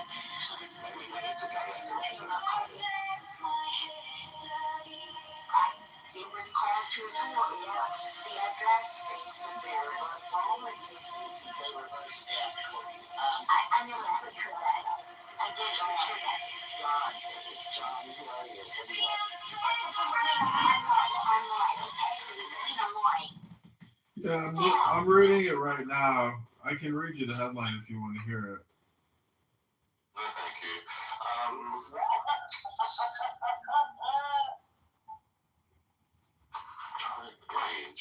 What was your congressman candidate? Yeah, in Illinois. What's that about? I'm running for Congress against Darren LaHood, a super debt creator, super taxer, super vaccinologist. A super vaxxer? Yep, he's a super vaxxer. He told everybody. I'm running for Congress against Darren LaHood, a super debt creator, super taxer, super vaxxer. A super vaxxer? Yep. You're a super vaxxer? Okay. I'm John. Now, he directed A Few Good Men, right? 5 days. He directed A Few Good Men. I don't know. And Harry Met Sally. I know he did Harry Met Sally. Yeah, I know he did that. Okay, I'm ending. All right, Brian. Okay. I love you guys. You guys have a great night. No. Thank you. Everyone have a wonderful evening. Bye. Good night.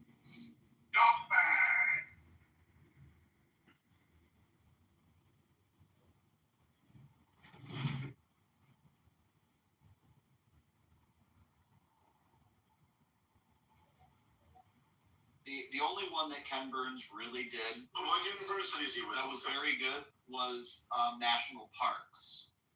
That was, Again, that's the footage. Also, I think like wait a minute, the descriptions of the parks and the details about the parks and the history of the park. Sure, yeah. Right. When he was doing something like a baseball or the national parks or the Brooklyn Bridge, which I think was his first one ever. Those I do find entertaining. Even like the Teddy Roosevelt portion of the Roosevelts, I thought was great. It was a little, of course, when they get into some of the imperialism stuff, but I found that at least that first part of the Roosevelt stuff to be very interesting. And he's got one on Da Vinci that I've never seen.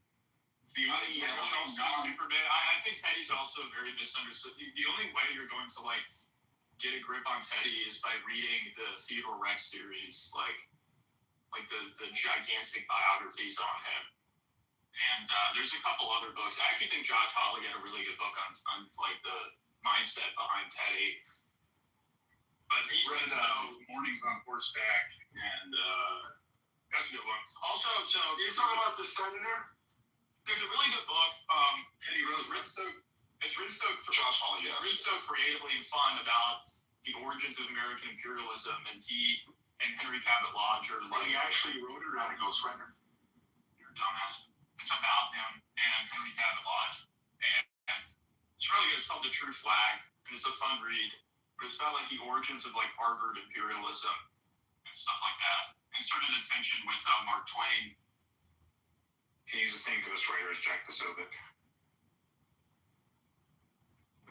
That was good. That was good. And Charles Johnson. Is he getting out of one? Coming up this week. Get off of Christie's. Wait, Luca, were you the one that told me someone wrote that Coolidge book that Charles claims he wrote? Oh yeah, Charles did not write that. That was ghostwritten. Yeah, so He claims he wrote a book. there's a big hearing coming up after the receiver. Oh, he did write a book. The receiver made their finding on Thursday. He published a book in his name that he did not write. Look up on a signed copy. Which is funny, right? First edition. No, Prodigal, I don't think Prodigal heard about this. On Thursday, the receiver did their finding and suggested that there should be an investigation into criminal charges. Wow. So they found him non-cooperative. Yeah, and but just sort of based off of what they discovered from Johnson's, assets and his attempts to move things around. He's going to move on to I will be part of it. That they wouldn't rule out, or the language basically said that criminal charges wouldn't be unheard of for this type of conduct. Is the black CIA wing of the intelligence services able to intervene in this case, or that's not a? Well, we're Howard is looking to be determined. Probably already back. They're vigorously looking into it. The Mormons are not powerful people. They don't have the pull they used to, but we'll see what they can do. They're apparently contacting. Yeah, maybe he was fucking right. Maybe I should have been worried about the Mormons all along. It was all And the Quakers. It's always the Mormons and the Quakers. Yeah, but I think it's like, Zach, at this point right The now. reason why Goldman Sachs built the camp in Do you think that he ever steps out of it? Do you think he ever I don't think he ever. I don't know. You are such a like Marvel movie. You're such a Marvel movie millennial. Like after every sentence, you have to have some quippy like unfunny comeback after everything. It's like you're like a Marvel movie character. You're not even a real person. It happens. So do you think he ever steps out of it? Because I think at this point he's pushed against the wall so many times, right? And each time he's just double, triple down. Only if he's medicated. At this point, it's fucked up to say, but it arguably might help his case if he's going to make like a mental type play. At this point, if he doubles down, he's so far deep, who knows? Your Honor, I'm clearly retarded. Clinically diagnosed. Just ask all my mutuals on Twitter, Your Honor. Minus 120 for. Well, it's looking very unlikely he'll be released from Johnson County Jail soon. And because he's not a registered inmate, a lot of his Groyper supporters have not been able to send him money on the commissary. So I don't know what he's doing for that, and I don't know how it's getting juiced. Wait. You've shared many a space with him. You've had him over your house. You haven't said commissary one? Even if I wanted to, I couldn't. Zach, I'm calling. So you told me to accept a collect call from Johnson County Jail. No, I wouldn't answer any of those. Zach's hanging up. Any telemarketers. Zach calls provider black. He was sitting taking a shit and he was at the house phone because he's like old school, right? And it was ringing and he just. I need a sound mind to fill me in on what I missed. What did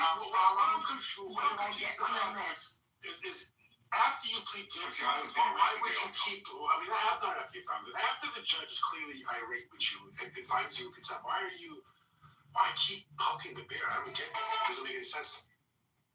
We'll see if he refers to any handlers at this coming hearing. The judge will be really angry if he does. So. Judges either beat the shit out of him. He has to admit that everything's a lie, and he just can never do that. Is it possible that maybe this Gator character has, maybe he's played him to an extent? Maybe he's bought into something that person did? Who knows? Maybe, but so if what the receiver said comes to pass and and there are criminal charges brought or an investigation at the very least, I'm sure that this person would be implicated, especially if he's got his name on any investment or anything like that. So I thought he was gonna represent himself. It was gonna be great. It was gonna be like Philip Rivers coming back to the Colts at 44, and Charles was gonna beat the Leviathan, and he was gonna be victorious, and then he was gonna run for president. I thought all of this was gonna happen. I don't even know how to comprehend the fact this isn't happening.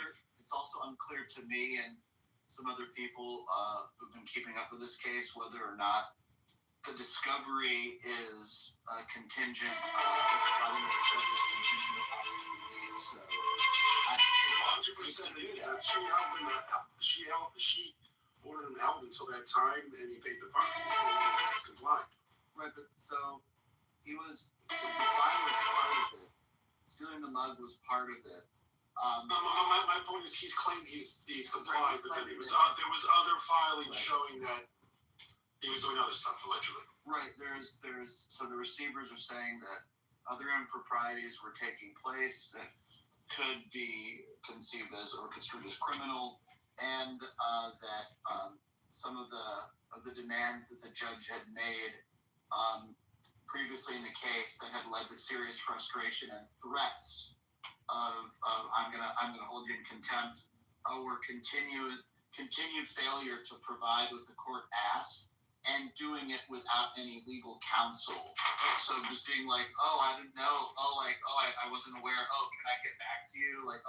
And finally it's like, all right, so you're not doing what we're asking, and you're wasting our time repeatedly. Meanwhile, the person you're suing or who's suing you keeps filing motions about how you're fucking up and continuing to back up the fact that you should be locked up. So this is not going to end well, and I do fear for our friend that it could get criminal in nature. Why would you consider him your friend? It's sort of an expression, Luca. See, Kaiser, see what I'm saying? Younger generations doesn't understand the niceties. Actually, we're proud. I mean, really over nothing. I don't know what was gained here. Yeah. That's the insanity of it. I mean, at a certain point, it's like you're stealing mugs from the court. It's like, what is... He's making a clownery and mockery of it, and, No, it's not that. It's the fact that he will never admit that everything he said is everything he said was a lie. He just will never admit that. That's it. Well, did you ever expect it? Like when we used to have Thanksgiving dinners in Zach's space and listen to Uncle Chuck's stories, did you really all believe what was being fed to you? Well, I sat at the table, I wasn't buying it. He could tell a fascinating story. That's one thing. About it over the last 3 years. He became Russian. The funniest turn he made recently was he suddenly became Russian. I mean, I've never heard that until like 10 minutes. I was like, I thought he hated the Russians. He's going to like Russian nobility war. Yeah, No, I think honestly, everybody sitting in here would listen in disbelief. It would just be unbelievable. It's like a shock jock. I never know where it was. He was a founding stock Russian American. Several times we mine and Zach people. You made that reference. You like me and He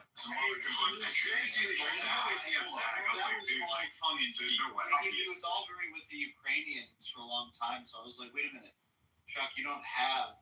He's like, I may have had some Baltic, German, Russian ancestors that may have fled at some point through an uncle or maybe a married relative. I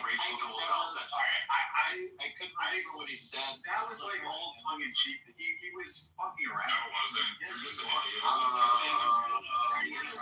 Interesting.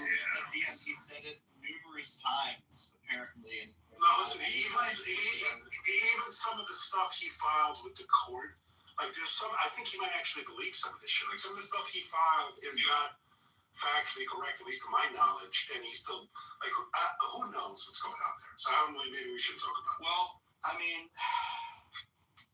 so...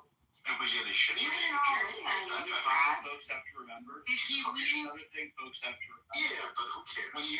When you're working for some of these privately held companies and you make agreements with them, they're not going to offer you stock, they're more likely than not going to offer you stock option. And those options usually have deadlines to exercise them. And if you don't exercise the options, you don't get the stocks. So I'm based off some information I know, I don't want to talk too much about it. It wouldn't shock me if a lot of these things that were stated were in fact options at one point that were never exercised and probably can't be at this point. I do want to say the white kid who was arrested in the Brown University shooting has been released. They're announcing it right now live on press conference. Oh shit! Are you serious? Yeah, let Maine show the same degradation he showed for Minor. Yeah, I just put it up. That's what I was trying to interject before. I'm watching it right now. They're releasing him. Yeah, I'm not serious. Wait, is it not the Harrison name that came out like 5 or 6 That's it. That's the guy. That's the guy they got at the hotel after the FBI took over the case. They arrested him. Well, they didn't arrest him. They detained him as a person of interest. Then there was a rumor that they elevated him to suspect, and that was never confirmed. And the mayor, they didn't have a scheduled press conference tonight. This was a surprise press conference. Everybody's like, what the fuck's going on? And then they went on TV and said, yeah, we're cutting this guy loose too. They have nothing.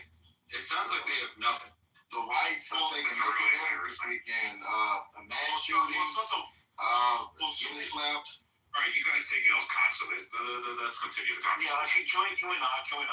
It's interesting because I think we were talking about if it was this space or somewhere else, but Brown is a really spread out university all over Providence. There's no central location. And then they have 800 cameras on site there, but the problem is this is only in one building. And these private colleges, most specifically they don't want the cameras in all the fucking exactly right. Yeah, they had a big to do there at Brown with their student union. They hate them so much because they we're understanding privacy. It was a conservative who was targeted at Brown. That young girl who was shot and killed. So, I mean, the point is, this is why you shouldn't. I fucking hate the concept. Why do we have to live like this? Students should not have oversight of security. Tell them that, FBA.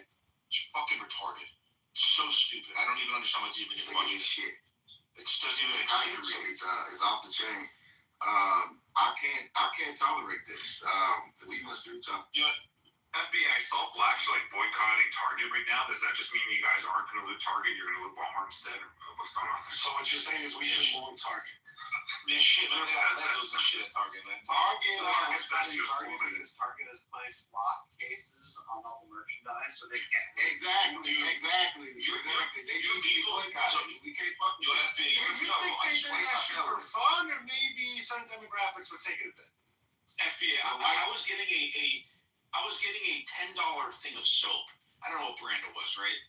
And it was in a block box. Like, your people ruined everything, bro. I can't. It's made of your people. The soap is. But anyway, it's made of my people. That being said, Black Power reparations. It's a wonderful Sunday. The whites are taking major L's this weekend. Did you see the Groiper get smacked in his face and run off crying to Nick? Mutual. Yeah, Kevin Smith's a white guy, and he's like surprisingly taller than those great person. I've met Kevin Smith and hung out with him. He's pretty short. You know how tall that guy Bosco? That guy's literally 5'2", Fall, that little man. Yeah, Kevin Smith. He looked like he was like 5'5". He made Danny DeVito look like a G. That kid was definitely crying after that. How does that affect white people in this movie? Why does that affect whites in jail? So how tall are you, FBA? You're like 5'4", right? You kiss my ass. I'm Mike Tyson's height. You a little bit. I'm Mike Tyson's height, homie. I'm Tyson's size, you heard? You know what's funny, Ziggy, now? If I may speak, honestly, I question. You know what Malcolm X said. Come on, man. Monica, don't do this always to me. I'm best friends. If you could see a future alliance between FBA and the American Jews, I think there's something possible. You retarded. This used to be a lie that the Jews were retarded by a lot. It will happen. Spit in the face. No. FBA is different. FBA is a new movement. I think FBA will give you the muscle to finally we on the record transcript. Sign the contract. If you want to get paid, sign the contract. Matzo ball soup and a fried You chicken. have to delineate people. I'm just saying. If you ain't ready to get down and delineate, then you're out of the fun group.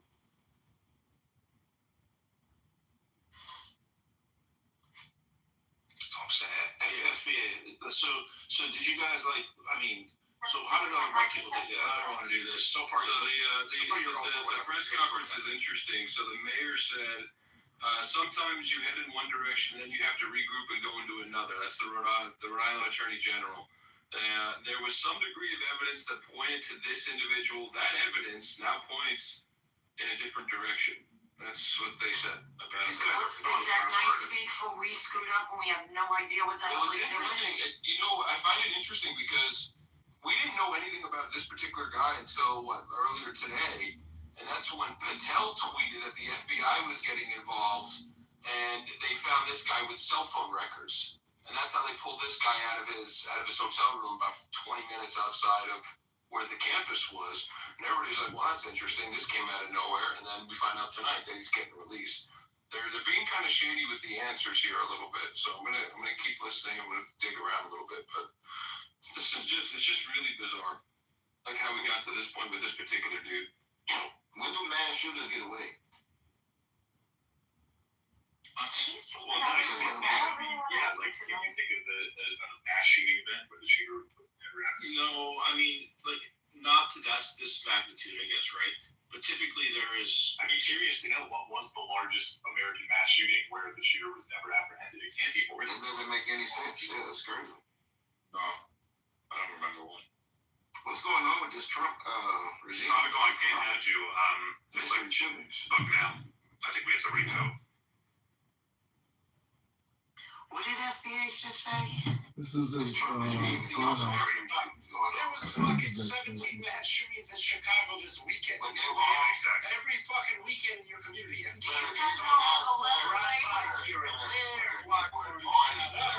these were parties. Everybody know where not to go. Everybody knows where not to go if you don't want to get shot. I don't think it's a problem that when your people congregate for parties that you're like, this is normal, that takes mass shootings. Unfortunately, this is not something you should try to correct. Unfortunately, this is it is what it is, but we know not to go down. But we know where the guns are. I understand, but that's my point. You say it is what it is. You say it is what it is, but civil rights legislation forces people to bring this into We didn't gentrify the neighborhood, so you gentrified ours. In Louisville, you left us no choice. We got to start taking some back. I mean, I think we know that the answer to the question we just. It's not us. It's the Latinos that pushed you out. The Latinos that pushed you out. It's not the whites. Maybe in certain parts. The Latinos are broke. They don't have money. They're broke as fuck. That's you. No, they don't have to have money when there's 30 of them in one house getting paid cash weekly. They don't even own the houses. They fix them up. They don't care. They rent each fucking bedroom like a separate room, like a fucking hospital. They're making money. They don't own none of these motherfuckers. They rent them. They fix them up for the white people that didn't live in them. Exactly. And they know if they're in a blue state, they're not getting kicked out by the courts for like a year and a half. They rent out each bedroom and they walk away with like $80,000. And they're working. Well, the whites lose, don't they? The whites lose, don't they? That's what it sounds like to take care of that shit. The whites lose big time on that. I think Dina has her hand up. Take 1 second, Black Boy. Go ahead. The concrete is strong in this space. I have a question for Maine, actually. Maine says that he would join any sort of space, it doesn't matter, because he wants to talk to any kind of people. But what is your limit? Like, how un-American those people have to be for you to stop joining their spaces? Because honestly, you look like a clown when you do that. Thank you. Is that a question, or is that a... Yeah, the question was how anti-American those people have to be for you to stop joining their spaces.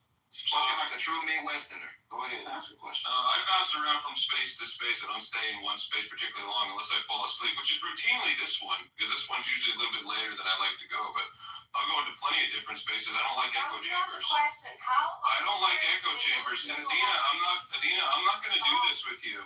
I'm not going to do this with you. And you're going to call me un-American from somebody that's barely American? We're not going to have this conversation. To be fair, in Adina's defense, would you really honestly consider Sarah Bills or speak to DD American patriots I mean, let's I give him no shit. I think it's shit. more than willing to say Do not equate this space to what they're doing, man. Do not equate this space to what they're doing. You're doing it in your space. Are you fucking kidding me? They literally sit there. Yes, and she was discharged and she dodged dishonorable because of some shit that was pulled allegedly. I get shit from going to a lot of different Boy, I'd like to spaces. suck You know, it, bring it Stop back. equating that to this space. That's not fair, It's man. nice and shiny. Just don't do that. I get shit from going to a lot of spaces. Dina, to be fair, you're not Somali. If you were Somali, then Nate would say you're super American. But it's okay for you to call me un-American, though. That's okay, right? I said those panels are un-American. You constantly are on them, and you never open your mind when they say bullshit. Because I'm not there to be a babysitter. I get shit for being in here. I'll correct anybody in here when they go on racist rants. It's not the hold on. It's not the same thing. It is boxing. Have I ever corrected you for dropping the hard R? No. That's kind of That is similar. not the same. This is not the same At thing. least we know that Biden Democrat made it. You just told me very American. Trust me. We're gonna record this and we're gonna This put is it a out. bullshitter space. Go ahead. Following Zagalo Chronicle. Crashing out on everybody this week. They're not. Hold on. They're not running a propaganda space. They are running a propaganda space over there. That is 1488. And a liar. Okay. If you don't think it's that, it is what it is. Probably a You're dog. literally doing blood libel, and you're a Jew. So Never doxed anyone in my life. Okay, I've seen that Probably as a doxing Jew. people. No, I haven't. I thought you were saying you're a Jew. Never said I've ever doxed anybody. If anything, I've You been have doxed. talked about doxing people, okay? Where? You lied about it. When? Couple months back, you lied Never. about it. Yeah. No, I haven't. I've never doxed anybody in my life. You talked about it. No, I haven't. I've actually told Now, people. see the proof. You need to I've stop actually told people that people were going to dox them, and I defended them from being doxed. I would never dox anyone because I've been doxed. Sure. I'm barely American. Continue. We know the type of Democrat you are now. You expose yourself. Thank you for Man, that. you want to lose this forklift job if you doxing him. Don't dox him. saying those things. He's been on the forklift for 14 years. Do I'm not just dox him. crashing out this week on everybody. And it snowed in Jersey today. It got snowed. You might be American, but for What did you get, Prodigal? I got almost 7 inches. I got about 3 inches. Why are you kidding me? It was 7 or 8 inches. I got about 12 inches on east. About 12 inches this way. About 12 Why inches. do you have to comment on this? You don't know what we're talking. We heard you, PA. It's all right. Let me answer this specifically. It's the glitch. Go ahead. I don't want to talk to you, Kaiser. You're No, I answer something like because I'm spaces that I'm still, let's say, Turkey, Middle East, Armenia, Europe, you argue like Why are you getting this so you're not information? American. You're not American for me as well. You're not American. You're Armenian for me. You're not You're even Armenian. Fuck you. here. So what? I'm going to fuck you. Where is he at you? The internet? Fuck you, Adina. You Guys, you started that like you were trying to make this civil. Really, Adina? This is what you say? You playing up as an all-American patriot right now? It was regulated, by the way, anti-patriot when he was serving for Russia, when all of American politics was against Russia. The difference is I call Zagalo. I like Zagalo. Like I will actually check No, I think it's Adina. Fuck you, Adina. I do check Zagalo. I ain't just. No one's talking to you, Kaiser. Fuck off. Kaiser, this is not the Christmas spirit, Kaiser. This isn't about me, Kaiser. Christmas got canceled in Germany. They're worried about the truck drivers, you know. And the Tannenbaum and such. Krampus supremacy. Fucking What, Lucy, don't you think it's kind of American were used to act as the arbiter of who other Americans can and can't speak to? That's not un-American. Not a very good therapist, Kaiser. You don't even know what we're talking about. It's playing up to fucking hypocrisy. Adina. Playing up to fucking There's hypocrisy. clearly personal stuff going on. Why are you getting in between? Why? Can you just shut your fucking mouth for Who once? the fuck are you? Are you Empress of Austria? Who the fuck are you? You tell me the space and it's all about you again. And shit, you fucking wrong with the fucking The internet is screaming. No one can hear you. Everybody calm down. It's time for you to get a husband. It's the Nobody time of can you hear women. you. Your internet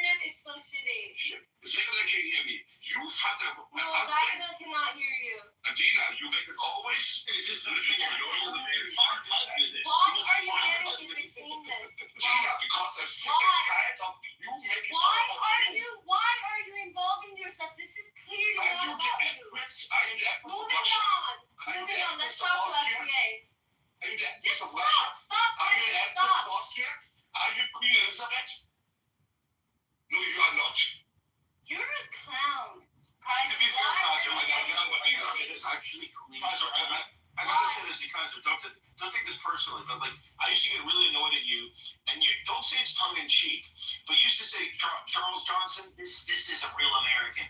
This is a real, like you said that, and it annoyed the fuck out of me, especially because he's a liar. But like that's Kaiser, that's you. Stay here. Look, here's the thing. Instead of I used to have geopolitical space, look, if I'm going to Kia, whatever, I don't give a shit. No, yeah, I like you. Look, Patrick, it's if the host says, no, what, okay, but if Adina says that, I don't give a shit. Because I didn't even talk to you. You make it more about yourself. To be fair, Kaiser, you didn't go after Adina. She didn't. I was Yeah, it was pretty. What's She's wrong not with even you? American. Well, she did come in here guns blazing in Maine with call a spade a spade. Well, the question was a valid question when you talk about the context of the individuals involved, who are individuals of constant usury of other people for whether it be clout, audience, whatever. It's happened to ourselves, it's happened to Zag, it happened to many other people, it happened to Murat, it happened to a lot of people, so it's a valid question, especially when you put into full context their quote-unquote positions and, the direction they've been heading over recent months. I do think it's a very valid question to have I agree. I second. yeah, I get like racism comments and N-word, all that stuff. That's like I get it, but like at the same time, like it's a totally different thing. Saying slurs and like gamer words on the internet is like completely different from just being kind of subversive and like it's making it very clear that you intend to leave the country at some point. Well, I mean, again, Zag's space was kind of known as the pro-Russia space for, a good while. But Saginaw, we actually provide reasons for why we. I got to defend Saginaw. It wasn't necessarily the pro-Russia space. It was just always the anti-Ukraine space. They're being loud about the corruption and the stalemate and the quagmire it's become. It's a shit show. We were right, yes. We've been right, and no one, like I was the first one that said, well, if the United States and Russia ever have open hostilities, well, it's an easy no-brainer. I'm going to have to support the U.S., my country, and look to kick the Russians' ass. I mean, as simple as that. And people are like, it's already hot, and you're supporting them. It's like, no, you're just having a wet dream. That was never our sphere of influence. We should have never felt that. The risk reward was so stupid. Yeah, the difference, I will say Saginaw is biased, but it's fine. But he allows criticism.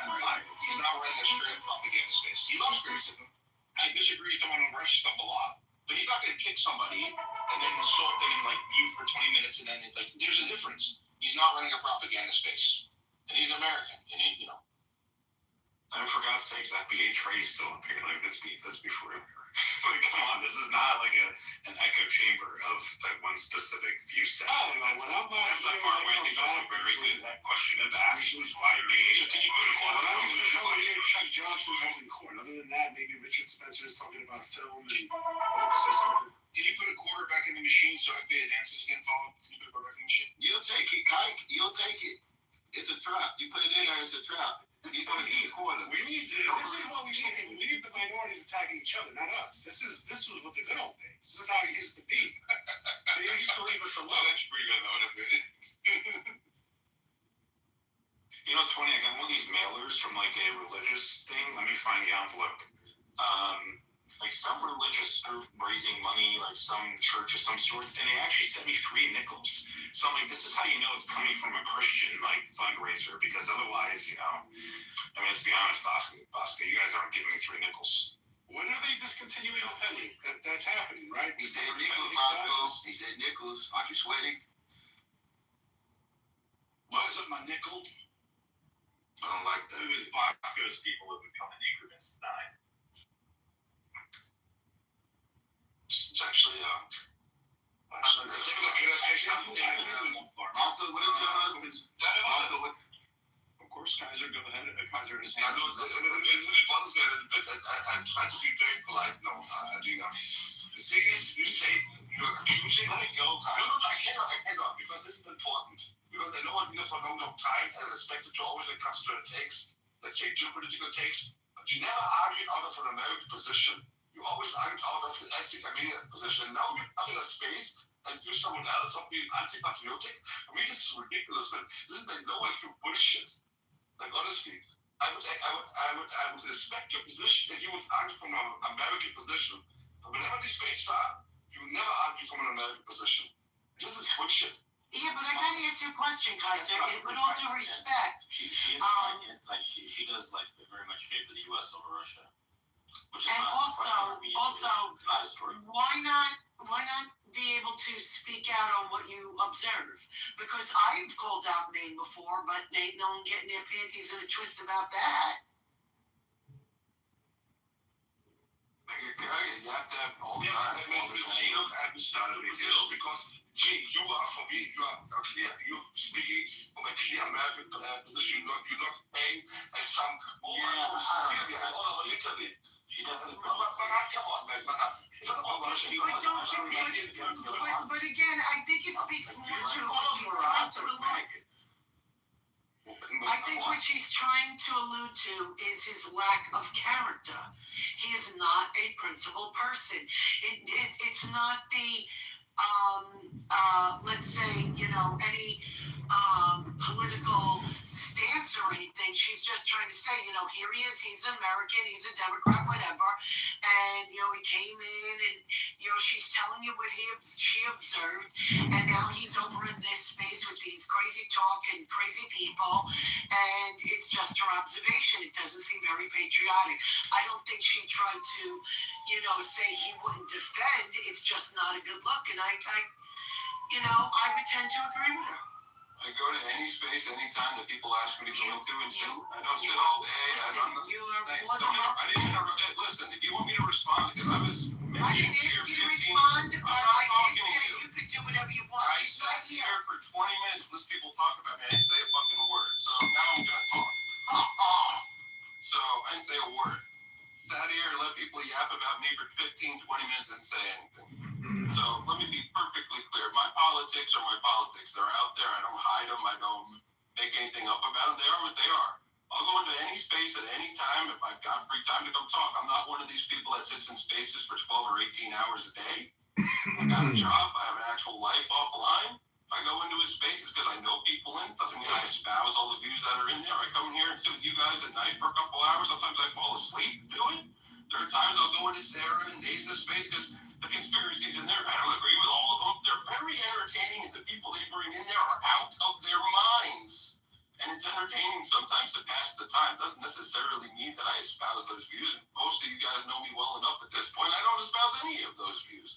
But I think what Adina was getting at was, and I got very defensive about it, is this issue of doxing. I've never doxed anybody. I've never threatened to dox anybody, nor would I, because I've been doxed by some people in this space. I take it very personal. Everybody's private life on this app should have no business being discussed on this app. It really shouldn't.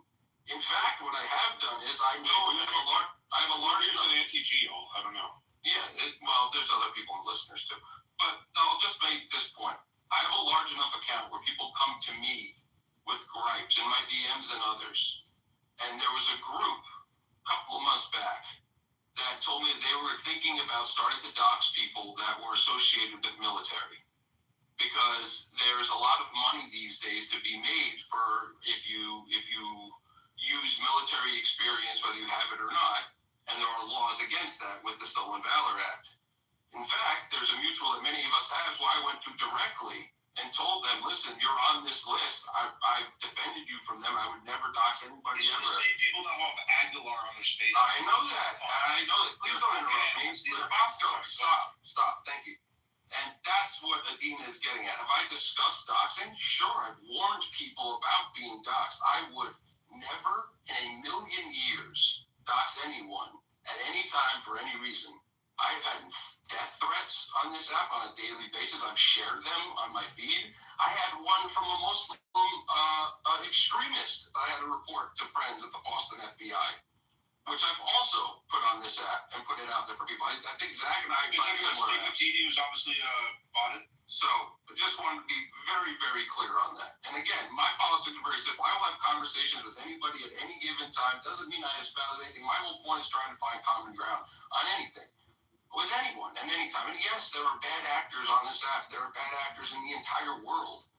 but I will speak to anyone at any given time. Sometimes I'll even pop into to G Space in the morning, the punch bowl. I actually like going in there because it's pretty calm in there for the most part. It's not my space. I just co-host. It's Bishop in the Punch Bowl. Shout out to him. Good space in the morning when I'm having my coffee, when I'm not hyphenated. They're not subvert. Here's the thing, man. Like, and again, it's not. Say what you want about, like, you know, the Punch Bowl. Sure. Like, maybe you don't like their content, whatever. They're not subversive. Like, they're just. I don't disagree with you. I don't disagree with you. So hold on. Sweet. So when you have someone like, for example, Speak with Dee, her account just popped up. It blew up. Her account consists of clipping TikTok videos and then pushing shit. Okay, now she's running these information spaces that are clearly directionally anti-American and anti-Semitic, but also anti-American. She lied. Hold on. She lies as she said she was a conservative Republican, right? She said she was a Republican. Then clearly she's not. She's never been a Republican, right? She has a Thomas Paine quote or whatever, and so a lot of people. Thomas Paine. Just be whatever. So a lot of people are suspect. You know, they're extremely. You know, they're extremely obvious that these people are bad faith, right? Her, for example, a lot of these other people. Relax, man. You're so. These people never last because they're all fake. In 3 or 4 months, they all. This fucking app. They all fall in like 6 months to a year. They have the captain of industry. Do you remember the captain of industry prodigal who lied? Who's like a fat faggot? The captain of industry, right? That's another guy, man. So like, here's the thing. What are you talking about? It's the fact that when you interact with these people then like they question your, you could say, motives. If you interact with these people who clearly get faith. No, I totally get it, but that's the point of talking to as many people as you can, because the people you talk to the most will understand what you're doing, and then will know you better than some of the others. So I don't really waste a lot of my time wondering what other people think of me or what my motives are. I know what I'm trying to do, so I try to have conversations. I put out white papers, things of that nature. And if people want to come after me and confront me or whatever for clout or whatever reason, you guys know me well enough at this point. I've got a pretty iron chin. It doesn't really matter. It doesn't bother me much. Yeah, take that, Jared. Doesn't bother. In your face, Jared. Yeah, what's Ron DeSantis going to say about that, Jared? He's a Nikki Haley guy. Probably who was DeSantis and now he's Haley. And who were those? So by the way, with the Reiner thing, the daughter found them. The daughter walked in the house, and the mother was alive, and they took her to the hospital. She died on the way to the hospital. She's really, oh my God. The son allegedly did it, Nick. Yeah, the son's that's the chatter, is that the son was taken into custody, but that's all we know. Jared. No. Jared, some would say, these type of things never happened in Brentwood until your people started it with, why does this keep happening? I don't know, I didn't see that they took a suspect in custody, Maine.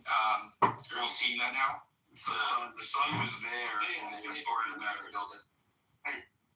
The most recent report says he's missing. Yeah, because when your people kill each other, they don't talk to the police, FBI, so there's like often not arrests because like nobody did nothing. No Johnny Cochran, to do the glove can't quit. Glove doesn't fit, must have quit. No Cochran. He needs a statue for that. I gotta tell you, I think I'm gonna miss Rob because I used to like going in. You think you're proud that he killed 2 white people? I think he didn't do that. Stop it. Don't be proud. People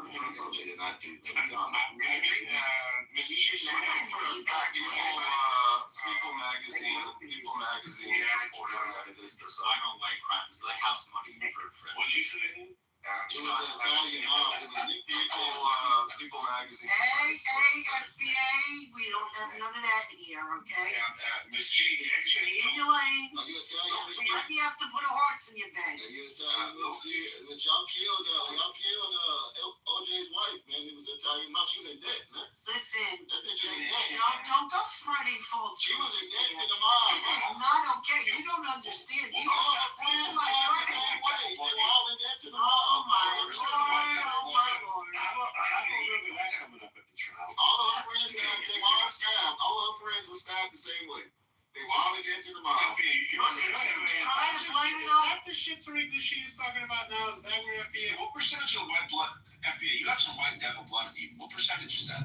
What percent are you talking? On average. That's on average. That's a lot of you, bro. I don't know about FBA. made. Oh, you got some wine in you, bro. You got a little pepper. And that's not from the It's state. divine. That's divine intervention. It's divine blood right there. There's no white meat. It's FDA. You know, the white That's blood. FDA blood. So There you go. FDA. Do you ever You an apple? Is it apple? No. do you ever like think about ancestors from like the Scottish Highlands or fighting in like medieval? I don't have Scottish ancestors. That's less. Definitely do. I am Anglo ancestry. If I have any white ancestry, it would be top tier. That's it. If I have any white ancestry, to be top tier. Is it proper Irishman? You don't look Italian. I even that Gaelic blood right there. That's crazy how Nick Fuentes tries to anchor himself with white through his Italian blood. Like, you're a Guinea. He's a Guinea spick. No, he's not. No, one day. It's just not. I'm not It's saying serious. that. I'm not saying He's Mexican. Everybody, take it away. He's a spick. Nobody's on. He told the cops on body cam he's Mexican. I mean, he's more Italian than anything else. He's a quarter Irish and a quarter Mexican. Nah, he got more Mexican than No, him. he is not. To be fair, if you know Mexicans, like they're ruling elite, like there's a clear, you can see. What do you mean no? What do you mean no? He's You can see the Don't point indigenous. him on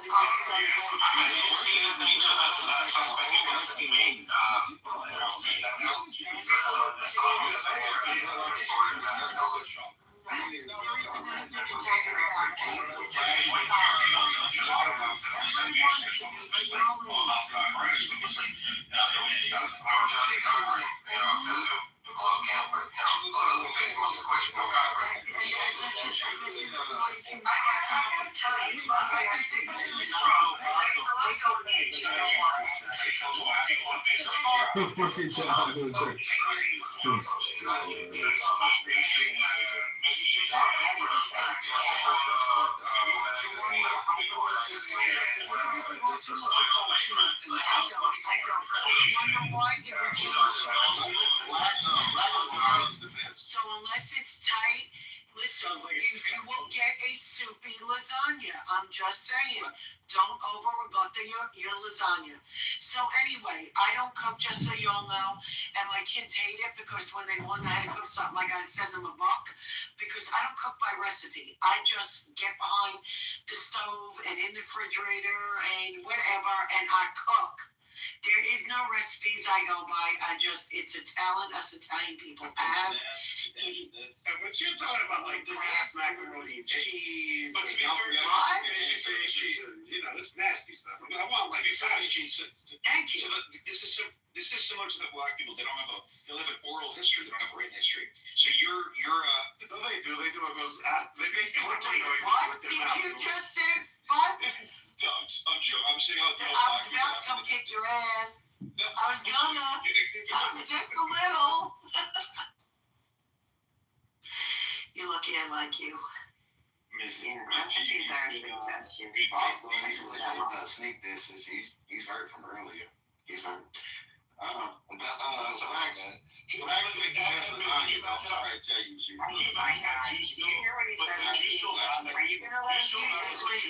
delusional. Jews feel bad when some Jews were killed. The funny thing is, you have no emotions when your animals kill each other each day. I mean, it's you are a former slave. Build my pyramid, Bosco. Build my pyramid, Bosco. Build my pyramid. The Egyptians I'm the Pharaoh, sir. Build my pyramid, sir. You stand your place. Stand your place, boy. Stand your place. Build my pyramids. Build my pyramids. Dance for me. Entertain us. You're here to entertain us. Build my pyramids, boy. Build them. the two PMs. Pharaoh will not let you go. Pharaoh will not let you go, damn it. Man, shit, man. Yeah, part of that basket is Moses, man. Moses was black. He couldn't swim. Is this what you're saying? Hey, man, stay in your place. You know you're not supposed to talk to me. You're not supposed to talk directly to the Pharaoh. You need an intermediary. You need a black person that communicate with me. You can't talk to me like this. You can't talk to me like this, Bosco. You need to stay in your place. Contact with the master. You could not look in the master's face. Bosco. Down for the master. We did it to you first, Bosco. Oh, master. We did it to you first, Bosco. We did it to you first. No, look very hard for you, master. Yes, what you did was you weaved my baskets. You weaved my baskets, Bosco. Oh, we need some baskets. He made your bricks with straw. Every night. Jesus. He took away his straw. He couldn't even make the bricks with straw. Get to it, Bosco. Get to it. Make my baskets. Get to it. Wait, hold on. This is a rendition of FBS Girl. Yeah, mommy. My last gonna come home. I make the big nice and get some pancakes from FBS. Tell me about the pancakes. Hey, y'all killed that sing along in the Moses movie, the Disney Channel, man. Y'all killed that sing along. You should do that. You should do that. Recreate your history. What you talking about? When y'all escaped from Pharaoh in the movie, the Disney movie, y'all killed them. Y'all killed the heroes and sing along. The Jews, the Jews. To be fair, it's a valid question. I know that Pharaoh and his administration were harmful to the Jews, but why did you kill the firstborn, the innocent sons? I mean, they were kids. They were little children. To be fair, the Alligators gotta eat. Hey, alligators gotta eat. The Jews, like Whitney Houston and Mariah Carey, two of the most never got any vengeance. singing this song are from the Prince of Egypt. Alligators gotta eat. Look at I say, Bosco. Your queen's been the alligators like chicken. The Jewish fish pulled the beans. Probably the funniest part about the conversation is that sub-Saharan blacks and Jews were both neither Egypt at any point in like the times they claimed they were. They were all Celtic. They were all Celtic. They were all Celtic. They were all Celtic. Jews were ever enslaved during, the pyramid branches. That's all fucking. It's correct. Stewart is correct. Stewart is correct. Stewart is correct. There is no archaeological evidence of slavery in Egypt. There is no. There's also. I'm just going by the biblical study. I'm just going by the biblical science of it. We also think there's no historical evidence. Take it back, Bosco. Bosco, knock it off. You know that's not true. Oh my God, no, you're famous. I'm like literally on Instagram, and boom, there you are. Oh God. You're going viral every day. I'm surprised it's like you could possibly even like sue, because what they're doing is like slandering you in a way. Oh, why did it go viral again? Check my PTR, Chicago Jewish Alliance. Let me see. And you're on the Jew Hate database. Jew Hate DB. When was this one posted? Now, I just saw it now. So annoying how they keep pushing it. Well, because you put on a fucking dramatic show. If you were like in a classroom and like you were doing a presentation, it'd be a little different. But when you start, I would just watch it. When your finger goes up in the air, that's when the fucking Hitler comes out. Are they trying to connect it to the Australian terrorism? Is that why they're like pushing it? Just read it. Go to their shit. You got it. Oh, you don't have Instagram anymore. Chicago Jewish. I don't want to see it. Well, I don't know. I mean, the thing is, when people talk about you, you should respond. You should just let communication be one way. You should respond and say, hey, I made a video where I responded when my face wasn't cut open, like in August. Like, where I like... Look, your legend grows, Scarface. I don't know what to tell you, Mukhtar. Well, now I can't respond because my face is messed up. Bullshit, you can respond. You could write in the comments, hey, I was having an emotional moment. I apologize. Please take this video down. It's damaging to my ability to work. You should respond, and then people will even follow you. Like, don't let a good opportunity go to waste. This is not bad in the way that the fact that you're not responding means you're not playing the game. So, anyways, that's my advice to you. As your Where is it? Congratulations. I just went. Oh, there it is. It's 1 day ago. Introducing Nuda Shadash. You should respond. That history matters, accountability matters, and transparency matters. What the fuck is she dressed like a stripper going home after a shift? Hope she was arrested. I'm Israel High, crazy fanatic. I got news for you. Israel pointing at the sky like a true jihadi. Nope, a big one is coming. 2 former employees of my medical records or care called this last summer requesting funds. She didn't blow up when she started chanting that crap. Wow, surprise. Why is this law still in the country? Send her to Gaza. crazy, send her to Gaza where she lives. So what happened? The dangerous clown deport her, Sharmulta, Mossad, please. Send her to Gaza, civil rights my ass, what jealousy looks like, call the police. I'm shocked her vest didn't set off. Jail this thing, it is dangerous, they should all be dropped into Gaza. Why are they also unstable seeming? Oh my god, sickening, absolutely disgusting, horrifying. I'm Star David and proud. So should anyone else, Muslim. What Kara said is they found someone even more radical and more adept at deception than Shadish. Don't be fooled by Kara's lies. That kind of woman will not be quiet. Have you experienced anti-Semitism and the need legal advocacy? Visit safejewish.com, blah, blah, blah, blah. Based on what based on what shoes she's wearing, I know she's not well. In California, we put these people under involuntary psychiatric hold. Send her to the FBI or straight to ISIS to join her. They are Rabbi Islamics, they are the same, psychotic much, Habibi, forever and ever. Send her back to her homeland. Kira's in front for terrorism, and now she needs to get locked up. There's nothing to say. She should be in Gaza. Next time, spray her with water, put a wet bag over her, take her to jail. This is who Christine needs to deport. Drop kick to her pie holes in order, deport candidate. These people are quickly becoming the most hated group of irrational haters. Inbred bread, mental illness is in their DNA. They get away with whatever they want. Vile cultures, step on her face now. I remember this video, I think it's from a year ago. I don't know what happened to those women, but I wish only bad things for her. I wish for her things that happened to our hostages. Interbreeding is the cause of this. When people can't fight, they can. Send her to Gaza, she's diseased. And should be put out of her misery. Just send her to Gaza. They will show her respect. She deserves. Looks like a petty limp baby. Hope she's arrested. No one should talk like this. Just today we saw in Australia what happened when you allow hatred of Jews to spread this way. That elevator is effective.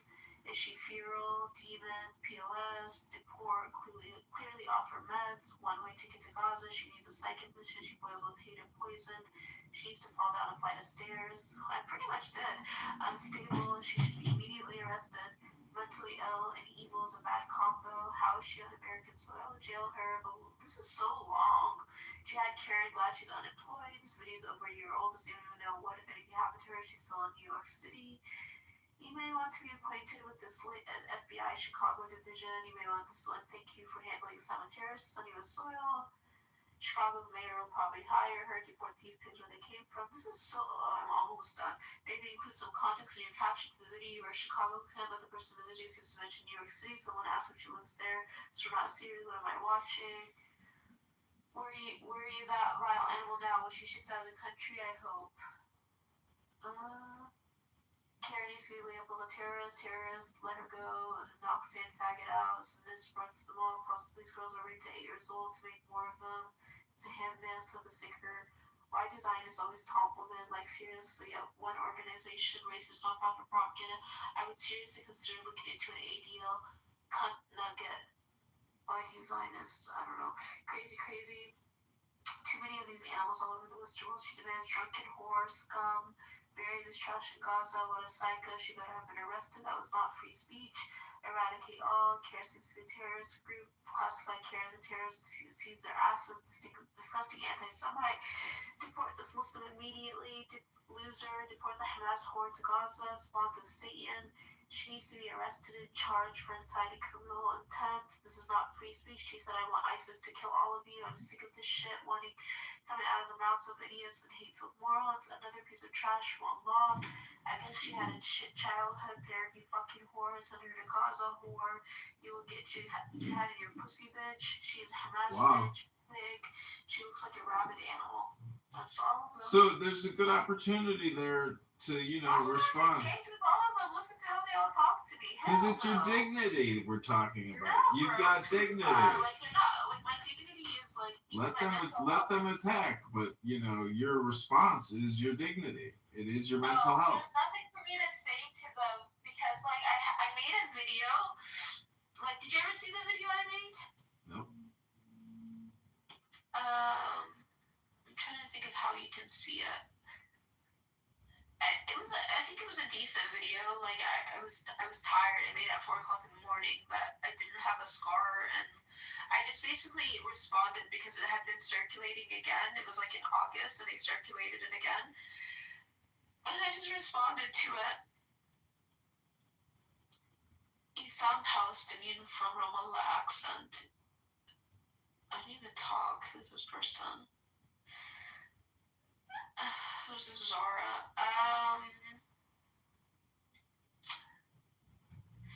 Did they do any hashtags? What? Here, I'll just post it on my Instagram because I didn't capture it.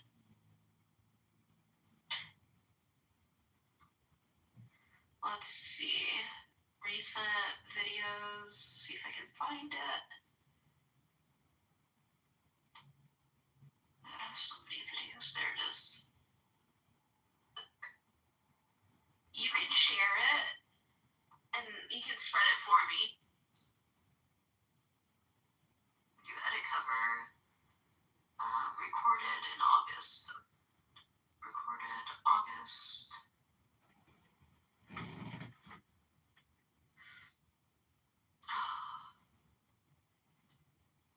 Done. Edit cover. Profile grid. Done. Why is it showing like that?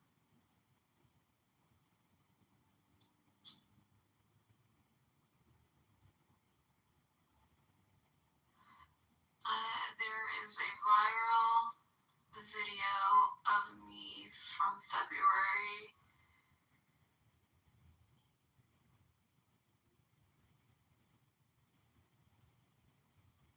That circulates every few weeks, it seems. I recorded this response and shared on my Twitter.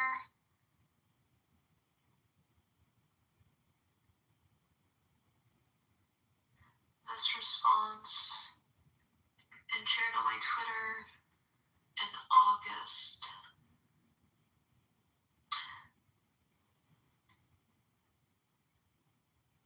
I was told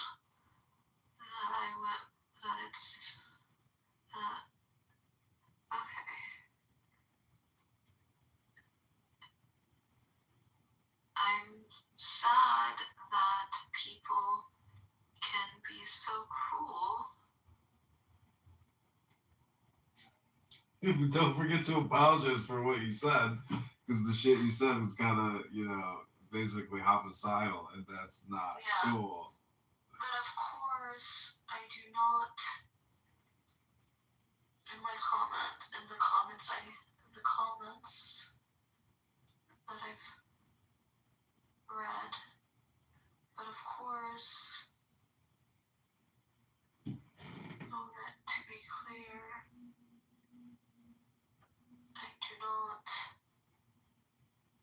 wish harm on anyone, nor do I wish death upon anyone.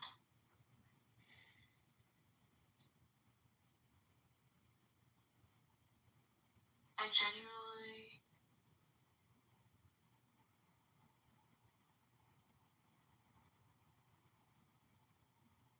will give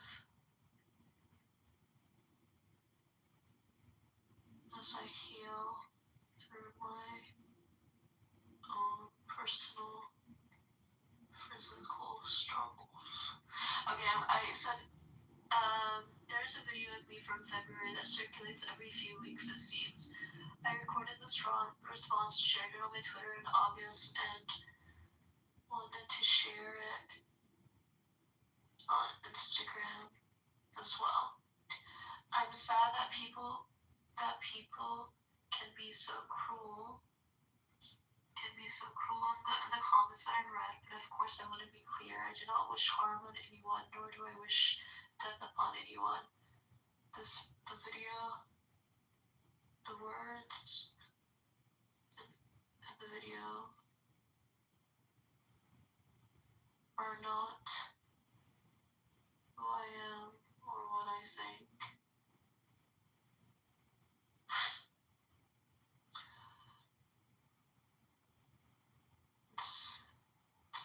for myself. And then I said I'll give more context as I heal through my own personal and physical struggles. Is that okay? Or is that not good? Should I hashtag it? Oh, you can say whatever you want, but just make sure you overemphasize how sorry you are and how you're seeking forgiveness. But like I don't mean that stuff. Like you apologize for something that you mean. Like of course I don't mean that. I know, but the thing is, you should try to do something like extra in your communication here. It's called humbling yourself, meaning you put the person you're apologizing to on a pedestal, and you look up at that person on the pedestal and you say, "I'm sorry. Can you forgive me? Can you forgive me? Can you forgive me?" It's like I say, "Can you forgive me? Hello?" I don't think I should even say anything. I'm your communication consultant over here. It's up to you whether you want to hit send. I'm just telling you my opinion, We've got an X-Space listener. Oh, she just left. Oh, you're an X? Mm-hmm. I'm getting your press agent here. Nora and the Jew Hate database. Hold on, do you want to hear that? Here, let me play it for you so you can hear it. Audio quality. Okay, this is what I said. This is what I say in the video. I don't want to tell anybody. I don't believe jihad and terrorism are synonymous. I believe they're actually the opposite of that. Like jihad is the opposite of terrorism. I am not conspiring with Hamas or Islamic Jihad or Hamas or ISIS. Like that's just not true. I hate that I said any of that stuff for whatever reason. I said that it was recorded. I hate that it went viral, and I hate that people with agendas are pushing it. Like this guy named El Yacobi is the most recent person to push it. There's so many other people, so many other Jewish scientists that push it. But El Yacobi claims to be combating anti-Americanism. But if you just do a search for Israel on his profile, it's all about Israel. And there's I don't have anything to do with the Council on American Islamic Relations. I actually think they're corrupt.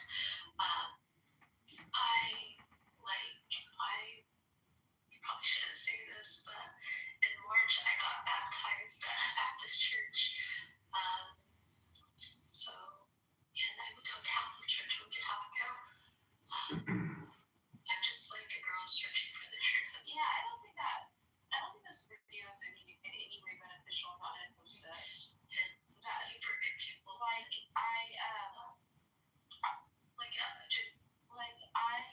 That video was in response to what was happening on Twitter. It doesn't make sense to post it on Instagram, Can you hear me? Yeah, I can hear you. Did you hear what I was saying? Mm-hmm. Did you hear what I was saying? Yeah. Like in the video that I was it's not beneficial to post it. People can think whatever they want to. I obviously was saying crazy stuff that I don't mean.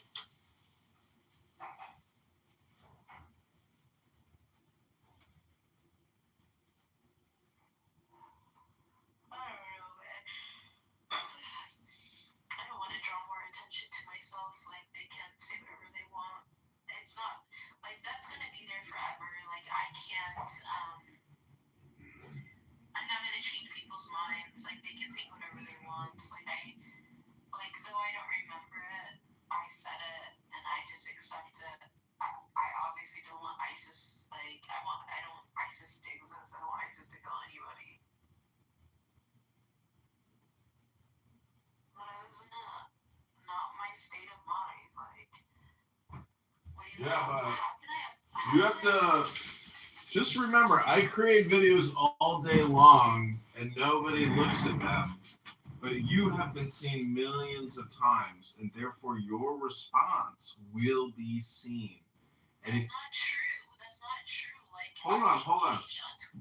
If you were to do a professional video and, you know, read from a script, you could control your messaging, but you're not doing that. So if I was your communication consultant, it would be everything must be done in a business-like way. Would you agree? Okay, you can do it for me if you want. No, you will have to shoot the video. I'm over here, sitting here doing my thing. You need to put your phone on a tripod and read from a script a professional, polite, and courteous and professional message. Apologize for what? Like, I obviously didn't hurt anybody. Just look at it this way. Look at it this way. If the law firm that you want to work at had to consider whether or not to hire you, and they watched your apology video and they said, okay, that was professional and polite, we can hire her. This is what you're aiming for is, you know, acceptance. So you have to consider what you're saying. It's not about your opinion anymore. It's about rejoining the working world of people who are polite. And when they make, you know, really distasteful comments, you apologize. Like, do you hear me? Do you understand what I'm saying to you? Like, this is your opportunity to also get good publicity for yourself. Like, you know, and you should believe what you're saying. I would, but I really, you don't understand how, like, I don't want them to be like, oh, look, her face got fucked up, serves her right. Like, that's the next thing that they would say to me. Like, I can't do anything to undo what has happened. I can't, like, Hold on. Before you go further, why don't you just repeat back to me what you think I said to you? Because I'm trying to give you an opinion that has some value. You want me to make a professional video where I read from the script, where I'm polite and I apologize, so that I can, like, be seen as somebody who is, like, acknowledging the wrong, and, like, listen, like, I don't want to make an excuse of, like, oh, this, like, there's a genocide happening and that therefore I went crazy. Like, I don't think that's an excuse, okay? But I will tell you, I really, before all of that happened, I was like, I want Judgment Day. Like, I want reckoning on all of us, including myself. Like, I was in such a bad state of mind.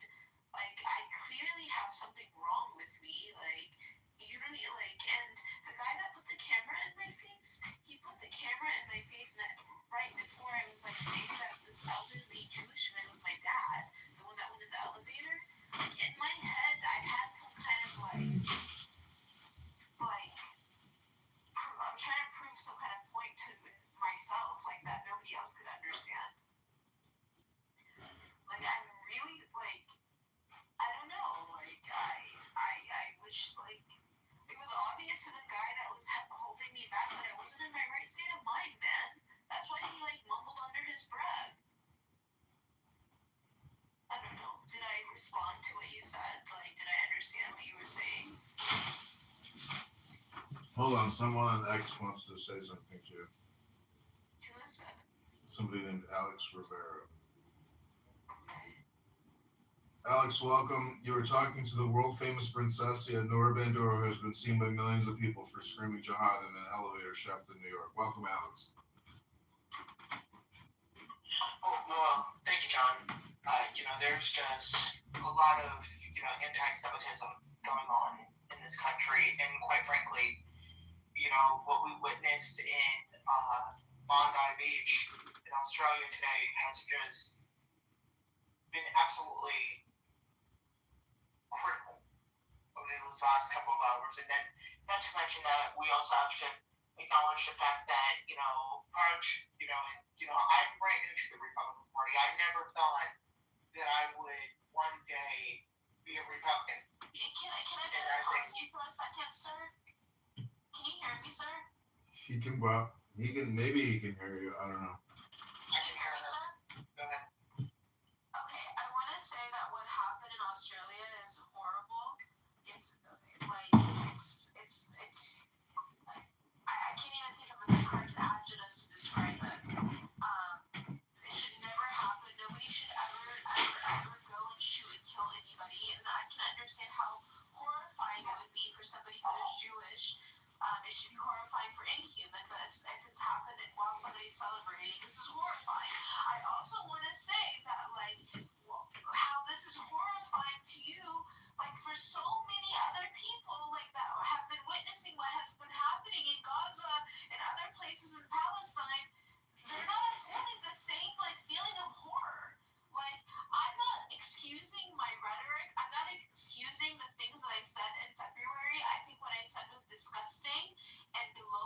should have never engaged in it in that way. But like I remember in the first few months of like seeing the images of like of what I went crazy. Like I had to like stop working. I like went to therapy. I thought I got better. Clearly I still have other issues, but I want you to know that my rhetoric was not about being anti-Jewish or anti-Semitic. Yeah, I said fuck Jews. Yeah, I said fuck Zionists. Yeah, I said some like really, really crazy stuff, but it was not because I am anti-Jew or am anti like I hate Jews because they're Jews or because of like no, I don't feel that way. And I feel like it's unfortunate that what like this stupid thing that I said, this stupid thing that went viral can now for whatever reason always be associated with terrorism, which is not I will never condone violence or terrorism, and jihad itself has become a term that's hijacked. Like jihad does not mean these things. Jihad does not mean you go and just shoot a bunch of innocent people. That is not what jihad is. Like even if you want to do like struggle versus like war, like if you want to talk about jihad in the war sense, you cannot do that. You cannot go kill innocent people. You cannot shoot people while you're worshiping. These are basic stuff in Islam. Whether like I adhere to Islam or not anymore, it doesn't change the fact that in Islam, like the stupidest of the stupid people know you're never supposed to kill innocent people. You're not in war. You're never supposed to kill children, women, those who aren't fighting. You're never supposed to hurt places of worship. You can't even uproot a tree. Yeah, what these freaking crazy people that will kill innocent people in Australia for whatever reason has become synonymous with a jihad in Islam. Like maybe they did it because they're anti-Jewish, anti-Semitic, but like to associate it with like Islam and to associate it with jihad and to associate it with like things that people should care about, like what's happening in Palestine. Everybody should care about that, including Jews. I'm sorry that I'm like yelling. I agree. I got radicalized from hearing so much rhetoric on this app called Clubhouse and what the people were saying about Palestinians. I would hear this one girl calling them animals, this, that, and I would record these rooms and I was constantly listening to this stuff. I was wrong. The stuff that I said in that like lobby where that guy had that camera in my face, the stuff that I said was wrong. Like I should not have said anything. I hurt myself more than I hurt anybody else. And I accept like people like talking shit about me and seeing all this stuff they say about me. Like I have millions of people say the worst of the worst. I just want you to know, like it seems like you're Jewish, that like I condemn violence against Jews, against anybody, and I would never want that for anybody. So I do want to, say first off, although I am not Jewish, I am a Roman Catholic. I have to say up front, regardless of whatever religion you are, I feel that everybody should have a seat at the table. And this is something that I've, shared openly as somebody who's running for state house in a district that is predominantly Jewish. I can tell you up front, I've, been there by their side. I was never the same after October 7th of last year. So I've, had conversations with rabbis, had conversations with, people within my own community who have, family still in Israel. So I, have a heart for our Jewish community, and I have a heart for our Jewish brothers and sisters. And it's not easy, especially when you're living in a district where it is marginalized. You have, like you said, you had anti-Semitism. It's everywhere. And so I think that the point that made me, upset was how everything was politicized. And, in my district, I had my opponent literally tell me to my face, oh, you condone anti-Semitism, when in actuality, just today, I was at a synagogue. I was not at Mass, praying the rosary. I was with my community because if I'm going to be honest and perfectly clear, I feel more at home with the Jewish community than I do my own damn religion. And so, the heartbreaking thing is, Nora, is that, we've seen time and time again that whenever we bring ideas to the table, whether if it's, something about religion, if it's about politics, it doesn't matter the conversation. Because I can, like now, as Hispanics and male, I can tell you up front, what I've witnessed is horrible. In the courthouse minority, which is the Democratic Party, I don't know if you're aware, but we have no language for Hispanic communities whatsoever. It was always an afterthought. Always was. Comes to a point where it's liberty and hypocrisy. And, everything we do as state legislators, people think, oh, because we're rich and living in multi-million-dollar houses. I don't live in a multi-million-dollar house. No, I live in the same house that I was raised in. And it's sad when you have people who want to say, oh, and assimilate that I'm a Jew when I'm not.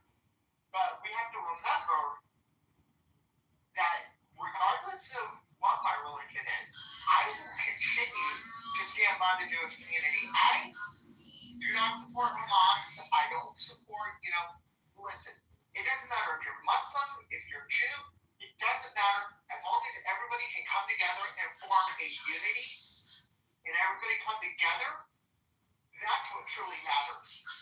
Not people fighting over special interests like what's going on overseas. Listen, what's going on overseas obviously matters because, Australia is overseas. So when people die, whenever anything happens, it matters. But, for whatever reason, the number of Palestinians that have been killed, it doesn't matter. It doesn't matter because they're like, oh, it's Hamas's fault that they're being killed. Even though it's Israel that's dropping these bombs and these weapons and using these snipers, and nobody cares about this.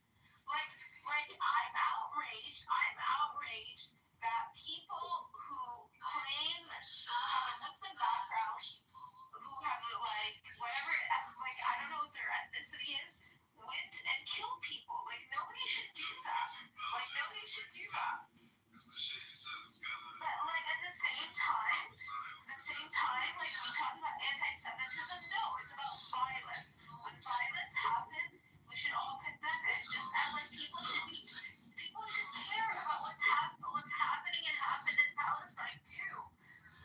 People should care about what's happening in Sudan. People should care anywhere that there's senseless violence. We should all care. It shouldn't be that the Jews have a monopoly over this. That it's only affecting Jews. No, it's not.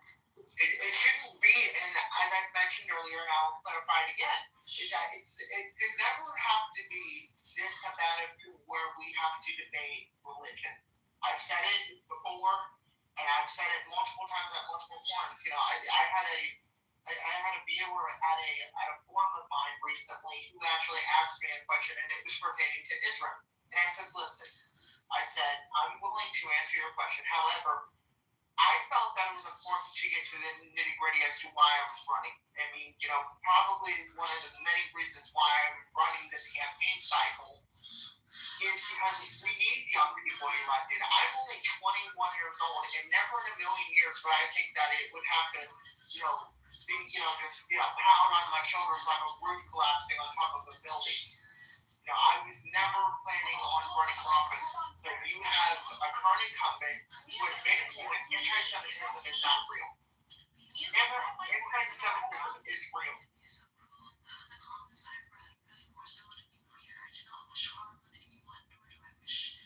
Well, with that being said, I'm logging off because it's... Okay, well, I wish you luck in your running, and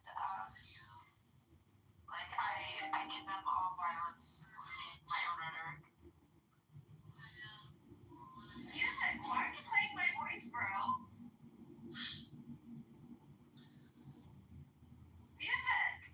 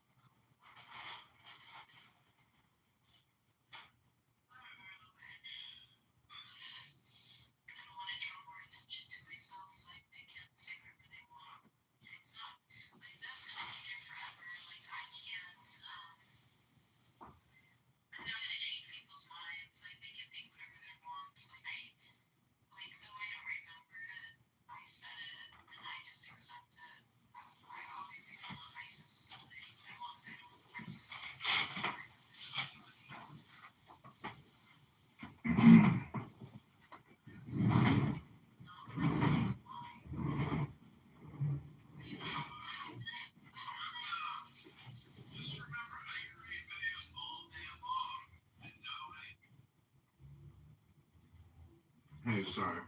I went downstairs. Yeah, I was like talking to myself.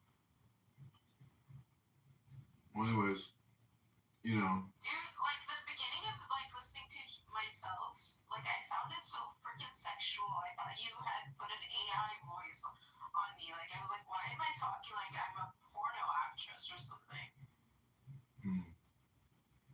Like, dude, like I could hear that it was me, but it was like I really did not feel like it was me. It was like my voice sounded so sexual. Mm-hmm. It was like what the heck? I didn't know. I think I'm gonna take like when I'm giving the middle finger and make it my PTR. No, you gotta apologize and like work on your public relations, brand management, like, and just finish this. Messed up face now, like more messed up than the elevator picture video. Well, the thing is your reputation is messed up, so that's what you need to focus on. Which in tarot, it deals with your position and your influence and your environment. So if you want to change your environment, you have to change your communication with it. And that's what I'm trying to get you to do. And remember, everything has to be done in a business-like way. If not, you're going to waste your time. You got to be more mature, more professional. Can you picture the photo of me in my elevator with my like beautiful jawline still showing? I'm just gonna change it. Like, I'm gonna drop it because this all comes down to like, if you need to like write a real professional response. Listen, I tweeted this. Like, let me tell you what I tweeted. The words. Like, hold on. This is what I wrote. And that video on Twitter went viral like yesterday. Let's see. Highlights. I wrote, I really hate that there are viral videos of me chopped and skewed, different versions, same event on the internet forever. I hate that I spoke in a way unbecoming of the woman I aspire to be. I hate that there were people speculating on who I am. I sometimes let myself, I wrote this in June, I sometimes let myself peek into that world, the comments, the videos. It's all so ugly. My words, my venom, their words, their venom. I guess it's humbling to have your worst out there for all eyes, people using you to prove or disprove something. I pray this moment serves as a catalyst to destroy my ego and reconnect with and finally know God one day. I was enamored of Jesus. How much longer is this? Because I've heard all this before, and like, I'd rather be listening to music, or I'd rather take your response and put it in Suno, and it's not new, so. You want me to give you put it in Suno? Put it in Suno. Here, I sent it to you. No, I'm not gonna put it in Suno. You put it in Suno. I'm giving you a consultation. I only have Suno on my laptop because I can't connect on it on my phone because it's an old phone number connected, so I don't have access to it. All right. Well, if you want to give me any deliverables from this conversation, you have to write a really good apology letter and then read it into a video and post it on your Instagram and X and respond, to the Chicago Jewish Alliance. I told you I can't put my face on. Like, I have like a disfigurement on my face. Like, it's so like. It's okay. Don't worry about it. It'll be a part of your personality now. If anybody asks you what happened, say, I just got back from the war in Gaza. You said to go back to Gaza? No, I'm saying if anybody asks you what happened to your face, just say. I'm gonna say that you said to go back to Gaza. So I went to Gaza. Yeah, tell everybody you went to Gaza and you were in the war and an IDF shell exploded in your face and you're seeking reparations from Benjamin Netanyahu.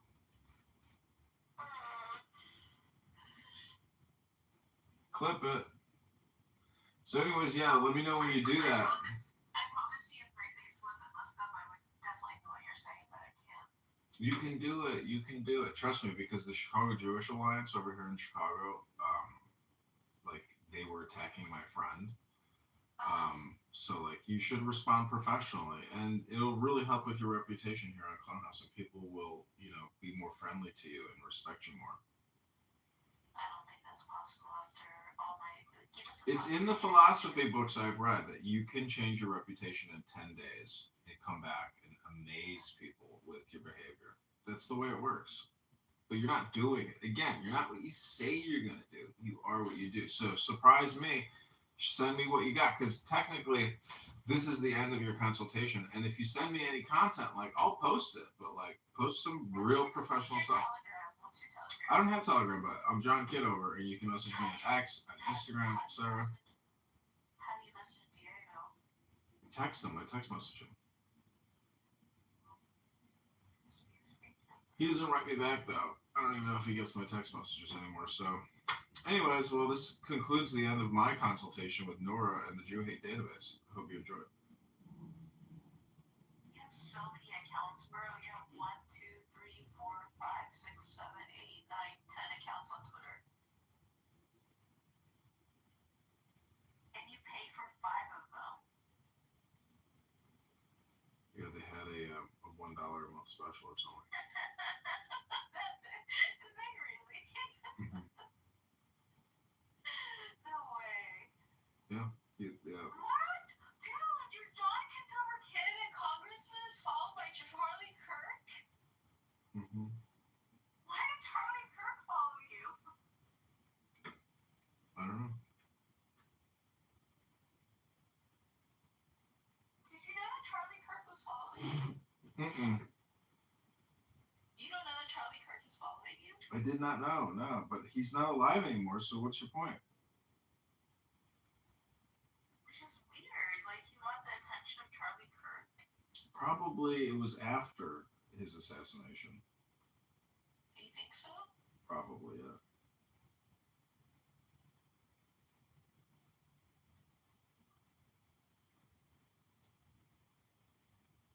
Let's see. Which one do you use? You're not on. You have a picture with a cute girl, John Kitover, congressman with a blonde. Let's see who this is. Check it out. Is that the girl you were in love with? No, she doesn't look 25. No.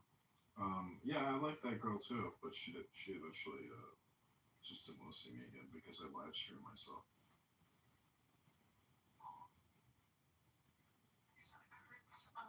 Let's see. Your stomach hurts, huh? Well, are you gonna do the apology professional and like shoot a video? And you hate that. That's your interview. That's your introduction back into society. Congratulations. Did anybody listen to it? Yeah, you were talking to somebody on it. Just one person.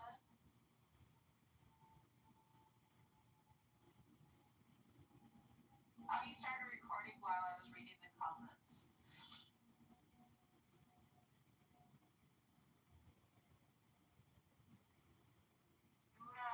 You tagged Karen National? Are you not in the room anymore? No, I'm here. I'm just saying, like, you know. You tagged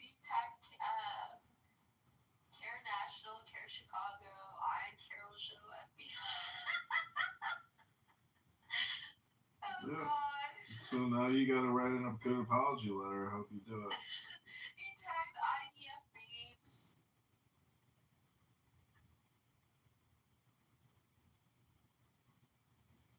I need to always be on my best.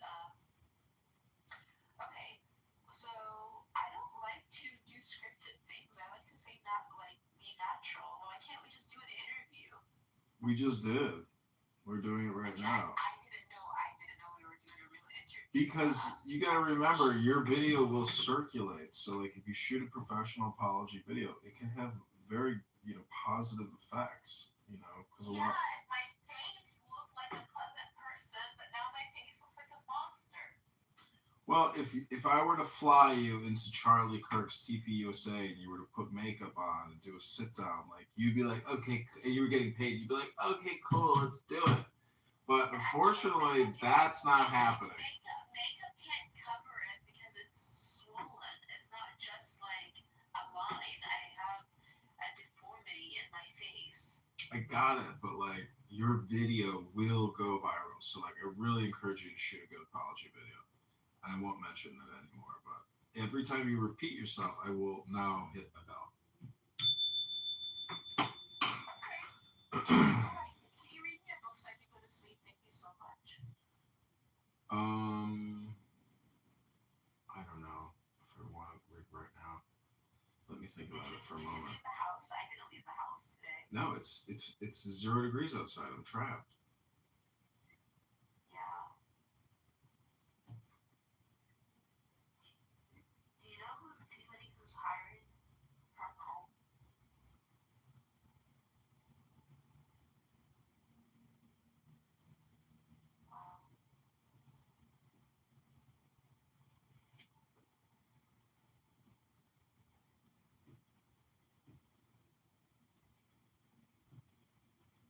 Hello.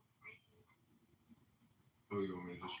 What do you think? I'm like some AI like chatbot or something? You like just tell me what you want, as if I was like the. Please. Oh my god, let's see what's out. It's colder here than it is in New York.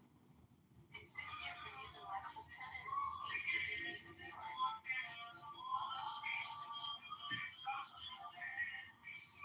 Nora Shalash, can you please stop streaming me, dude? I'm streaming you? Or No, is that that's the name of your next title? that's what you wrote in my video live stream.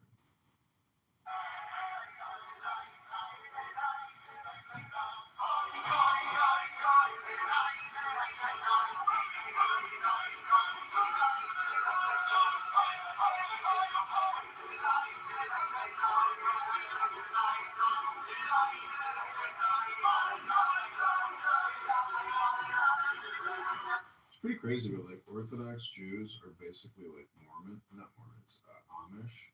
It's like the exact same thing in terms of behavior, you know. Yeah, because like they're completely disconnected from,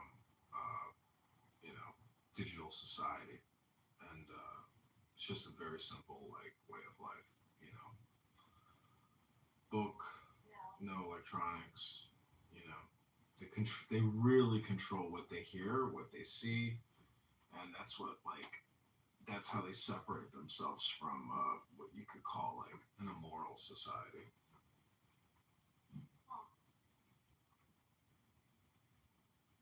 So are you saying Andrew Meyer is not an Orthodox Jew because he's online? Andrew Meyer is whatever he calls himself. We are all whatever we call ourselves. That's why I say, we are not what we say, we are what we do. Based on Andrew Meyer's activities, I would say that it's, most likely that if you were to ask people in the Orthodox society if his behavior and communication was becoming of, a religious scholar, they'd be like, no, he's a clown. But they might not get it either. Either way, are you going to do the video? Because now that you're even showing up in the Chicago Jewish Alliance, you should put out a professional apology video, one that is humbling, and it would be oh my god, it'd be so good for your reputation. You have no idea. And then I could take credit for it, and I'd be like, yep, I convinced her to do that, and everybody would be like, yay Nora, and then Diego would be like, I can't believe you put this video up. Oh, it would be so much fun. I won't do anything without Diego's I want to get his approval. Well, ask him tomorrow when he comes on and be like, John says I should put out an apology video. It'll help me with getting a job. Should I do it, Dr. Diego? And he'll be like, yes, you should, my love. You should do that. And you'll be like, yes, whatever you say, Diego, I'll do it. And then you put on some makeup and you'll get behind your camera and you'll read a script and it'll be a very good apology video. And then everybody will be like, yay, Nora, you did it. You dug yourself out of the trenches and welcome back to society. Welcome back to polite society is what they will say. John, look how my jaw used to look like. I just found this is a still from a video. I mean, I'm kind of making a face with my lips, but look how beautiful my jaw used to be. You didn't happen to get hit in the head with a sledgehammer or get hit by a bus, did you? And hit your head on the curb? Do you have a traumatic brain injury? Diego says I do. You could. Maybe when you fell, you hit your head really hard because I mean, I get it. I've been there. I've had injuries and, it becomes obsessive. I understand.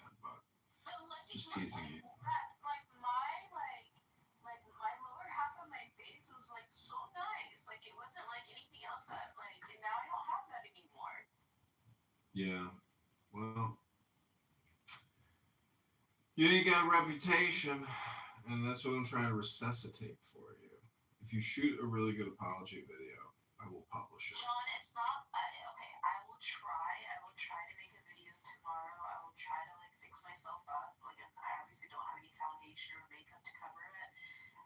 But I'll try and I'll do it on my my laptop camera because my laptop camera I feel like is more flattering than my phone.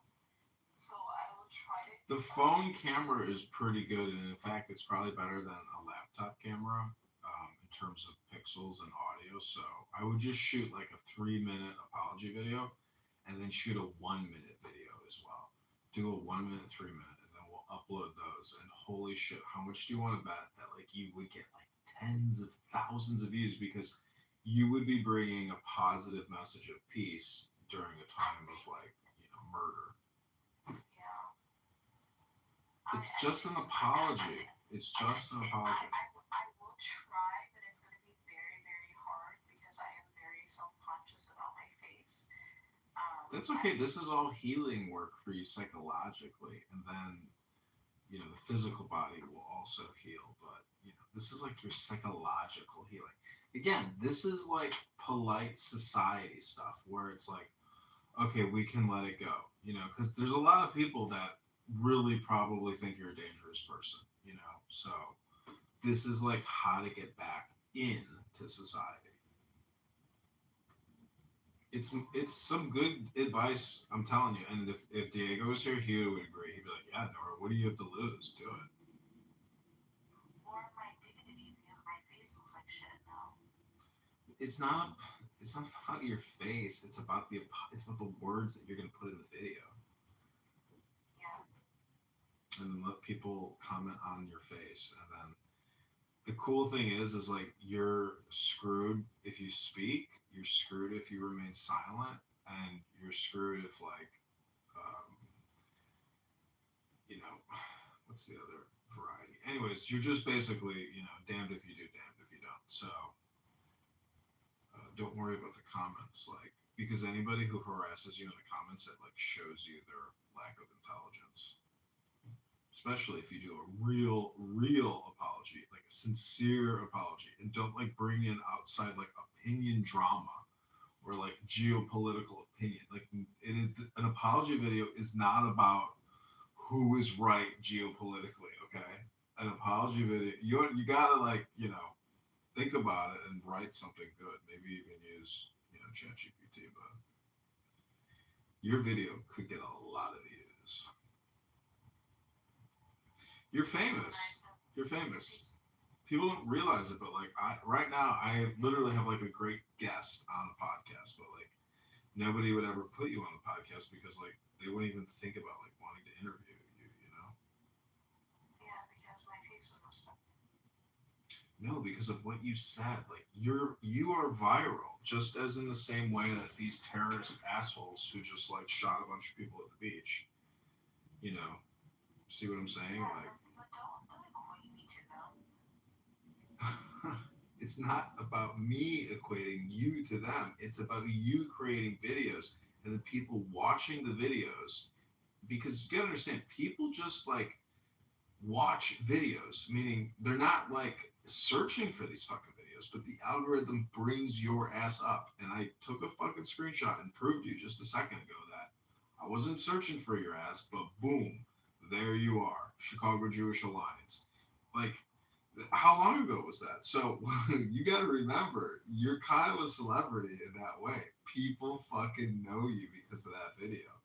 So don't disregard it. It can play in your favor because you now technically have. John, everything that you're saying, I hear you, but you keep forgetting that I have a gash in my face that has made me very, very self-conscious. That's fine. Keep talking about it all you want. But I don't want to draw more attention to people that already hate me, will never change my life. It's just gonna But okay, hold on. Look at it as if you were like on a, the Gong Show or something. You're discounting the fact that people come on here for entertainment, and for a lot of people, you are entertainment. Like, don't discount that, because like there are people that are holding big spaces with thousands of listeners, hundreds of thousands of followers, and your video is enough to actually put you into the star category of like a triple C celebrity. You know what I'm saying? Princessia, Nora, the crash out girl from the elevator. If that's your, it may suck to be your claim to fame, but I'm telling you, millions upon millions, and every major person who has published you on their account, they technically owe you now. They owe you the right to have an interview. And, here's again, this is your opportunity to be reintroduced to polite society and drop your fucking bullshit and try to be a professional in a business-like way. You could do it. You have it in you. You're smart enough. You're a good enough speaker.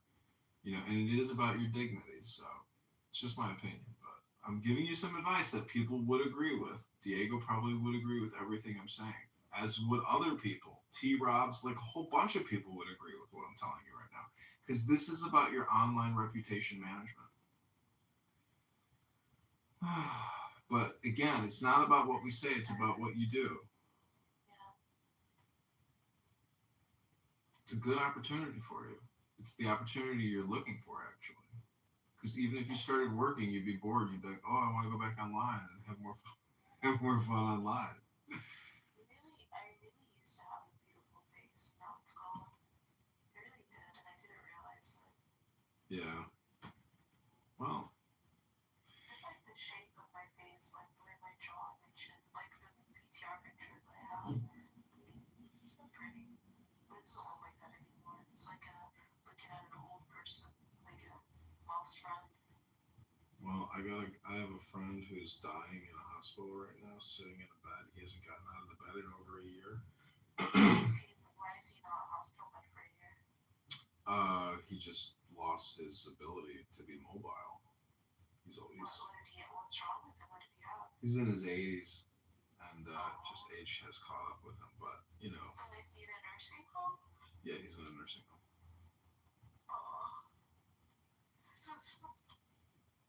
Yeah, it's so what I'm trying to say is, your obsessive compulsive speech and your obsessive compulsive thinking about your wound on your face like pales in comparison. Obviously, I mean, if you love, He didn't have a wound when he was 40. Like, how does it pale in comparison? He was living a good life. Well, you weren't in some apartment building in Gaza. You tripped in your backyard. Okay, so like, count your lucky stars that things aren't worse in your life. How many times? I can't repeat myself with you anymore, because then I'm going to have to start hitting the bell, unfortunately. Hit the bell. Hit the bell. Hit the road, Jack, and don't you come back no more. The road, Jack.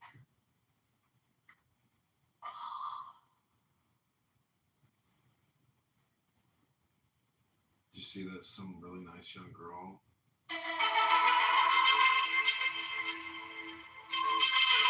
Brown University got murdered. Republican. Got murdered?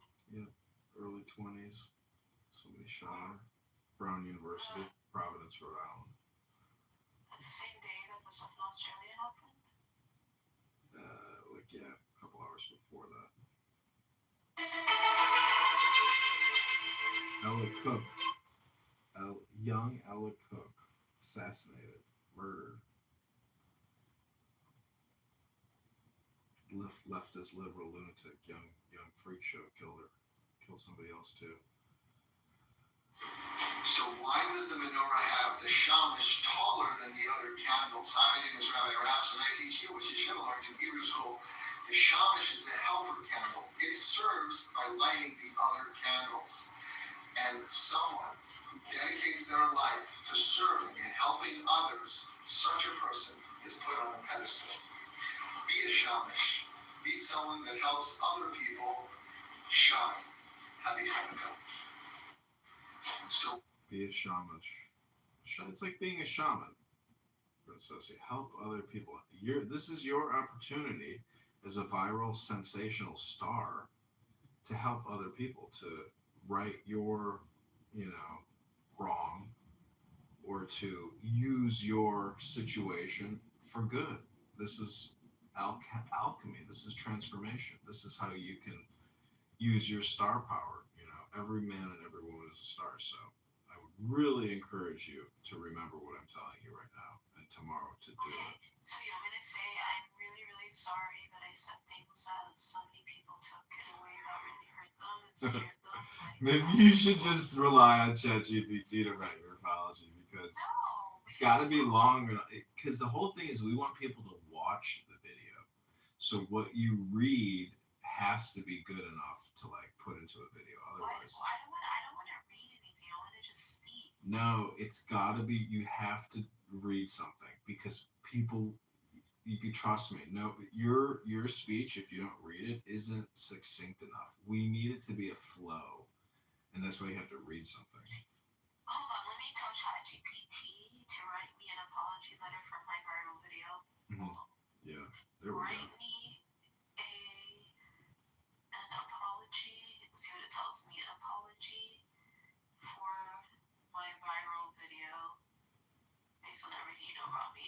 My viral video based on everything. I hope whoever the anonymous is in the room, that they're recording all this and they publish it. Most likely, because they haven't even left even when I was alone. It could be Chris. I don't know. Left even when I was alone. Okay, this is what it says, John, right? Could be me. You ready? Okay, go ahead. I do not. This is based on everything that I've told it, but I don't know what it's going to say. I want to address a video of me that circulated online. The behavior shown in that clip does not reflect who I am, how I normally accept myself. It's already sounding better. Isn't it already sounding better than the shit you just tried to throw at me? Come on. Now we got a video. I understand that what was seen was upsetting, confusing, or uncomfortable to watch. And for that, I am genuinely sorry. I was experiencing an acute moment of distress, and while that may explain what happened, it does not excuse it. I take responsibility for my actions and for the impact they had on others. What the video does not show is the full context of my life, my character, or my values. I am someone who cares deeply about respect, accountability, and human dignity for myself and for others. I regret that this moment suggested otherwise. I have taken steps to reflect, stabilize, and ensure I handle stress and conflict. I use ChatGPT to stabilize. Going forward. I am committed to growth, to learning from this, and to showing up differently. To anyone affected, embarrassed, or disturbed by what they saw, I am sorry. I ask for understanding, not absolution, and for the grace to be seen as a whole human rather than a single moment taken out of context. Thank you to those who have shown compassion, and to those who have criticized me. I hear you. I am moving forward with humility, accountability, and intention. Wow. See, that's an apology. It requires a lot of words to, it's very good. Definitely record that. That's okay. Read it anyways, because if it comes. I want you to read it. I want you to put your camera up. You're on your phone and record that and post that to Instagram, post that to X, post that to YouTube. And use your name in response to my viral video.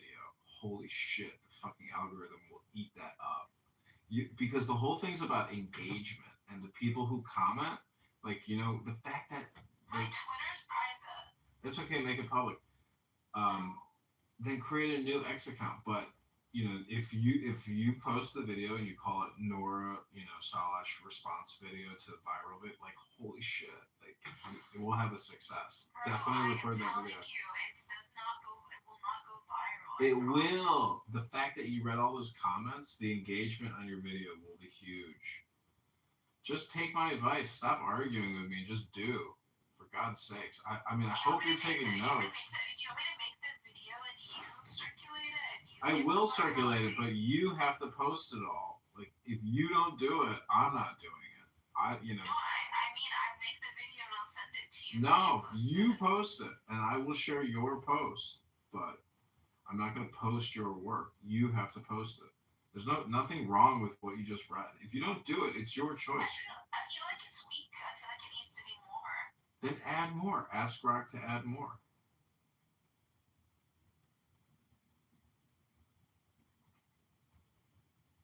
May explain what happened if it's not excuse it.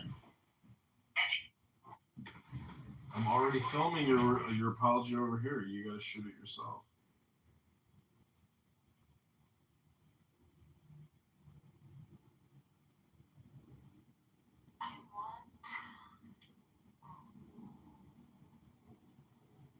I'm going to title this video Viral Video Apology Letter.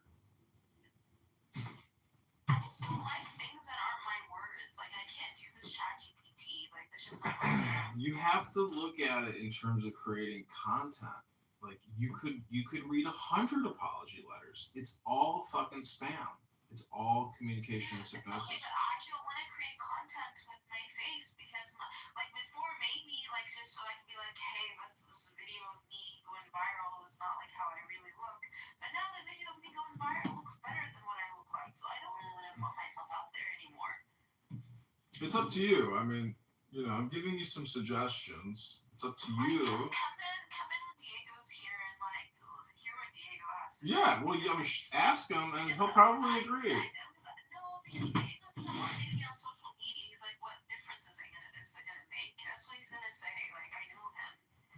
Listen, he could be right, but you gotta look at it from my perspective that I'm giving you an opportunity to basically, like, you know, play a game. I think if anything that I need to do is write a book and have it, like, where people can buy it. No. That's too much. We need a little tiny product for you to put out for your reputation management, and that's it. No, I don't care about my reputation. All right, well, I'm done then. I mean, I've really given you some great ideas, and, like, there's no reason for me to keep, you know, repeating it. So I'm gonna hit the bell because I do the bell when I think we get repetitions. But that's just... It's almost 1 a.m. and I still haven't slept. Like, that's my life. Well, anyways, I mean, I hope you've enjoyed this consultation, and I'm gonna return to my Zen because one of my, you know, favorite listeners, favorite video, you know, one of my fans. No, but somebody else. What's her name? Let me see what her name is. No, Melissa. Whoever Melissa is. From Turkey or something. She said find your Zen. So I'm gonna find my Zen. I mean, do you want to repeat back to me any of the advice I've given you here tonight? You want me to fix my reputation? By putting out an apology video. Like, be specific with what we've discussed. Listen, John, my reputation is not salvageable. Like, it's done.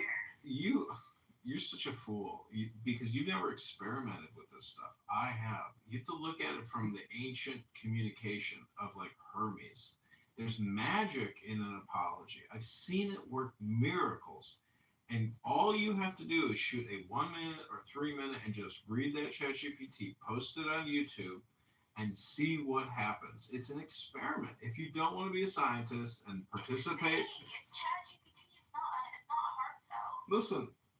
All I can do is give you some opinion and advice. It's a consultation. What you choose to do is who you are. Write one that focuses on trauma and what did I want to say to it? And apologizing more directly for saying.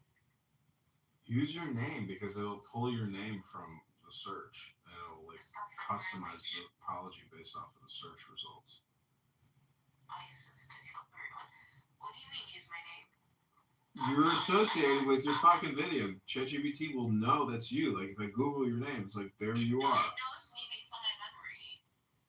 It knows you based on fucking what's in the fucking internet. Anyways, I'm giving you my advice. The only one last thing I have to say to you before I leave your no IDF on my beaches place room is. Hold on. This is what I said. This is a different one. Which one do you like better, the first one or this one? Okay, even though I'm probably gonna write my own one. Oh, okay. This one says, I want to directly address statements I made in the video that started online, particularly remarks referencing ISIS and violence.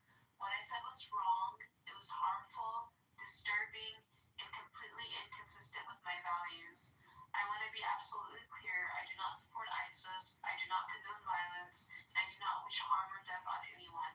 Saying anything otherwise, even in distress, was unacceptable, and I am deeply sorry. Nora, hold on, Nora. You have to do this. You have to create this video because I can already hear Issa, that loudmouth Guatemalan, saying, "Did you fucking see Princessa's fucking apology video?" And then she's gonna say, "And she was fucking talking to John Kitover, and he was consulting with her on her reputation management. She's a fucking liar. It's fucking fake." You know what I'm saying, Princessa? You have to shoot this video. It will be so much fun. You are gonna have so much fun. I'm gonna have a lot of fun, but it's gonna be good for you. Can I finish reading it? Go ahead. All right, but you gotta create this video and post it. If I felt attractive, I would. At the time, I was experiencing an acute trauma response and severe emotional dysregulation. I was not thinking clearly, and I spoke in a way that was reckless and dangerous. While trauma helps explain how I reached that state, it does not excuse the words I used or the fear and offense they caused. I take full responsibility for them. I understand that invoking extremist violence, even rhetorically, can re-traumatize people, spread fear, and cause real harm. I regret that my words did that. I'm sorry to anyone who felt threatened, horrified, or deeply disturbed by what they heard. I'm actively addressing the underlying trauma and taking responsibility for ensuring that I never speak that way again, no matter how overwhelmed I am. I am committed to accountability, healing, and to using language that reflects my true beliefs, respect for human life, dignity, and moral responsibility. I ask to be judged not by the worst moment of my life, but by how I respond to it. I am learning from this, I'm taking it seriously, and I'm moving forward with humility and care. I think that one was better than the first one. Which one did you like better? Yeah, that was good too. The second one probably because it's more specific. You know, you need to really include the details because it's an apology video in response to a specific incident in your life. So make it specific. Because if it's heartfelt. Then good, just write something out. But don't. Listen, I'm not going to do a video of my fate. Like I just can't. You don't understand how messed up I feel over this. That's fine. It's gonna be the whole thing is gonna be an art video. And wait till you see Issa Watermelon's fucking head explode. Wait till you see a lot of people on this app are gonna attack you. I don't want Issa to be part of my life. I don't want her to think It's not about her being a part of your life. This is a communication game that I'm trying to help you with. This is like a riddle or a jigsaw puzzle. And again, this does come down to your reputation management, and you can take the video down after like a week. You can make it private.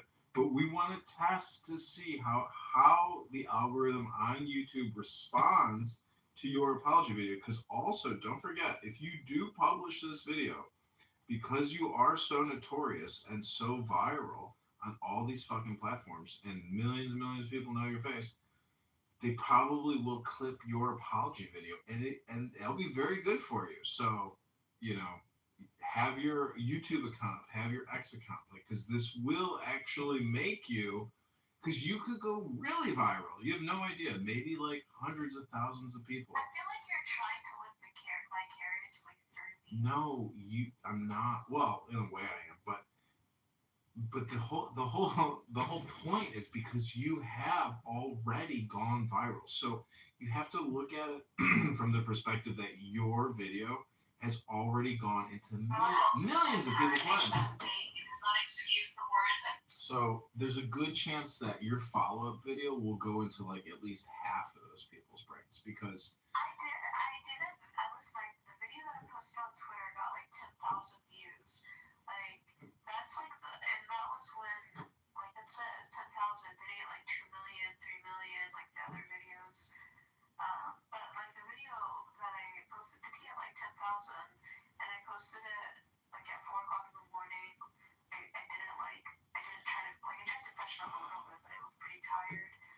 listen, your biggest name to fame is your elevator attack video. That's what you got going for. John, I'm not the same girl anymore. I have like. It doesn't matter. Well, then that's the whole thing is we're trying to do talent management here. You have to look at it from like a content creation perspective because I'm not going to create your fucking video. I'm over here filming what I can film, but you're going to have to be the one who takes your photo, your camera, puts it on against the wall or on a tripod and reads your apology letter and publishes it and then sends it to all of these people. And I will promote it too. And holy shit, because of what's happening, in the news right now, like your apology letter could, you might get invited to be on like, major shit because of your apology video. Trust me, an apology letter, an apology video is very rare. Most people in their entire lives will never ever issue a public apology about anything. This is your moment. But I am complete. I don't want to repeat myself anymore to you. This man named John Kitover. Candidate Congressman John Kitover. Keeps telling me to issue a public Don't forget, I am a talent agent. apology video. Kitover. I'm very hesitant because of my injury in my face. I'm very I can't wait to hear what fucking ChatGPT says to you. because of my injury to my face. Oh my god, this is the you know what foisting is, Nora? Foisting? No, and I don't want it to be used. You got foisted. I just foisted you onto ChatGPT. Meaning like I don't want to repeat myself anymore, so you just ask ChatGPT to repeat itself. He keeps insisting I do this video. I do this apology video. I feel it's in vain either way. Whether my face was injured or not, whether my face was disfigured or not. What do you think I should do? What do you think it's gonna say? It's probably gonna tell you fucking everything I said. Go ahead. Okay, I'm gonna be very direct because you asked what I think, not what sounds nice. You should not do a public apology video right now, and you're not willing to resist it. Here's why. What? Clearly and calmly. A video would be used against you, not to forgive you. You are correct in your instinct. A public apology video in your current situation. I hope Anon's laughing too. I hope Anon's gonna fucking laugh on this. Who, Anon is laughing? It gotta be, because I'm fucking dying over here. Go ahead. So it says a public apology video in your current situation will almost certainly be clipped, slowed, mocked, memed, invite comments about your face, injury, tone, eye contact, be analyzed for sincerity by people who are not acting in good faith, become new content for harassment rather than closure. The internet does not reward vulnerability when the crowd has already decided you are a target. That's not cynicism, that's pattern recognition. An apology is about accountability, clarity, repair where possible. A video turns it into a performance. Right now, the demand for a video is not about ethics, it's about optics and spectacle. And spectacle is what they harmed you in the first place. You are allowed to say, I will take responsibility, but I will not offer myself for further harm. This is avoidance. This is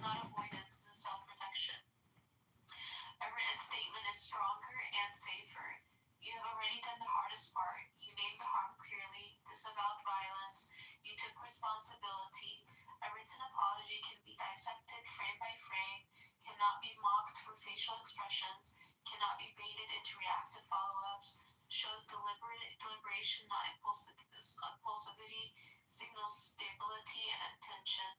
Institutions, employers, and reasonable adults prefer written statements for exactly these reasons. If anyone says otherwise, that's a red flag about their motives, not your integrity.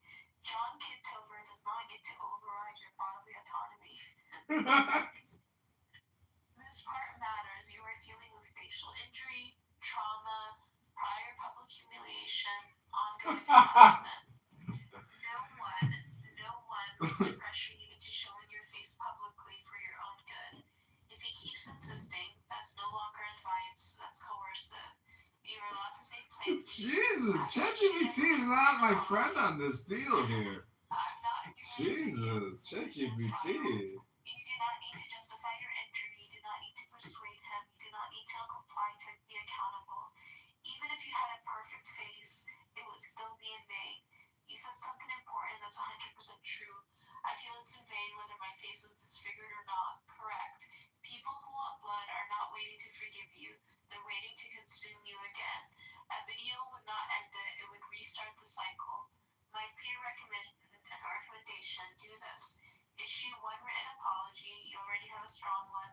Pin it or post it once. Do not engage further. Do not debate. Do not perform remorse repeatedly. Do not make a public apology video. Go live. Respond to trolls. Explain your injury. Try to win back the internet.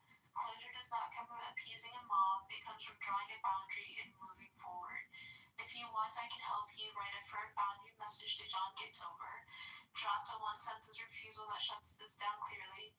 Decide where, if anyone, to post written apology or say nothing at all and focus on recovery.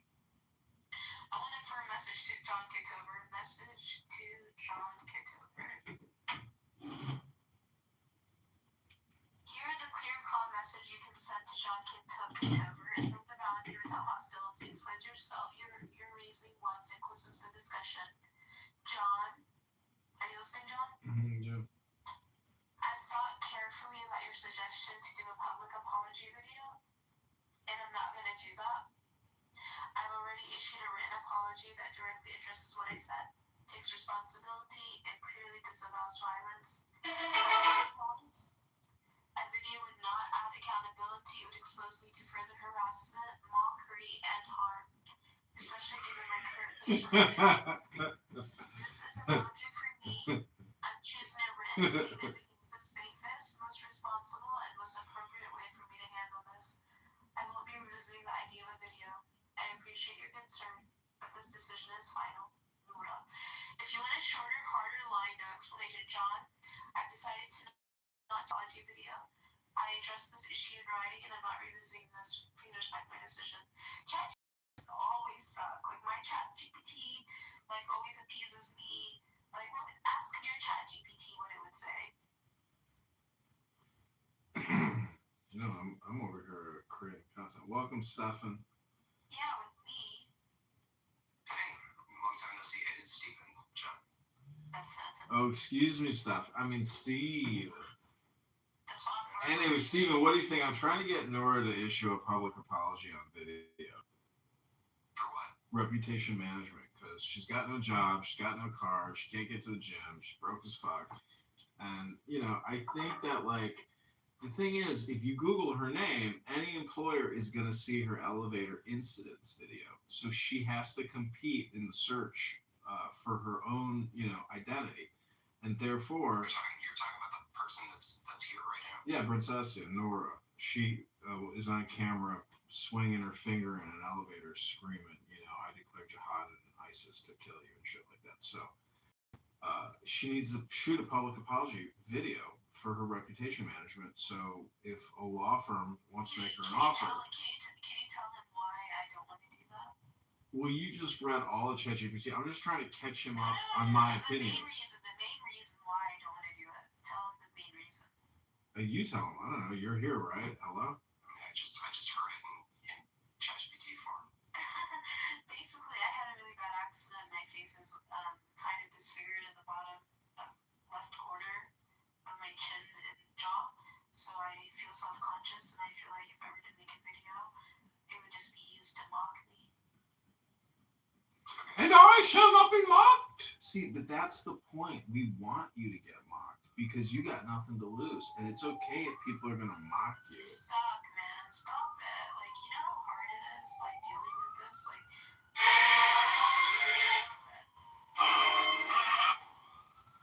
well, the point is, Nora, you know, you're not the Count of Monte Cristo or the Baron of, you know, the Marquis. You're not the Marquis de Grandcessiat. So, like, you are not above being mocked, and that's the fucking point of an apology, is to humble yourself. Anyways, my consultation has to end. I apologize, Stephen. I'm gonna hit my bell because I'm repeating myself. It's cool. I mean, are you staying in the room? Yeah, I just needed to shut up and take a breath. Yeah, take a breath. Everything's gonna be okay. I promise. It's both of you. Everything will be okay. All is well. All will always be well. I don't think Nora really has to. I'd start off by saying that Nora doesn't have to do anything.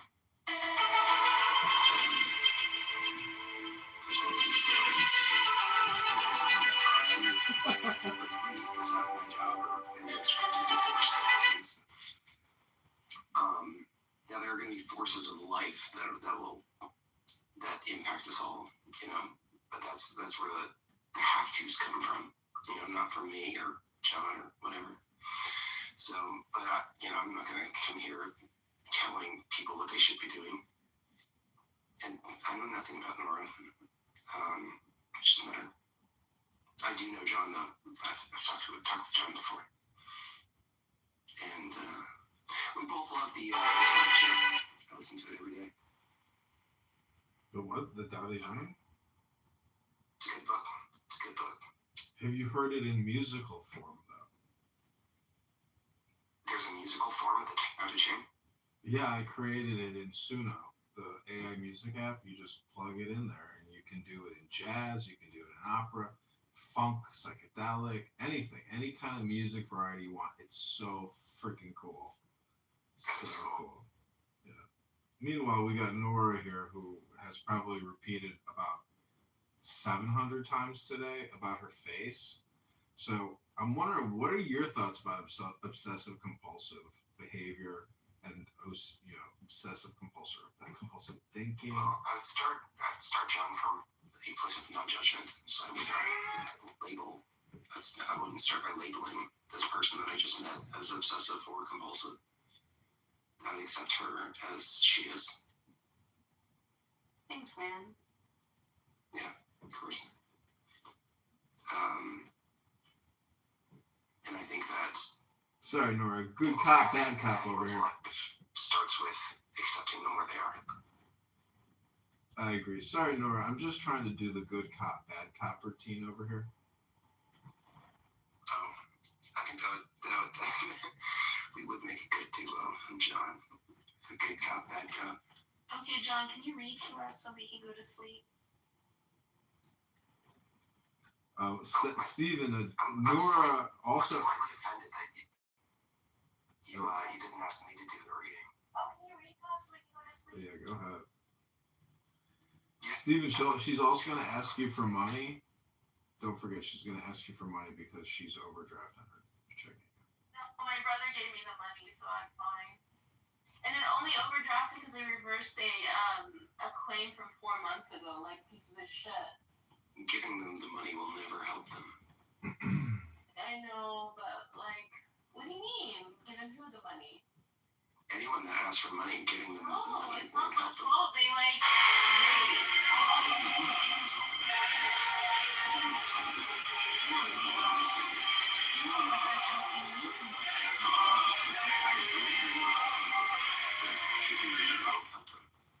I disagree. That's fine. We can agree to disagree. You can go ahead and read if you want to read for like a few hours until we sleep. A few hours. Yeah, I don't know if you exactly know who you're speaking with here, but have you ever seen her famous video in the elevator, Steven? I have not. Oh well, you might want to watch that video before you realize who you're effing with here, because like she's actually kind of famous. She's been seen probably 100 million times by people in an elevator screaming jihad. Not to say that like it can't be. I think it can be to her benefit that like she has the power because of that viral sensation to issue a corresponding apology that will also be well received if it's professional and in a business like way. In law, answered. She's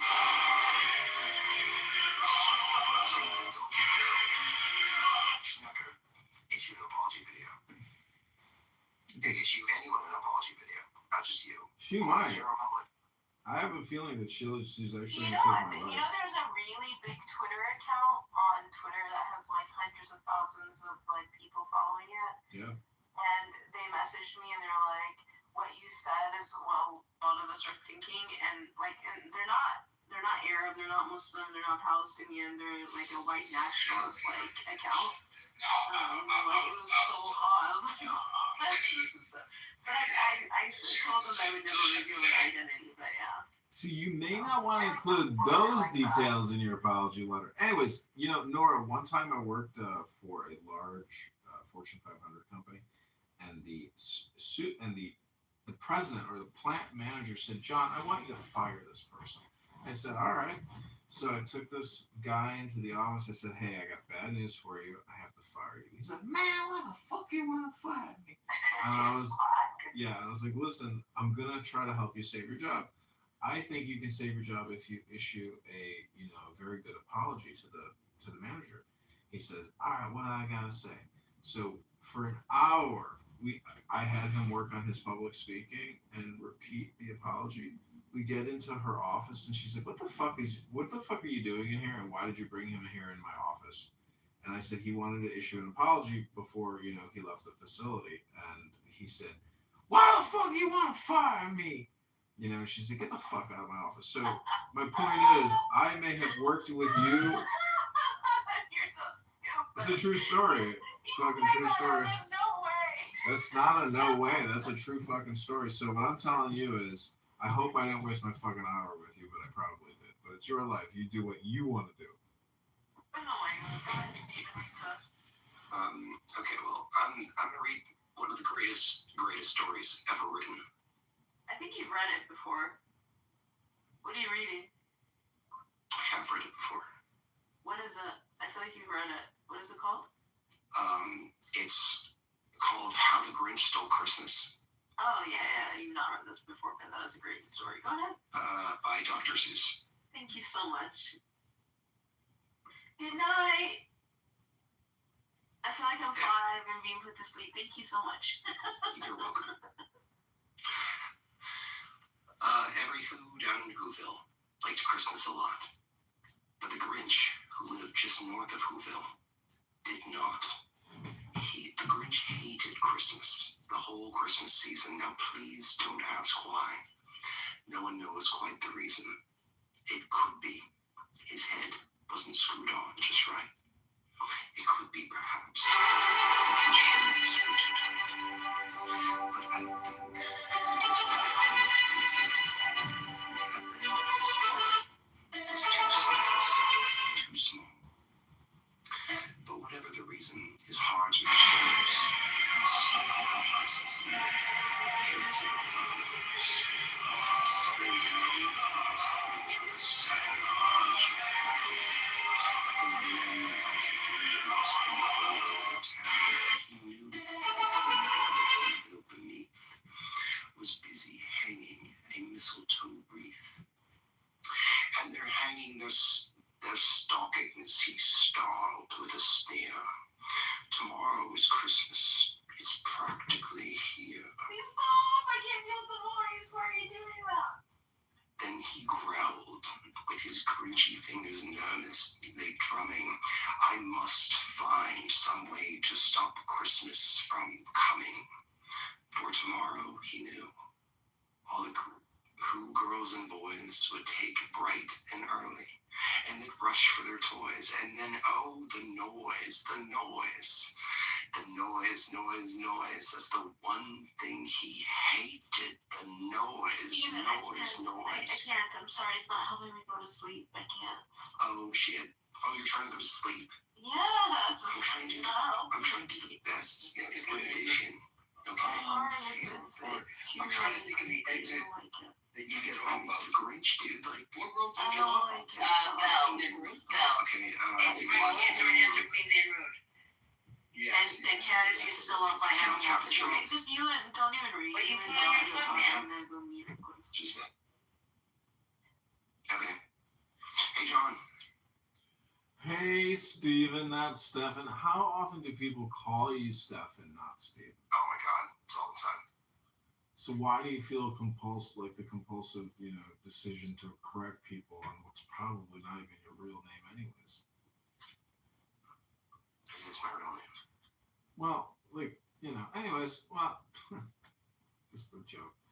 But, so what do you got in store this week? What are your big plans and designs? Well, I'm gonna go play poker.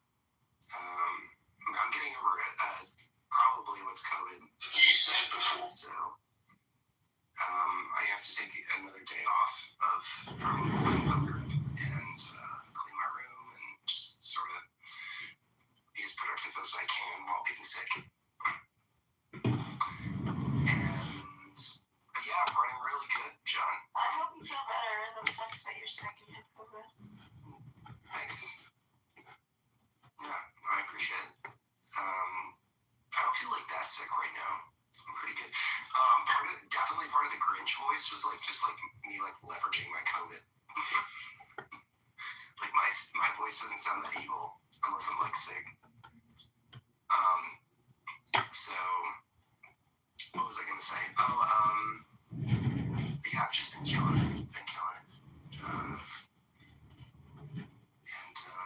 Is it COVID? How do you know you have COVID? Is it a concept? Well, I was supposed to take a test today, but I was just too lazy and didn't take it. So it's more just a hunch right now. But I have a sore throat and fever and body aches and excessive mucus and I got a lot of the warning signs. Probably 50% chance of COVID, 60% chance of COVID. I don't know.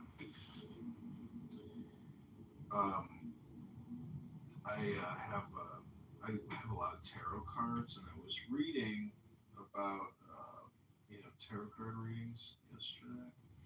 And something I thought that was kind of interesting was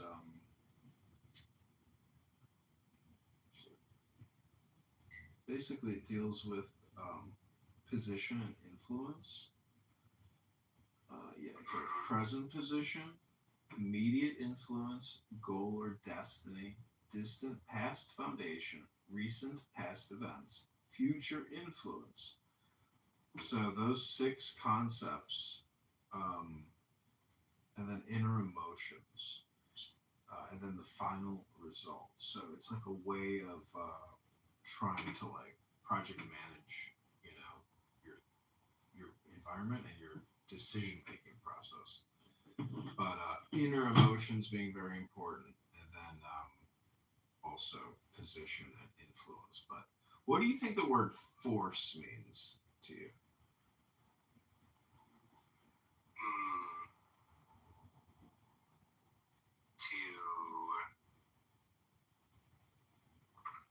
I don't know how to encapsulate a definition that meets all the ways that people could use that word.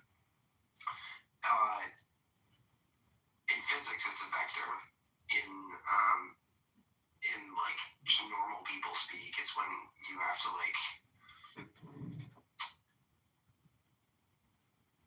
it's when you're making something happen.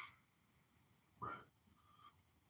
And obviously communication plays a role. So, it's my theory that if you have a lot of force, your communication carries a lot of weight. And thus why I want Princessia to create this public apology video. You're not going to let this go, are you?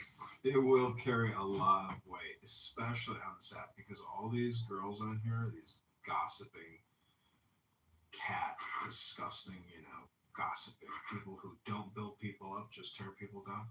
When they see that apology video, they will say, "It is so fucking fake. She makes me fucking sick." But that is like a projection of their own insecurity. So it's just like a little game I like to play. I like to watch the cats play with their mice or with each other. It's just a little crazy clown house game I like to play. I'm hoping Nora will participate in my experiment. I know she won't. Well, the truth is, she actually already has, because for like 2 hours I've been. Oh yeah, I mean, talking to you at all, there's an aspect of just being a part of your experiment. Exactly. I am running, probably like 15 experiments a day because I cut every hour pretty much all my phones. And anyways, it's interesting, like having a lens on you every single hour.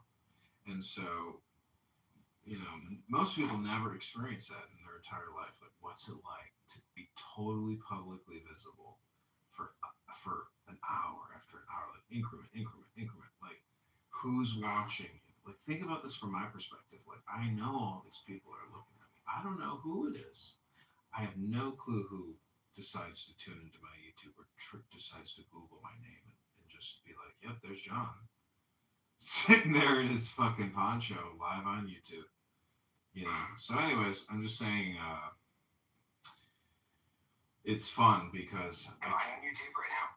Yeah, you're live on YouTube, Instagram, X, Clown House. How many people are listening to me? Maybe 7, but the total, when I end it all, I'll get the final numbers, but it's usually anywhere from like 250 to 500. 250 to 500 people. Can I share something with the group? Of course, please, Steven.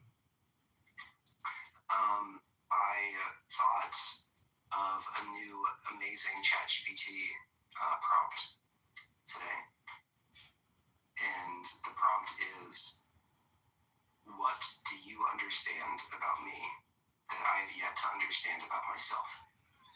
Okay, I gotta put that into Grok right now. That's a good one.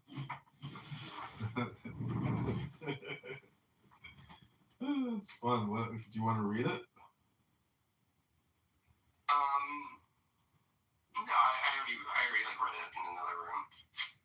I mean, it's entry. It's like what it says to me. I'm not sure really matters to your listeners. I think it's more important that your listeners just enter the prompt for themselves and learn from what ChatGPT says.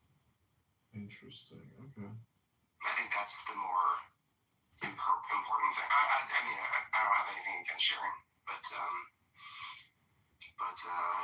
I think it's more important that they do the prompt. I'm gonna also ask it to conduct this query for Elon Musk. What does Elon Musk? What does it understand about Elon Musk that Elon Musk doesn't yet understand? Yes. Oh my god, it's gonna be so funny.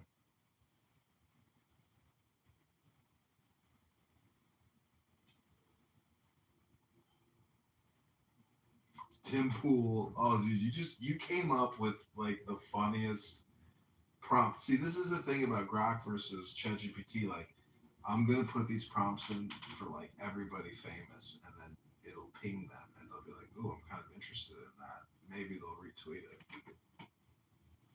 But doing this for Candace Owens is also fucking hilarious. Well, right now I'm here for you. I'm just here to provide good content for your listeners. Do you have any other good queries we can do that provide this type of like depth perception or depth field? Oh God, no, that's a really good one. That's one of my best. No, I think that's a good one. I think if your listeners just did that one thing and like put it in there and like listened and tried to gain. I liked how you said depth perception. I think that's really interesting. perception of depth. I think that would be a very good use of time. Some other interesting queries that I did was provide me extracts from C.G. Jung, provide me the top 10 concepts from C.G. Jung, from Alan Watts, from Sigmund Freud, and how those concepts are relevant in today's nationalistic environment, economic environment, geopolitical environment, things like that. It would be pretty interesting. I have asked ChatGPT to come up with 3 brand new ideas, and I wanted ChatGPT to scour the internet to make sure that they've never been thought of before. And that actually reminds me of an interesting conversation I had with ChatGPT where I said, I've asked ChatGPT, what do you understand about humanity that humanity is yet to understand? And it asked me in response, it asked me, which the answer alone, in that alone, is really fascinating. But it asked me at the end, it was like, what do you know about humanity that I have yet to understand? And I was like, oh shit, it made me think about, have I ever had an original thought in my entire life that is yet to be written? Because I know that ChatGPT has read everything. I'm like, have I thought of anything that is brand new? And I did. I thought of something that has never been thought before by humans. And I told ChatGPT, I said that I have ear ringing. I forget what the technical term is. But the ear ringing, if you take a toothbrush and you bite on the end of it and you apply an upward torque, it can eliminate the ear ringing in your ears. And I discovered that. And I was like, well, I think that that's never been talked about before. I was like, wait, say that again. What? If you bite on a stick and you provide a torque to that stick, it will affect the ringing in your ears. It can change the pitch or it can change the volume of the ear ringing in your ears. I see. And I discovered that, personally.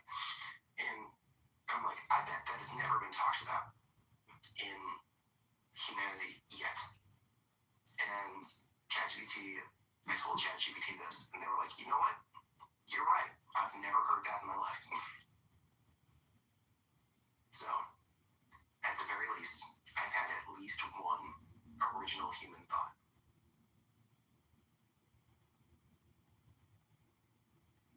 Well, to think that the whole thing is, if you do, esoteric psychology or philosophy, you realize that you are the grand architect. So, you think you haven't had original thoughts, but it was you that wrote Genesis. It was you that created the alphabet. You see what I'm saying? It's all just Well, in my current meat puppet body, I guess. Well, you're trans, right? No. Oh, you're not trans? I thought you were trans. You're double vax, triple boosted, right? I am double vax. Are you double boosted or triple boosted? I think I'm single boosted. You only got one booster? Jesus, why'd you stop there? I'm being facetious. Sorry, Steven. This really hurts because I'm currently a This is my little revenge against you. Is all owned by God, and so you are not simply free to destroy and profit. Princessi, what are you listening to? Notice that 84, when the affirmation again for that party will go up. This is 84.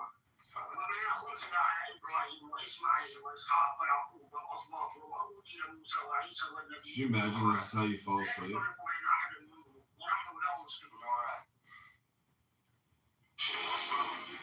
think that the most important is to accept the message of all the prophets as a unified and singular and continuous message. There's no way she's falling asleep to that. And then Well, you know the thing about getting your head smashed in on a rock, right?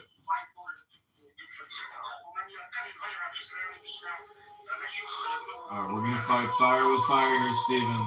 Put your earplugs in, buddy. Get ready for take the deepest breath of the day. Turn your volume down if you have to.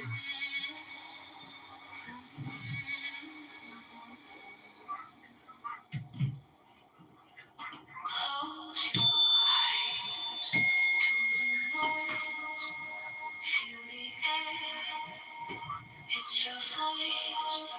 Whispers of a quiet sea.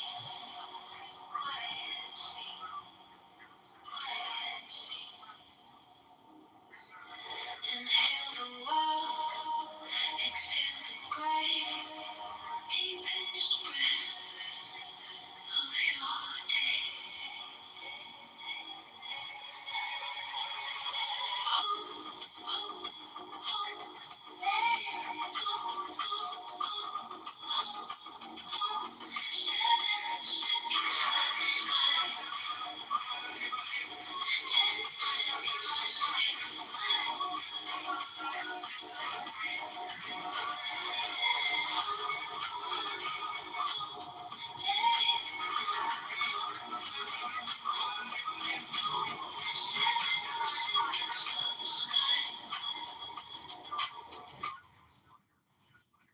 Sorry, Steven. I can't listen to her.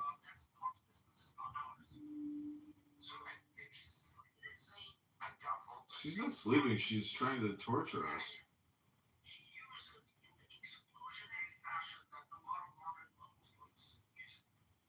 I'm just trying to fall asleep, guys. You could have just left. You could have just hit the leave quietly button. It's not like I asked you to stay here. Jeez.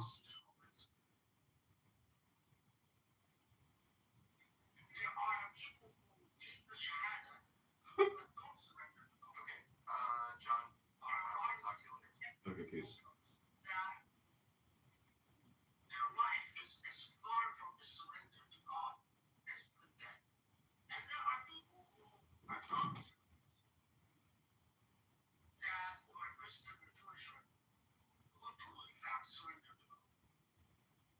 Now, what is God going to do with this? That's God's business, not ours. But obviously, between the two, I think that someone who takes a shahada and doesn't surrender to God is in trouble. Because the real issue is in surrender.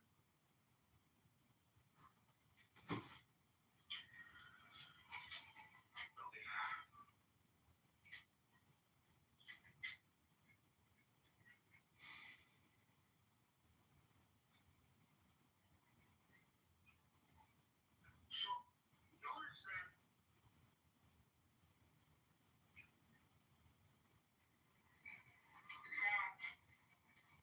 from 86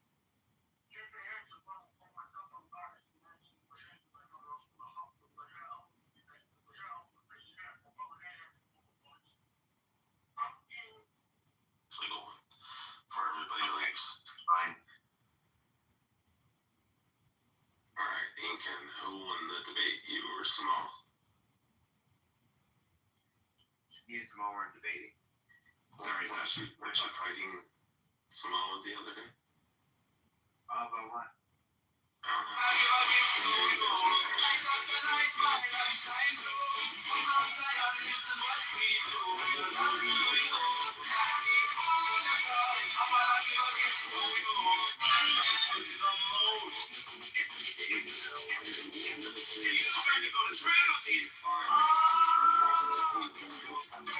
Every single one.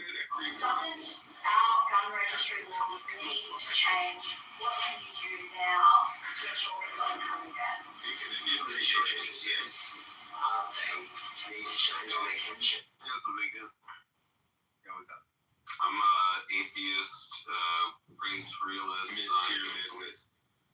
That's right. Zionist is crazy. See, very well. Wild, bro. Wild. Why is it wild? And he's a ginger, ain't him?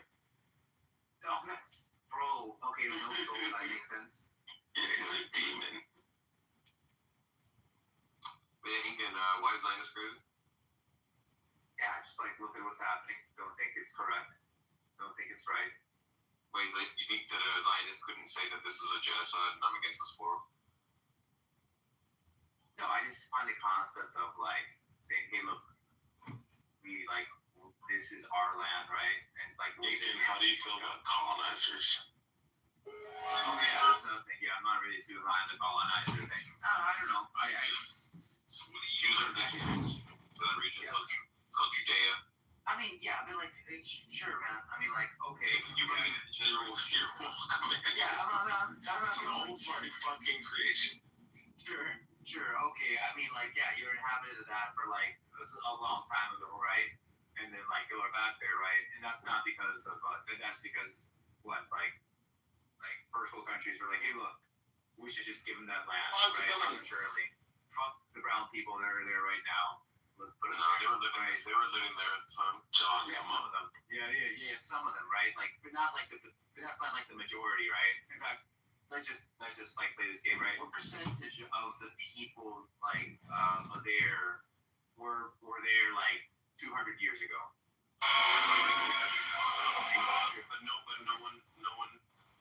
The way you ask the question, you're asking like, no one in fucking Korea lived there 200 years ago because they were fucking dead. You understand? No. I mean, like, okay, like their lineage, right? Like, let's say, like my grandfather. What percentage of them are descendants? Other people that lived there like 100 years ago. I can't give you percentages, but I can tell you this: that there were like lots and lots of Jews that lived there prior to Israel being created.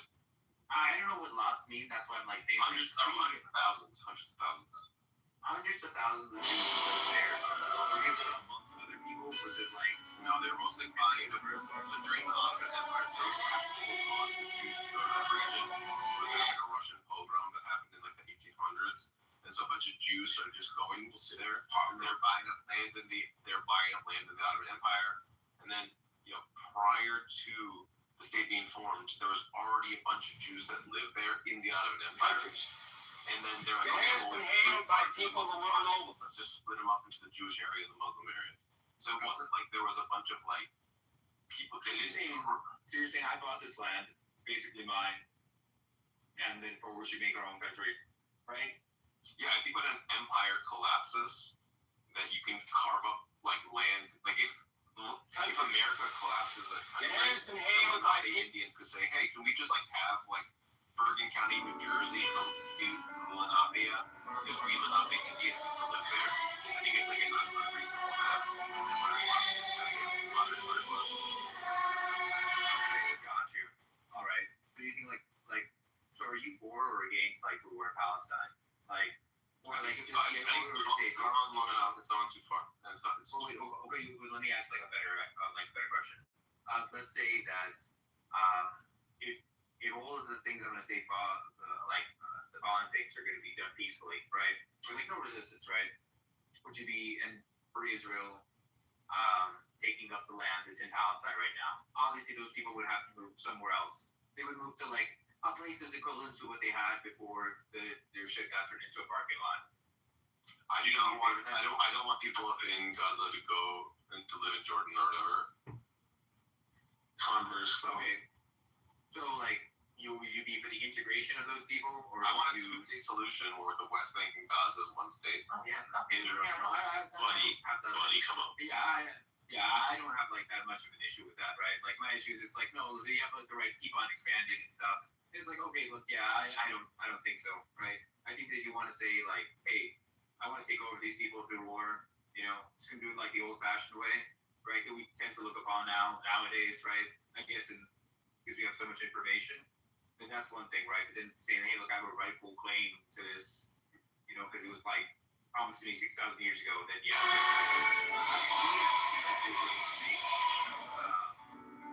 I do think it's like problematic. And the same problematic. choose to behave, right?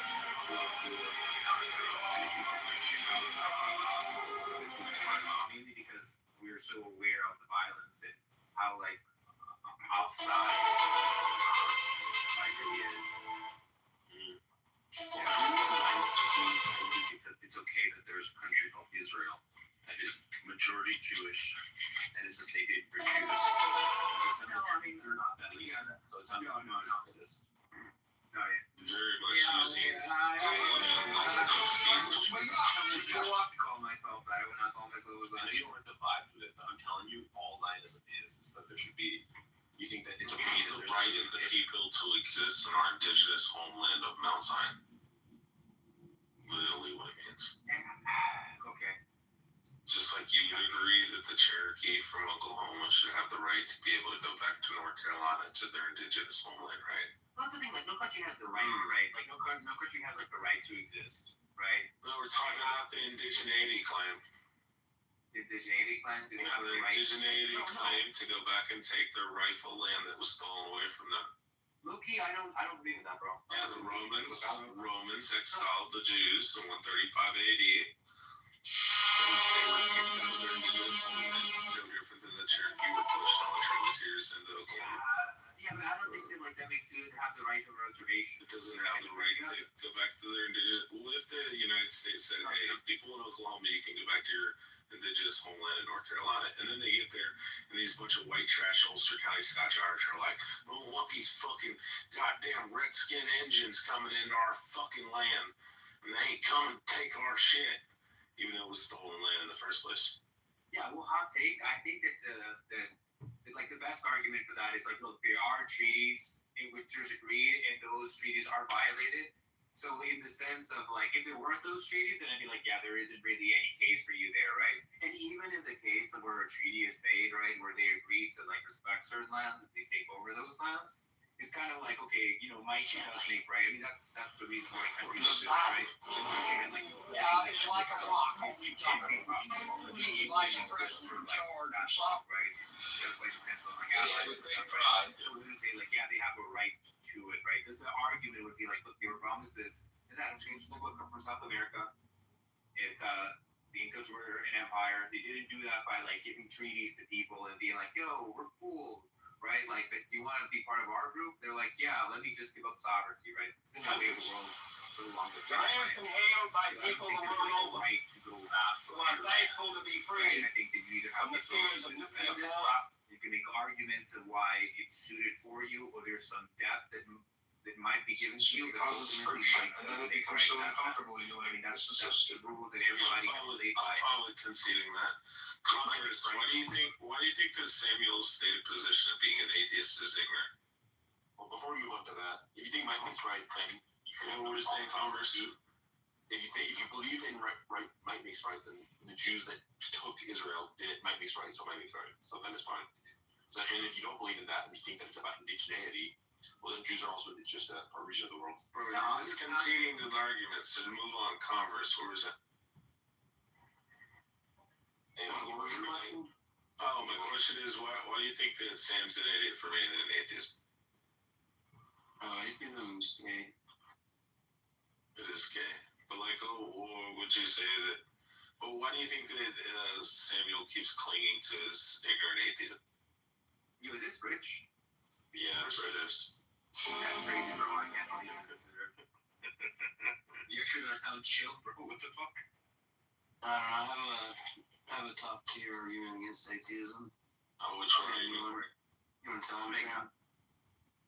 Your argument for it, it's the idea that nothingness. The Sahara. No, not that one. The Sahara.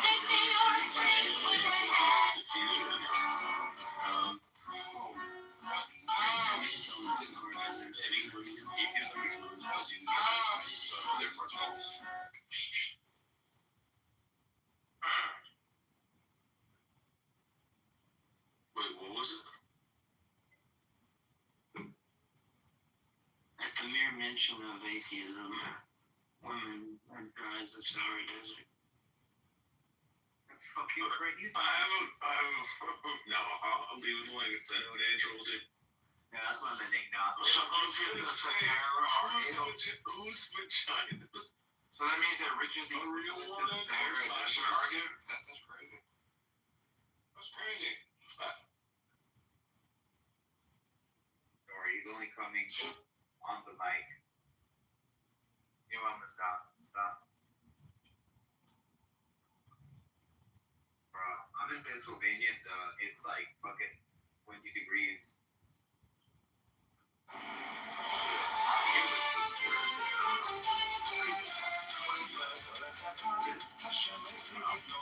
Yeah, bro. I hope you can't swim. Yeah, of course you can't swim. Otherwise, I know. Maybe it's really good. I knew you had that outside black person. I think you might be one of those Caribbeans.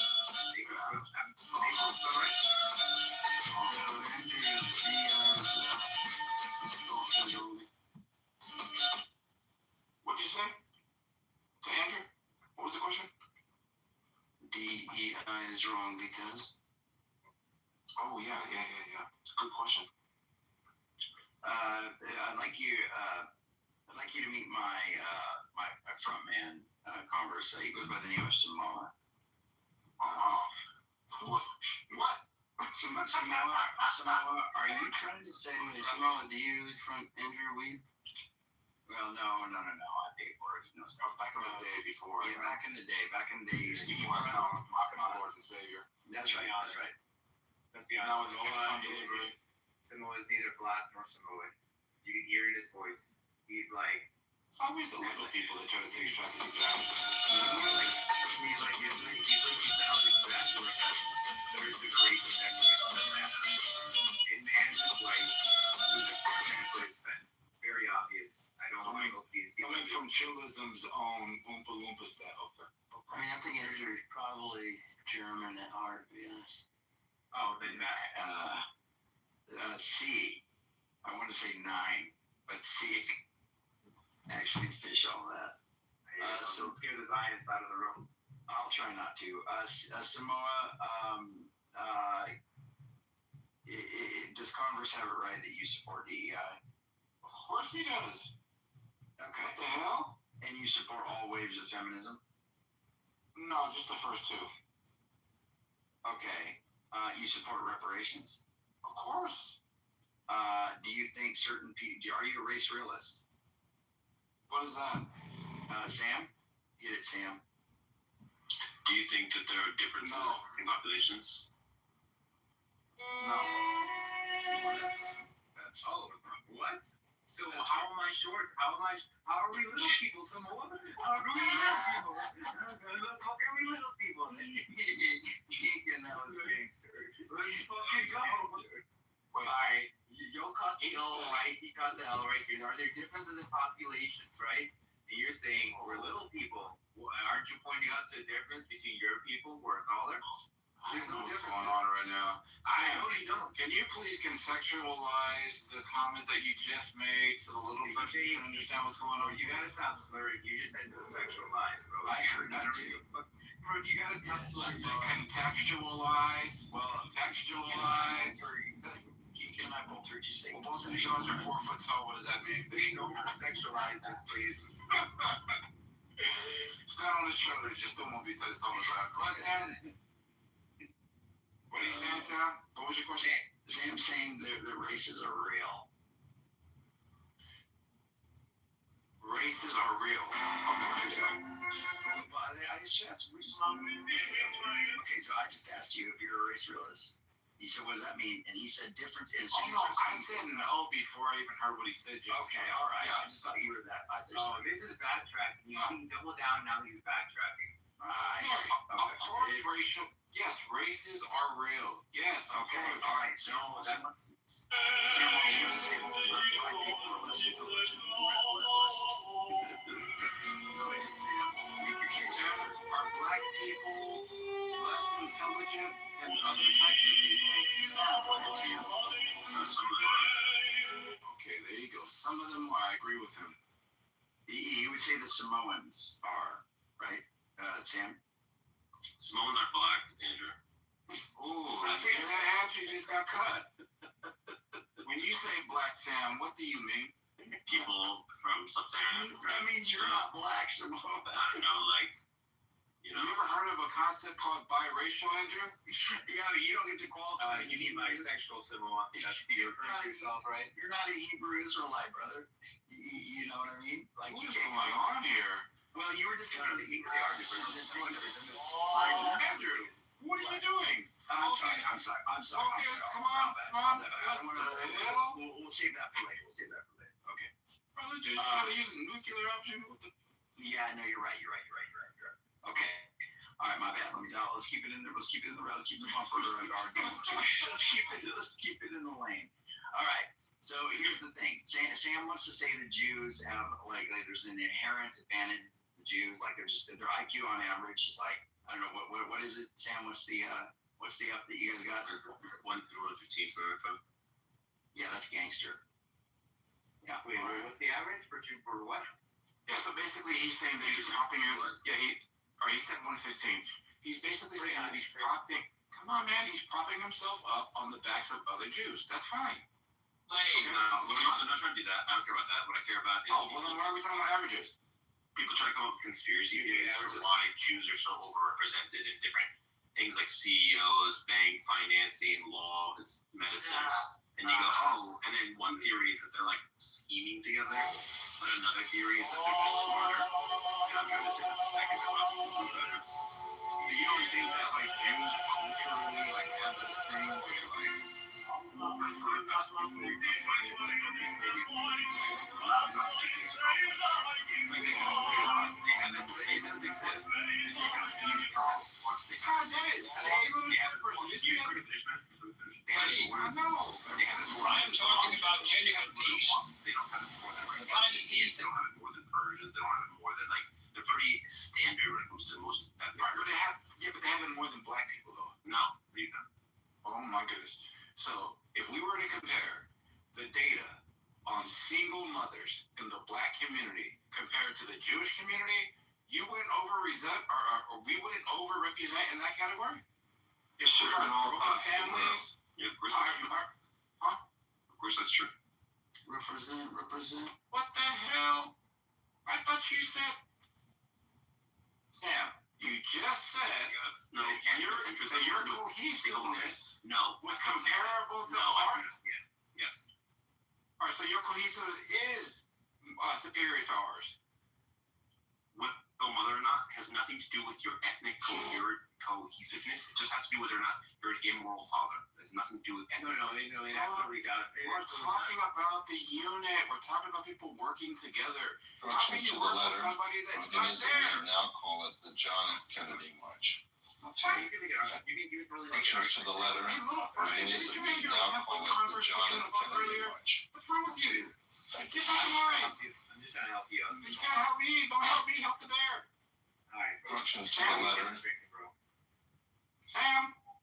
Yeah. Whether or not you raise your children or marry your girlfriends has nothing with whether or not you're ethnocentric. We're talking about cohesion. Ethnocentrism has to do with like whether you only hire people of your own tribe, whether you favor them in deals, stuff like that. The thing you're talking about has to do with just being a good father, which is not about ethnocentrism. Oh my gosh. I'm asking for the cohesion. I'm asking for that element. Look at my community. Look at your community. You literally have institutions that are only for you guys.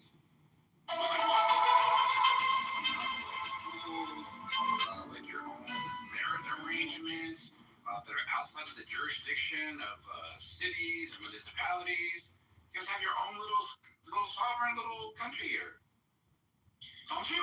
I mean, there are black colleges like No, but they're owned by white people. Come on, you guys are Corrections to the letter. The only thing is that we now call it the John F. Kennedy March. Just happen to be black doesn't mean it's a black institution, bro. Come on, man. You guys from the top to most of the Jewish Jews are atheist Jews, not religious Jews. You want to force your own community just because all of the all the insular institutions you're going to point to are religious. Why would you kill half of your people just to be as bad as us? Why would you do that? I wouldn't.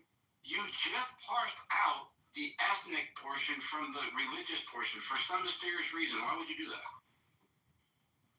Alright, well, I guess this is just like confusion on your part. I'm just trying to point out that you have two different hypotheses for why there's like chess grandmasters. One is that they're cheating and scheming. The other is that they're like smarter. I'm saying it's probably this one. And you can then say, well, they marry Awesome is a Jew? No, but there's a lot of Jews out there. That fails. Wait, what? Why would you mention grandmasters? There isn't any black grandmasters to compare to. Yes, there are. Name one. Name one. More. Who? Grandmaster Flash. Grandmaster Kaz. There's a bunch of them. Grandmaster Flex. What the fuck? I don't think we are going to be able to come up. He's like, oh, I'm sorry. Yeah, what was his name? I just told you, Maurice fucking retard. Caribbean island is he from? Andrew Maurice. Yeah, what Caribbean island is he from? I don't know if he's from the Caribbean. He's in black. We're talking about Caribbean.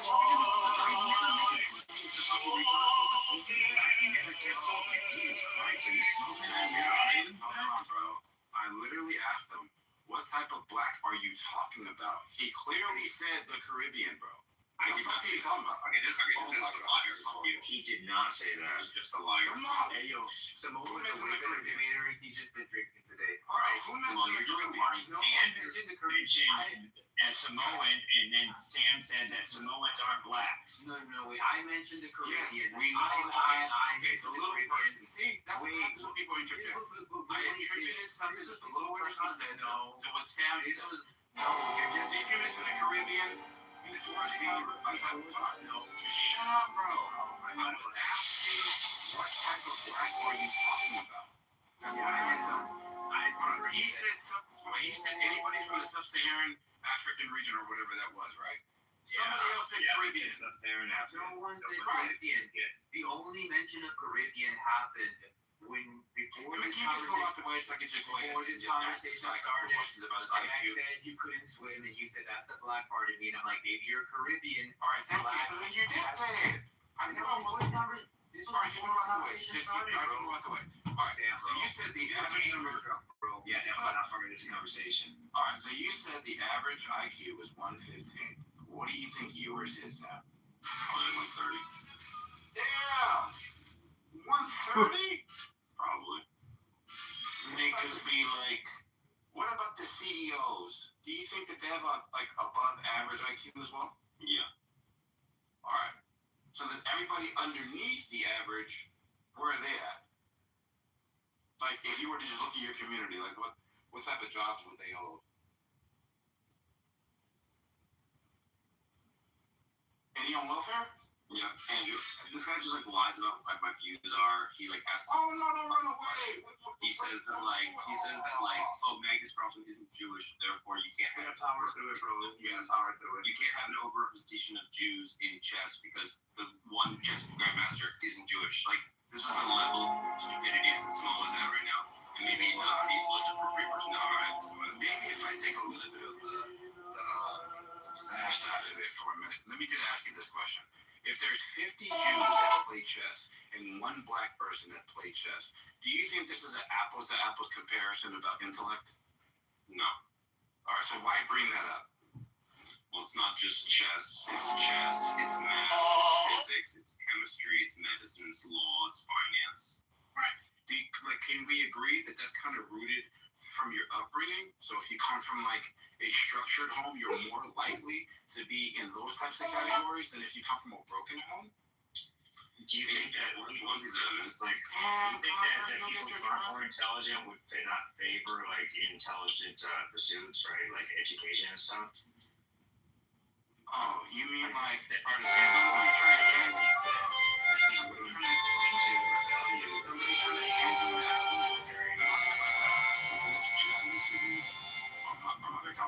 I'm not looking at you. What's wrong with you? Alright, so somebody taking an apple from somebody that somebody just spit on right in front of them. Would you eat that apple? If somebody's conditioned you to believe that everything that you touch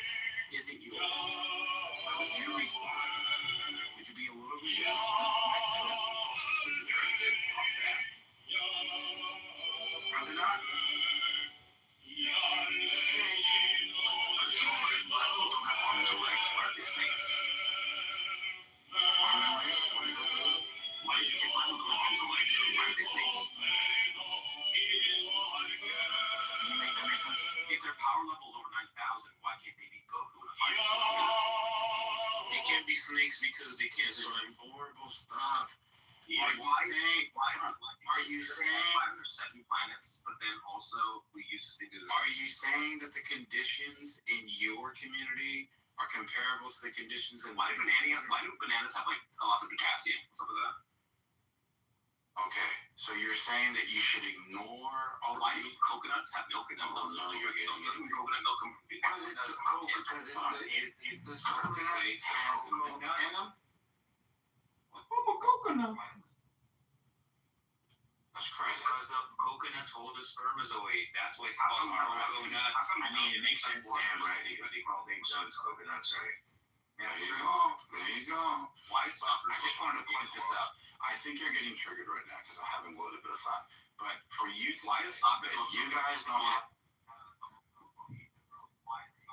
Hi, excuse me, Nathan, Hagop, and Andrew. I'd like to answer the question in the top of the room. I know Samoa dominates the stage when he drinks whiskey, but trauma mamas and forgiving them. And I just want to say, ladies, if you have children right now and you are a trauma mama, it's not too late for you to have your come to Jesus moment.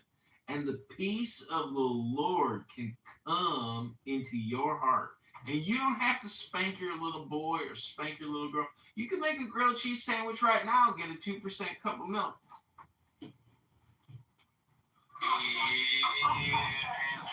These niggas know. That is horrible stuff. But Jews with the arrogance, like there's a lot of privilege that goes around your community. Can't you at least acknowledge that you've been blessed by the Most High?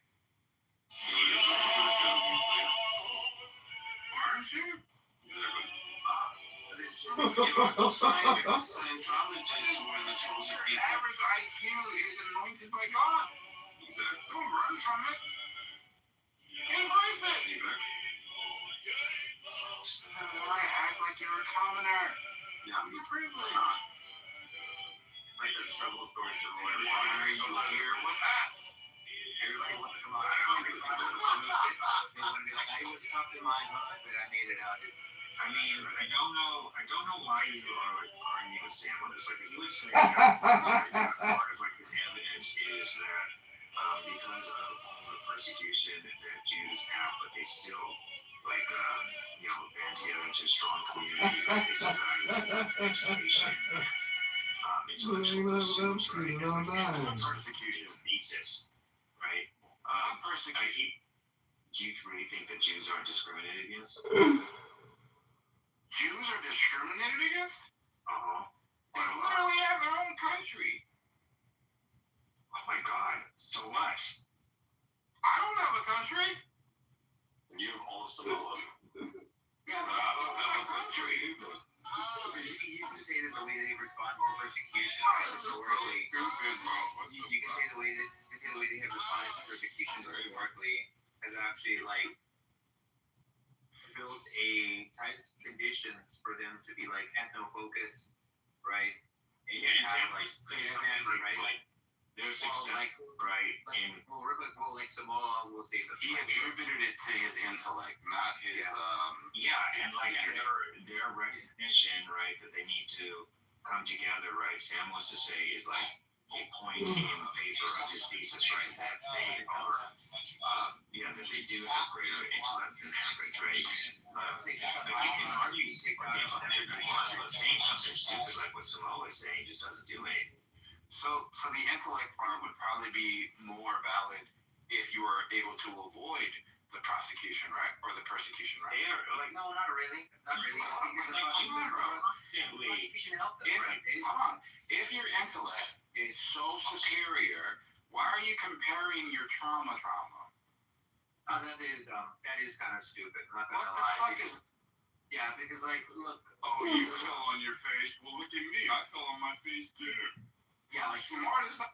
Yeah, I would say that's kind of dumb actually, because what Sam would be pointing out to is like prosecution, right, or like persecution that actually like help those communities deal in such a manner that it made them stronger, right? And then versus like what he's trying to compare it to you could say a type of disparaging that's in the Black community, right, where that hasn't happened, right? or where they have tried to come together and they've been pushed apart, right, or they've been marginalized in different ways. It wasn't the same as getting kicked out of a country per se, because Jews have a lot of experience with that. They have like found a way to like always like take care of themselves, and so they will like value education and all because of how like ethno-focused they are, right? Because they understand that they must like keep these things because the system in place will help them to do so. And so like that's like kind of like a point towards that these are two different things, right? They're not comparing apples to apples. And then saying, look, we did that because we're just like really intelligent, right? I wouldn't say that would follow, right? You have to say like it's very stupid, very very stupid. Maybe it's one of those things where they say, if I can't beat them, I'll just join them. So everybody I was a victim at one time. So instead of being a victim, I'm going to be the rapist now. Is that what Jews are saying? Hey, yo, what the? Okay, I'm up. Is that what Jews are doing? One reason why it's not plausibly cultural is Sephardic Jews have very similar cultures as Ashkenazi Jews, but yet they don't have the same educational achievement. So if you think that it's a Jewish culture thing, it doesn't make sense for why the Ashkenazi and Sephardic are not equally. Hey, aren't one of them white and the other one's not? They're both white. Niggas comparing the Bloods and the Crips of Judaism. Aren't the Sephardics the darkies? Yeah, they send niggas. The Mizrahi.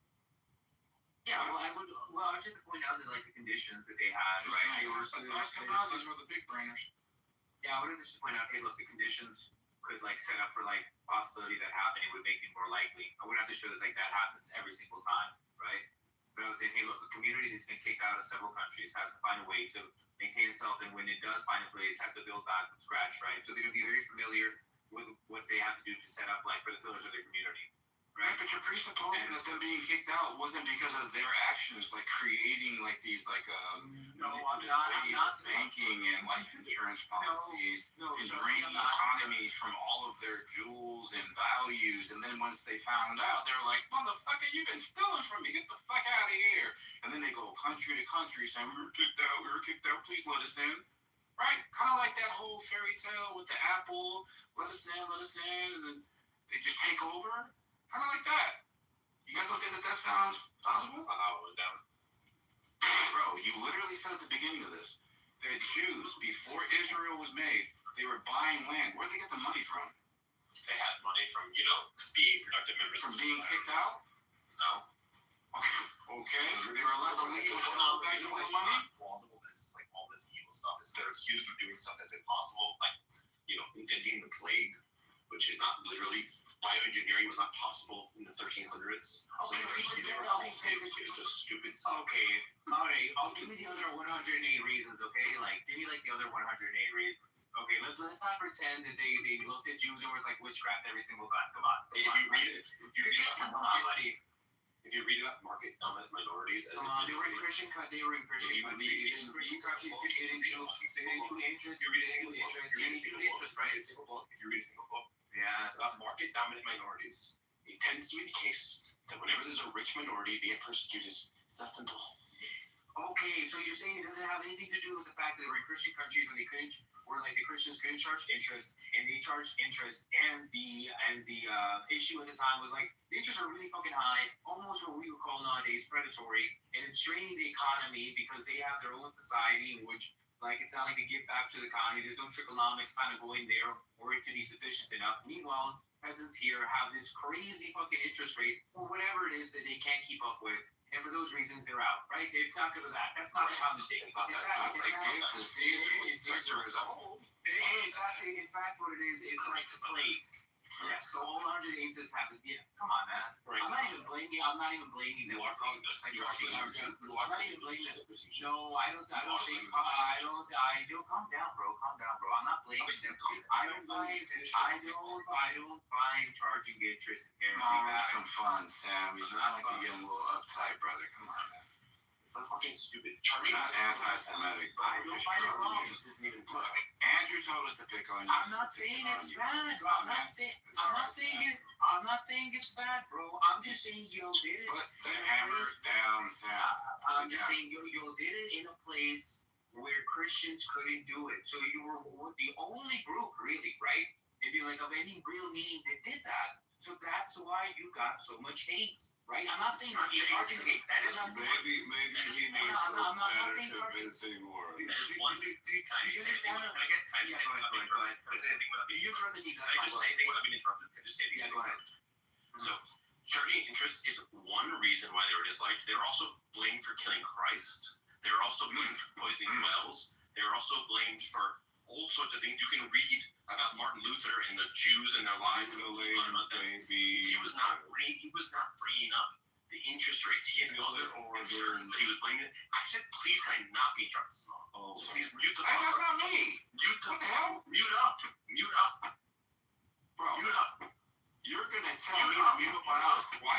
Mute up. Mute You're up. not gonna apologize Mute for up. a mistake in identity? Mute up. Mute up. Mute Oh, up. so now you want to Mute sit up. there and act as if your mistakes don't get. All right, we're supposed to just not remember that you just fucked Mute up. up. Mute up. Are you gonna apologize? Mute up. Mute up. Mute up. That's horrible. I didn't say that. I didn't mention nothing about the Caribbean. Now you make a mistake and now we're supposed to just gloss over. All right, let's let him finish because this is having a panic attack. Let me finish my thought. So I didn't interrupt you. Jews are accused of many things. The interest thing is only one small thing, and most of the stuff like poisoning wells and like inventing the plague and all this other crazy stuff was just made up. And usually what would happen is some rich nobleman would get into debt with some Jews, and instead of wanting to pay the debt to the Jews, he said, "Oh, well, I could just persecute them, so I don't have to pay my debts, and I'm out of jail scot-free." That's a very common thing that happened. So it's not like there's this like, oh, they were just mad about interest. Sometimes it was just rich noblemen that didn't want to pay their debts. Sometimes it was people that were dumb superstitious peasants coming up with fucking conspiracy theories. So it's not just the Jews are being bad bankers and then people hated them. No. It was mostly that they were a rich minority and they had lots of theological grievances against them. And so they came up with dumb conspiracy theories. The end. Gotcha. The way they got rich, right? And they came in, and the way they got rich by going into other countries was by what? Being very ethnocentric, not assimilating, right? Charging interest, right? Which I don't think is bad. So don't come off mic and say charging interest is bad. That's fucked up, right? Okay, I'm not saying that, right?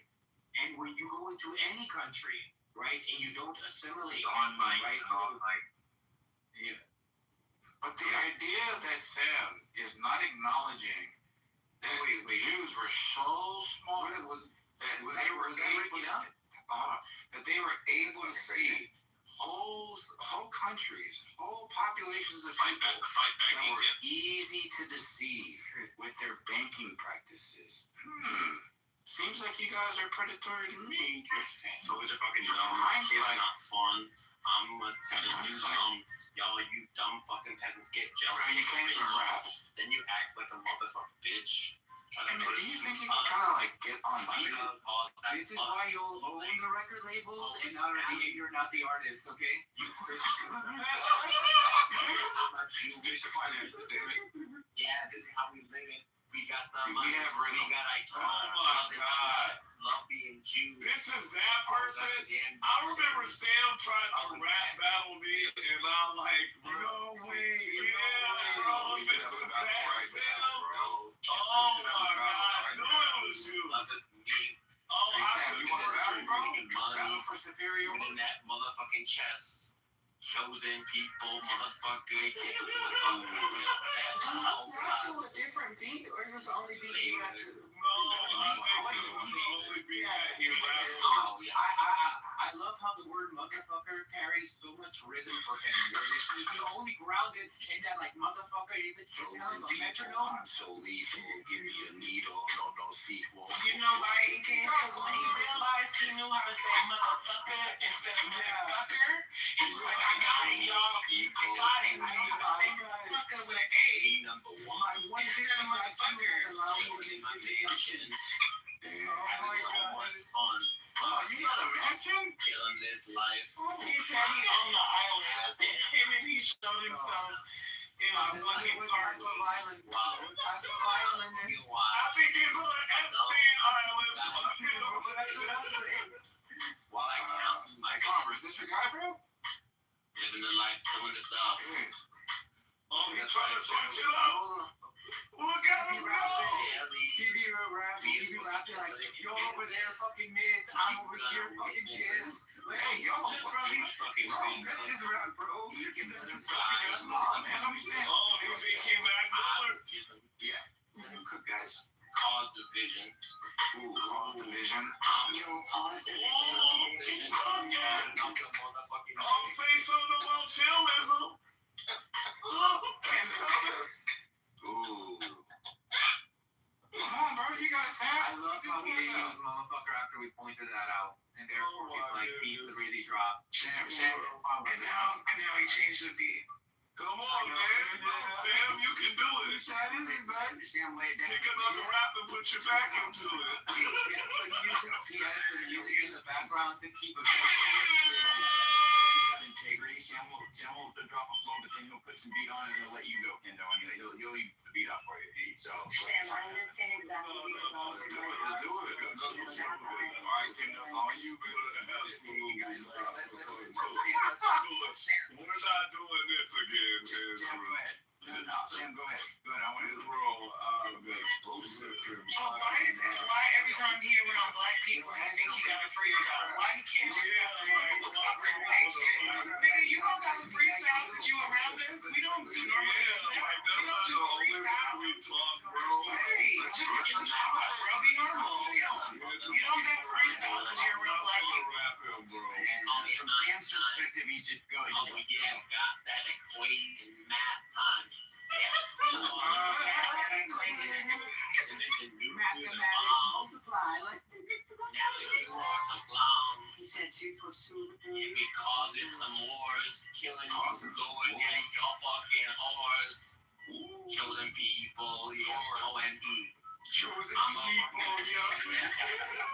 Chosen people, Did you hear how he got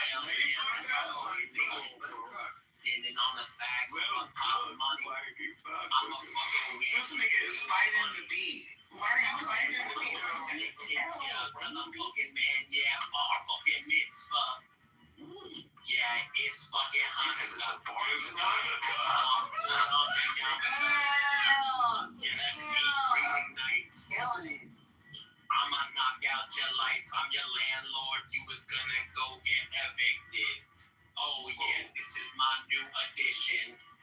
Kicked out your home. Oh no, you're poor. You can't pay for your phone. Oh no. Now you lying in the street. Jewish fucking world. That's my fucking elite crew. That's what we fucking do. Living this life, and I live like I just realized you can become autistic by listening to this. J-Rob from the with 4 of you guys interjecting, I mean, he's actually, come on, Sam. No, Andrew, this is not good, Andrew. This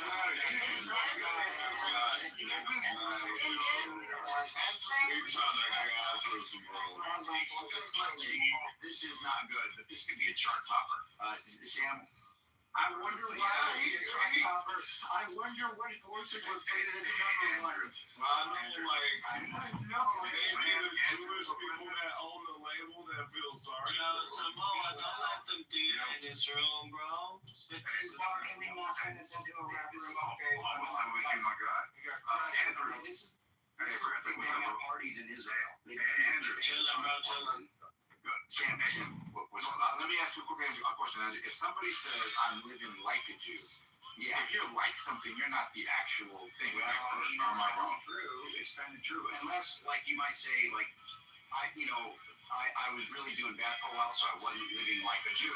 Now I'm actually living like a Jew, right? You might say something like that if you did a contrast thing. That might make sense. Let me just take lines. But if you are a Jew, there's no way in hell you could ever not be a Jew. Well, no, it's not that you're not being a Jew. Like, for example, like, if I'm of the Trump family. I'm not a Christian.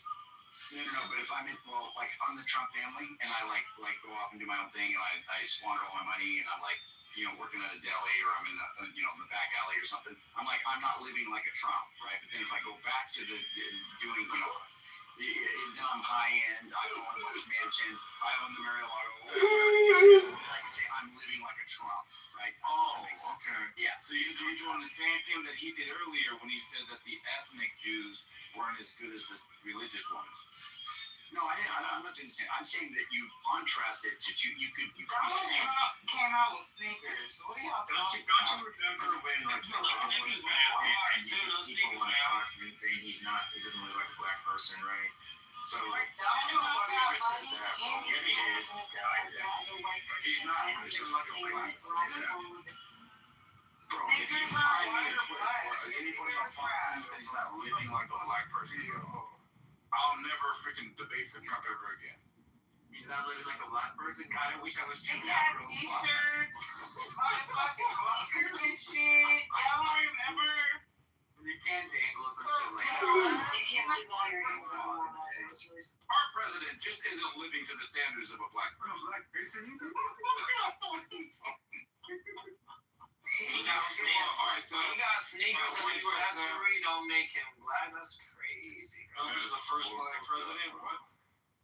Hey, Sam, you there, bro? Let's get these bars out, bro. The bars. Yeah, I know.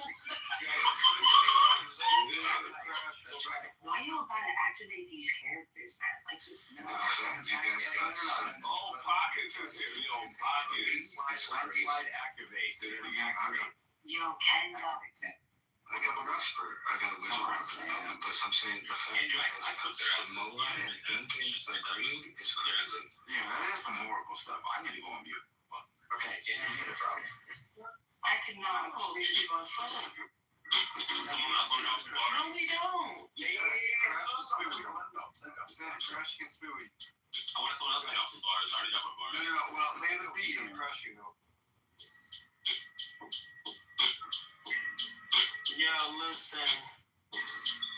I'm a talking Nate when I hit my chest all day, every day. Yo, Sam, Oh my you God. was a bitch. Sam Rosie coming through, I'm here to win. Yo, she wolf, shut your ass up. Spitting on these bars and I came up on the stage and you know what's up. I got these black fucking Nikes on my feet and I'm on top and you already know. I'm not a fucking cop, yeah. Cryzilla. You sound like you're Hey, this is not one of those ghetto ass rooms. If y'all want to do this ghetto ass shit, go to another room. Yeah, it's just crazy. I'm not gonna lie.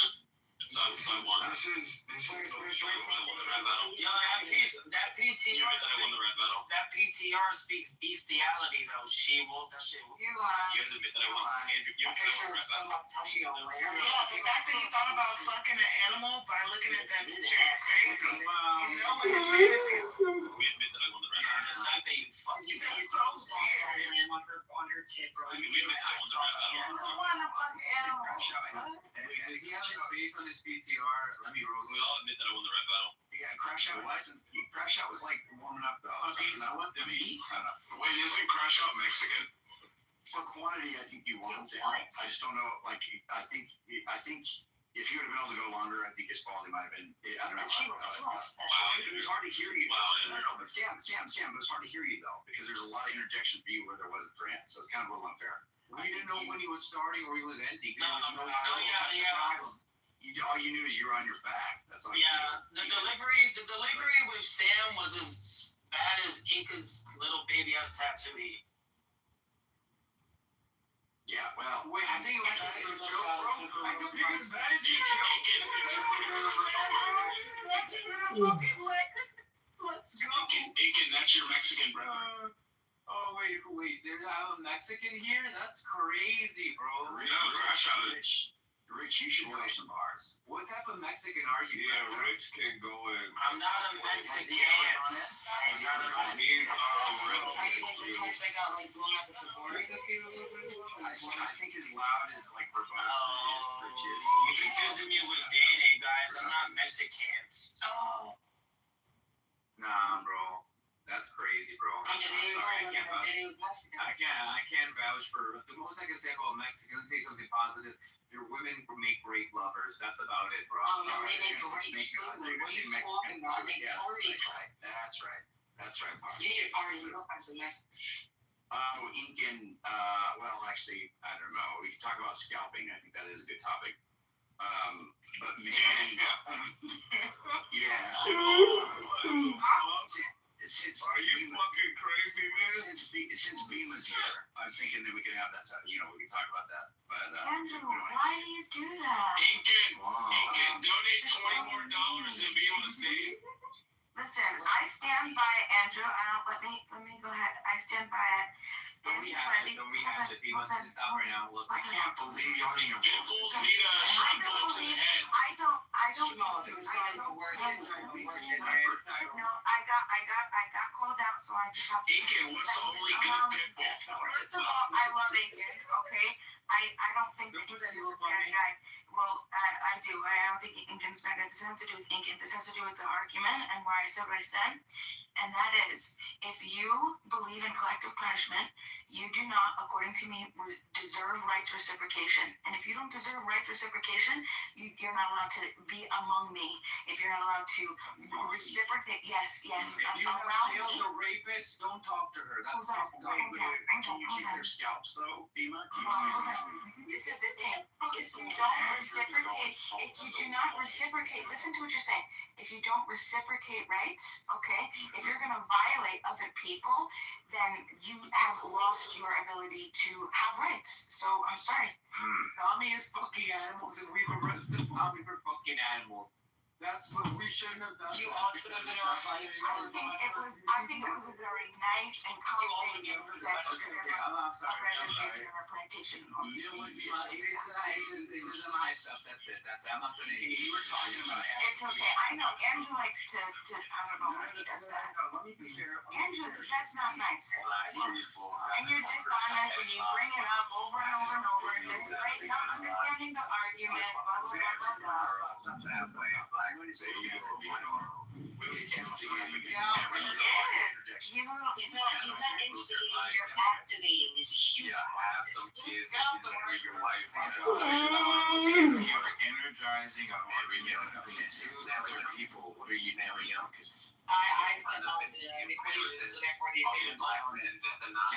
You're doing this on that point.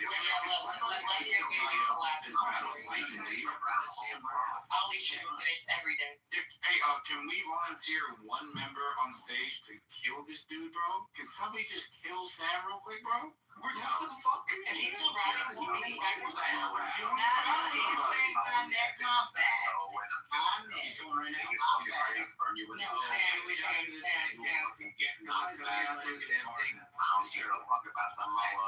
There's only so much range I can handle, bro. Fucking family. That's the fucking remedy. You just have no rhythm. I don't like you, right? But you are. Every time he pauses, he goes over your shoes, bro, and it's annoying as fuck. Fuck this bitch. Just remind me that there is a devil out there. Can you rhyme my name, please? And then we'll use the word can. Thinking.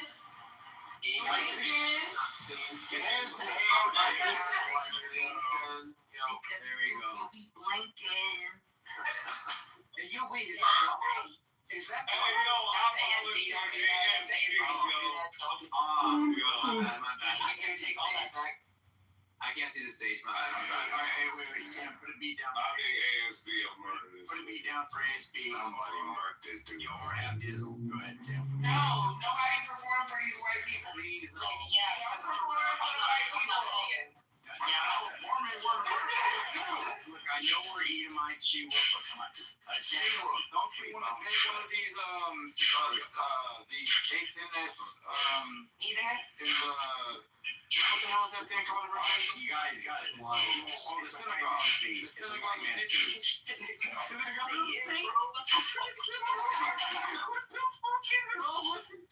You're really mad here being small.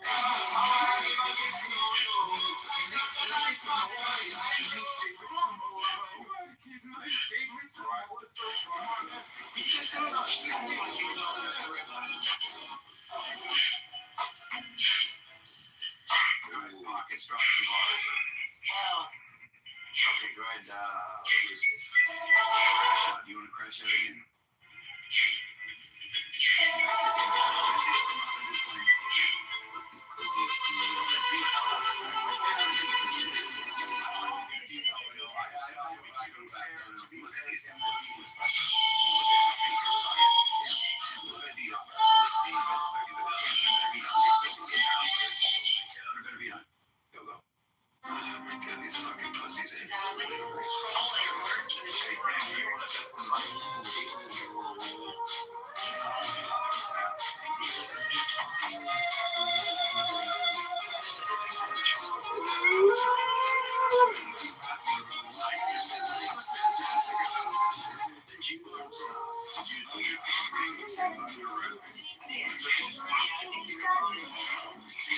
No, let's not do this, Andrew. Let's think of another topic. You guys have been very unfair to Sam, and I that is true. We should move on. Yeah. Let's be a little bit more charitable, though. That was unabated. Let me just say this. Of all the people who hate getting interrupted, Sam is he hates it. He's been trying to drop bars, and you guys, 6 people are talking while he's doing it. Bro, the only bar that's dropped is whatever, you know, The Jews haven't experienced any charity. Let him go, bro. You're Jewish, Sam? Oh, my bad. So go ahead. Okay, but why every time he come in here around black people, he gotta prove to us that he know how to rap? I don't go around Jewish people and try to prove to them that I know how to spin the dreidel the fucking fastest, okay? I don't fucking get around Jewish people and fucking act like I know how to make the next model of suits, dude. Just shut the fuck up. We don't fucking care. That's true. I never go around that's true. I never go around Jewish people and pretend that I know how to make wet tuna soup like slush. I never do that shit. So it's not even you on the game. People never go around Jews and pretend they know how to count. Yeah, that's true. They know about the 6 million.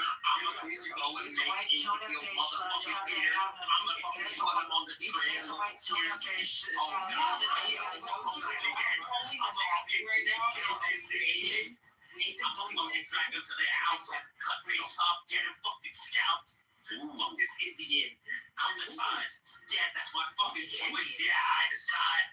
Got a fucking smallpox blanket and I give it to his fucking kids. I'm a fucking killer, bitch. Now I'm making it fuck you. I colonize your entire fucking continent. Then I eat your fucking ass like a condiment. Fuck you. I'm a fucking that's what motherfucking cradle. At the end of the day, on your ass, and I fucking take mine, Nora, and dance on your gravy, and I do the whole thing. I hope you dream about this shit, bro. Stop talking over me, you fucking faggot. Stop talking over me. Talking over me, faggot. Stop talking over me. Oh, man. Stop talking over me. More than the nigga tree. You gotta go look. That's a lot of niggas we go with. Faggot, stop talking over me, I don't know why they hating on you. All right, we're gonna do ISO and look don't at you. mute me, Andrew. There you go. I muted everybody. Go, Sam. Go. I was rapping and they were fucking talking over me like a bunch. I know, dude. I was trying to, bro. I was trying to argue for you. Go. You guys are but fuck faggot savages with low IQs. I got smallpox. Give it to your children. I have a question about that. Maybe you've been fixing children for a long time. I do have a question about high IQ. Okay, so let's say that you have a high IQ. Okay, so if people who have a higher IQ, do they have an obligation or a duty because they have higher IQ to do they have a great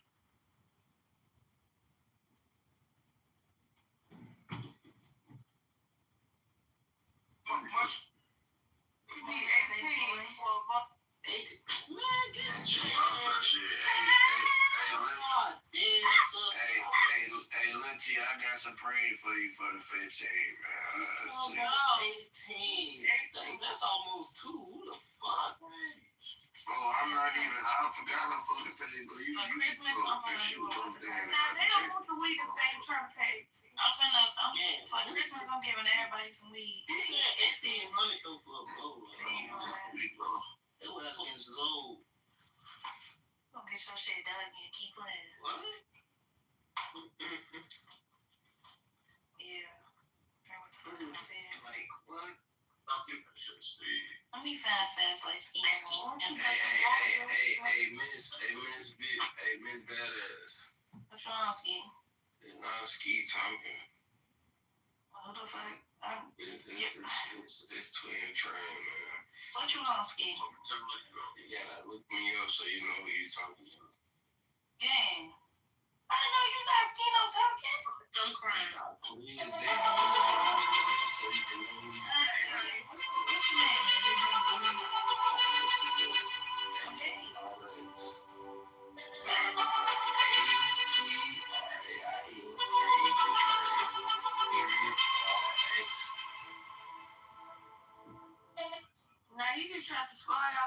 slow. I didn't even know what he said because I wasn't even just listening.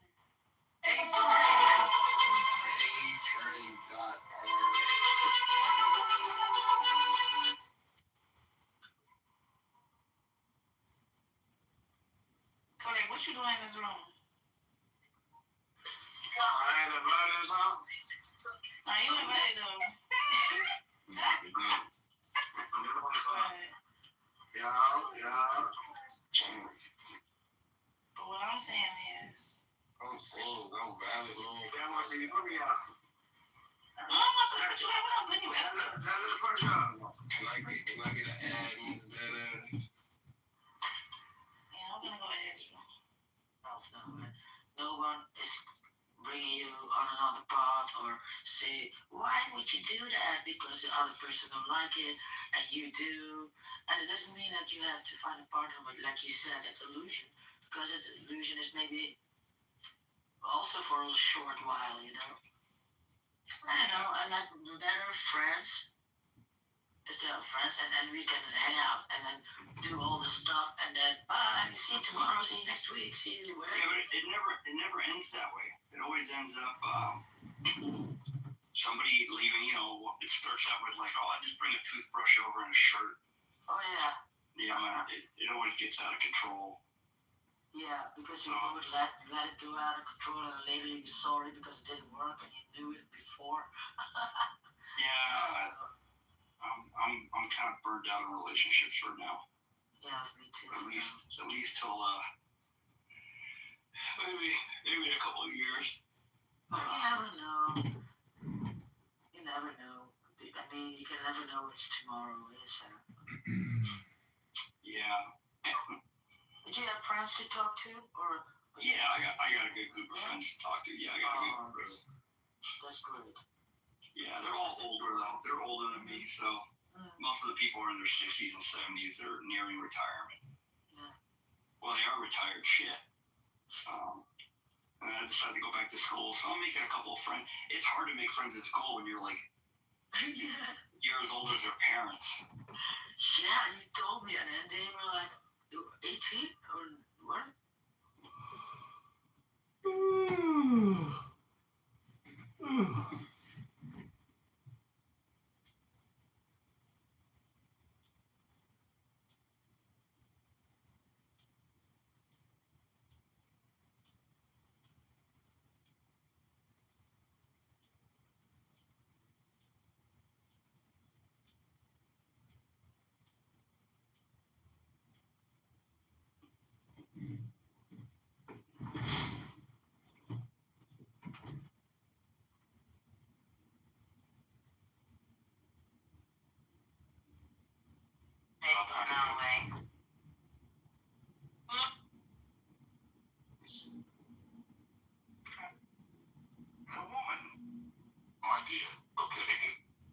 Non-Muslim party in Medina was happy that Muslims were about to go to votes and that the unity of Muslims was about to break down.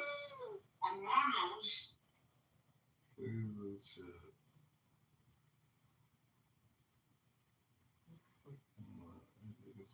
this shit. You know?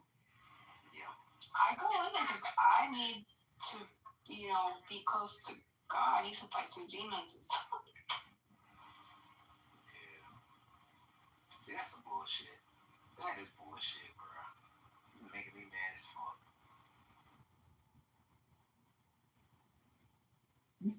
It can't be.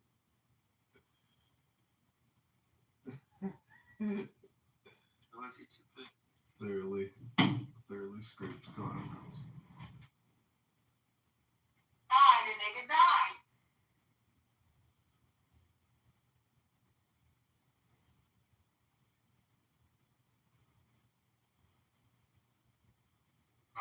I don't want to talk about this with y'all. Why the fuck did you wanted us to know that? And that's exactly right. Why not just say initially?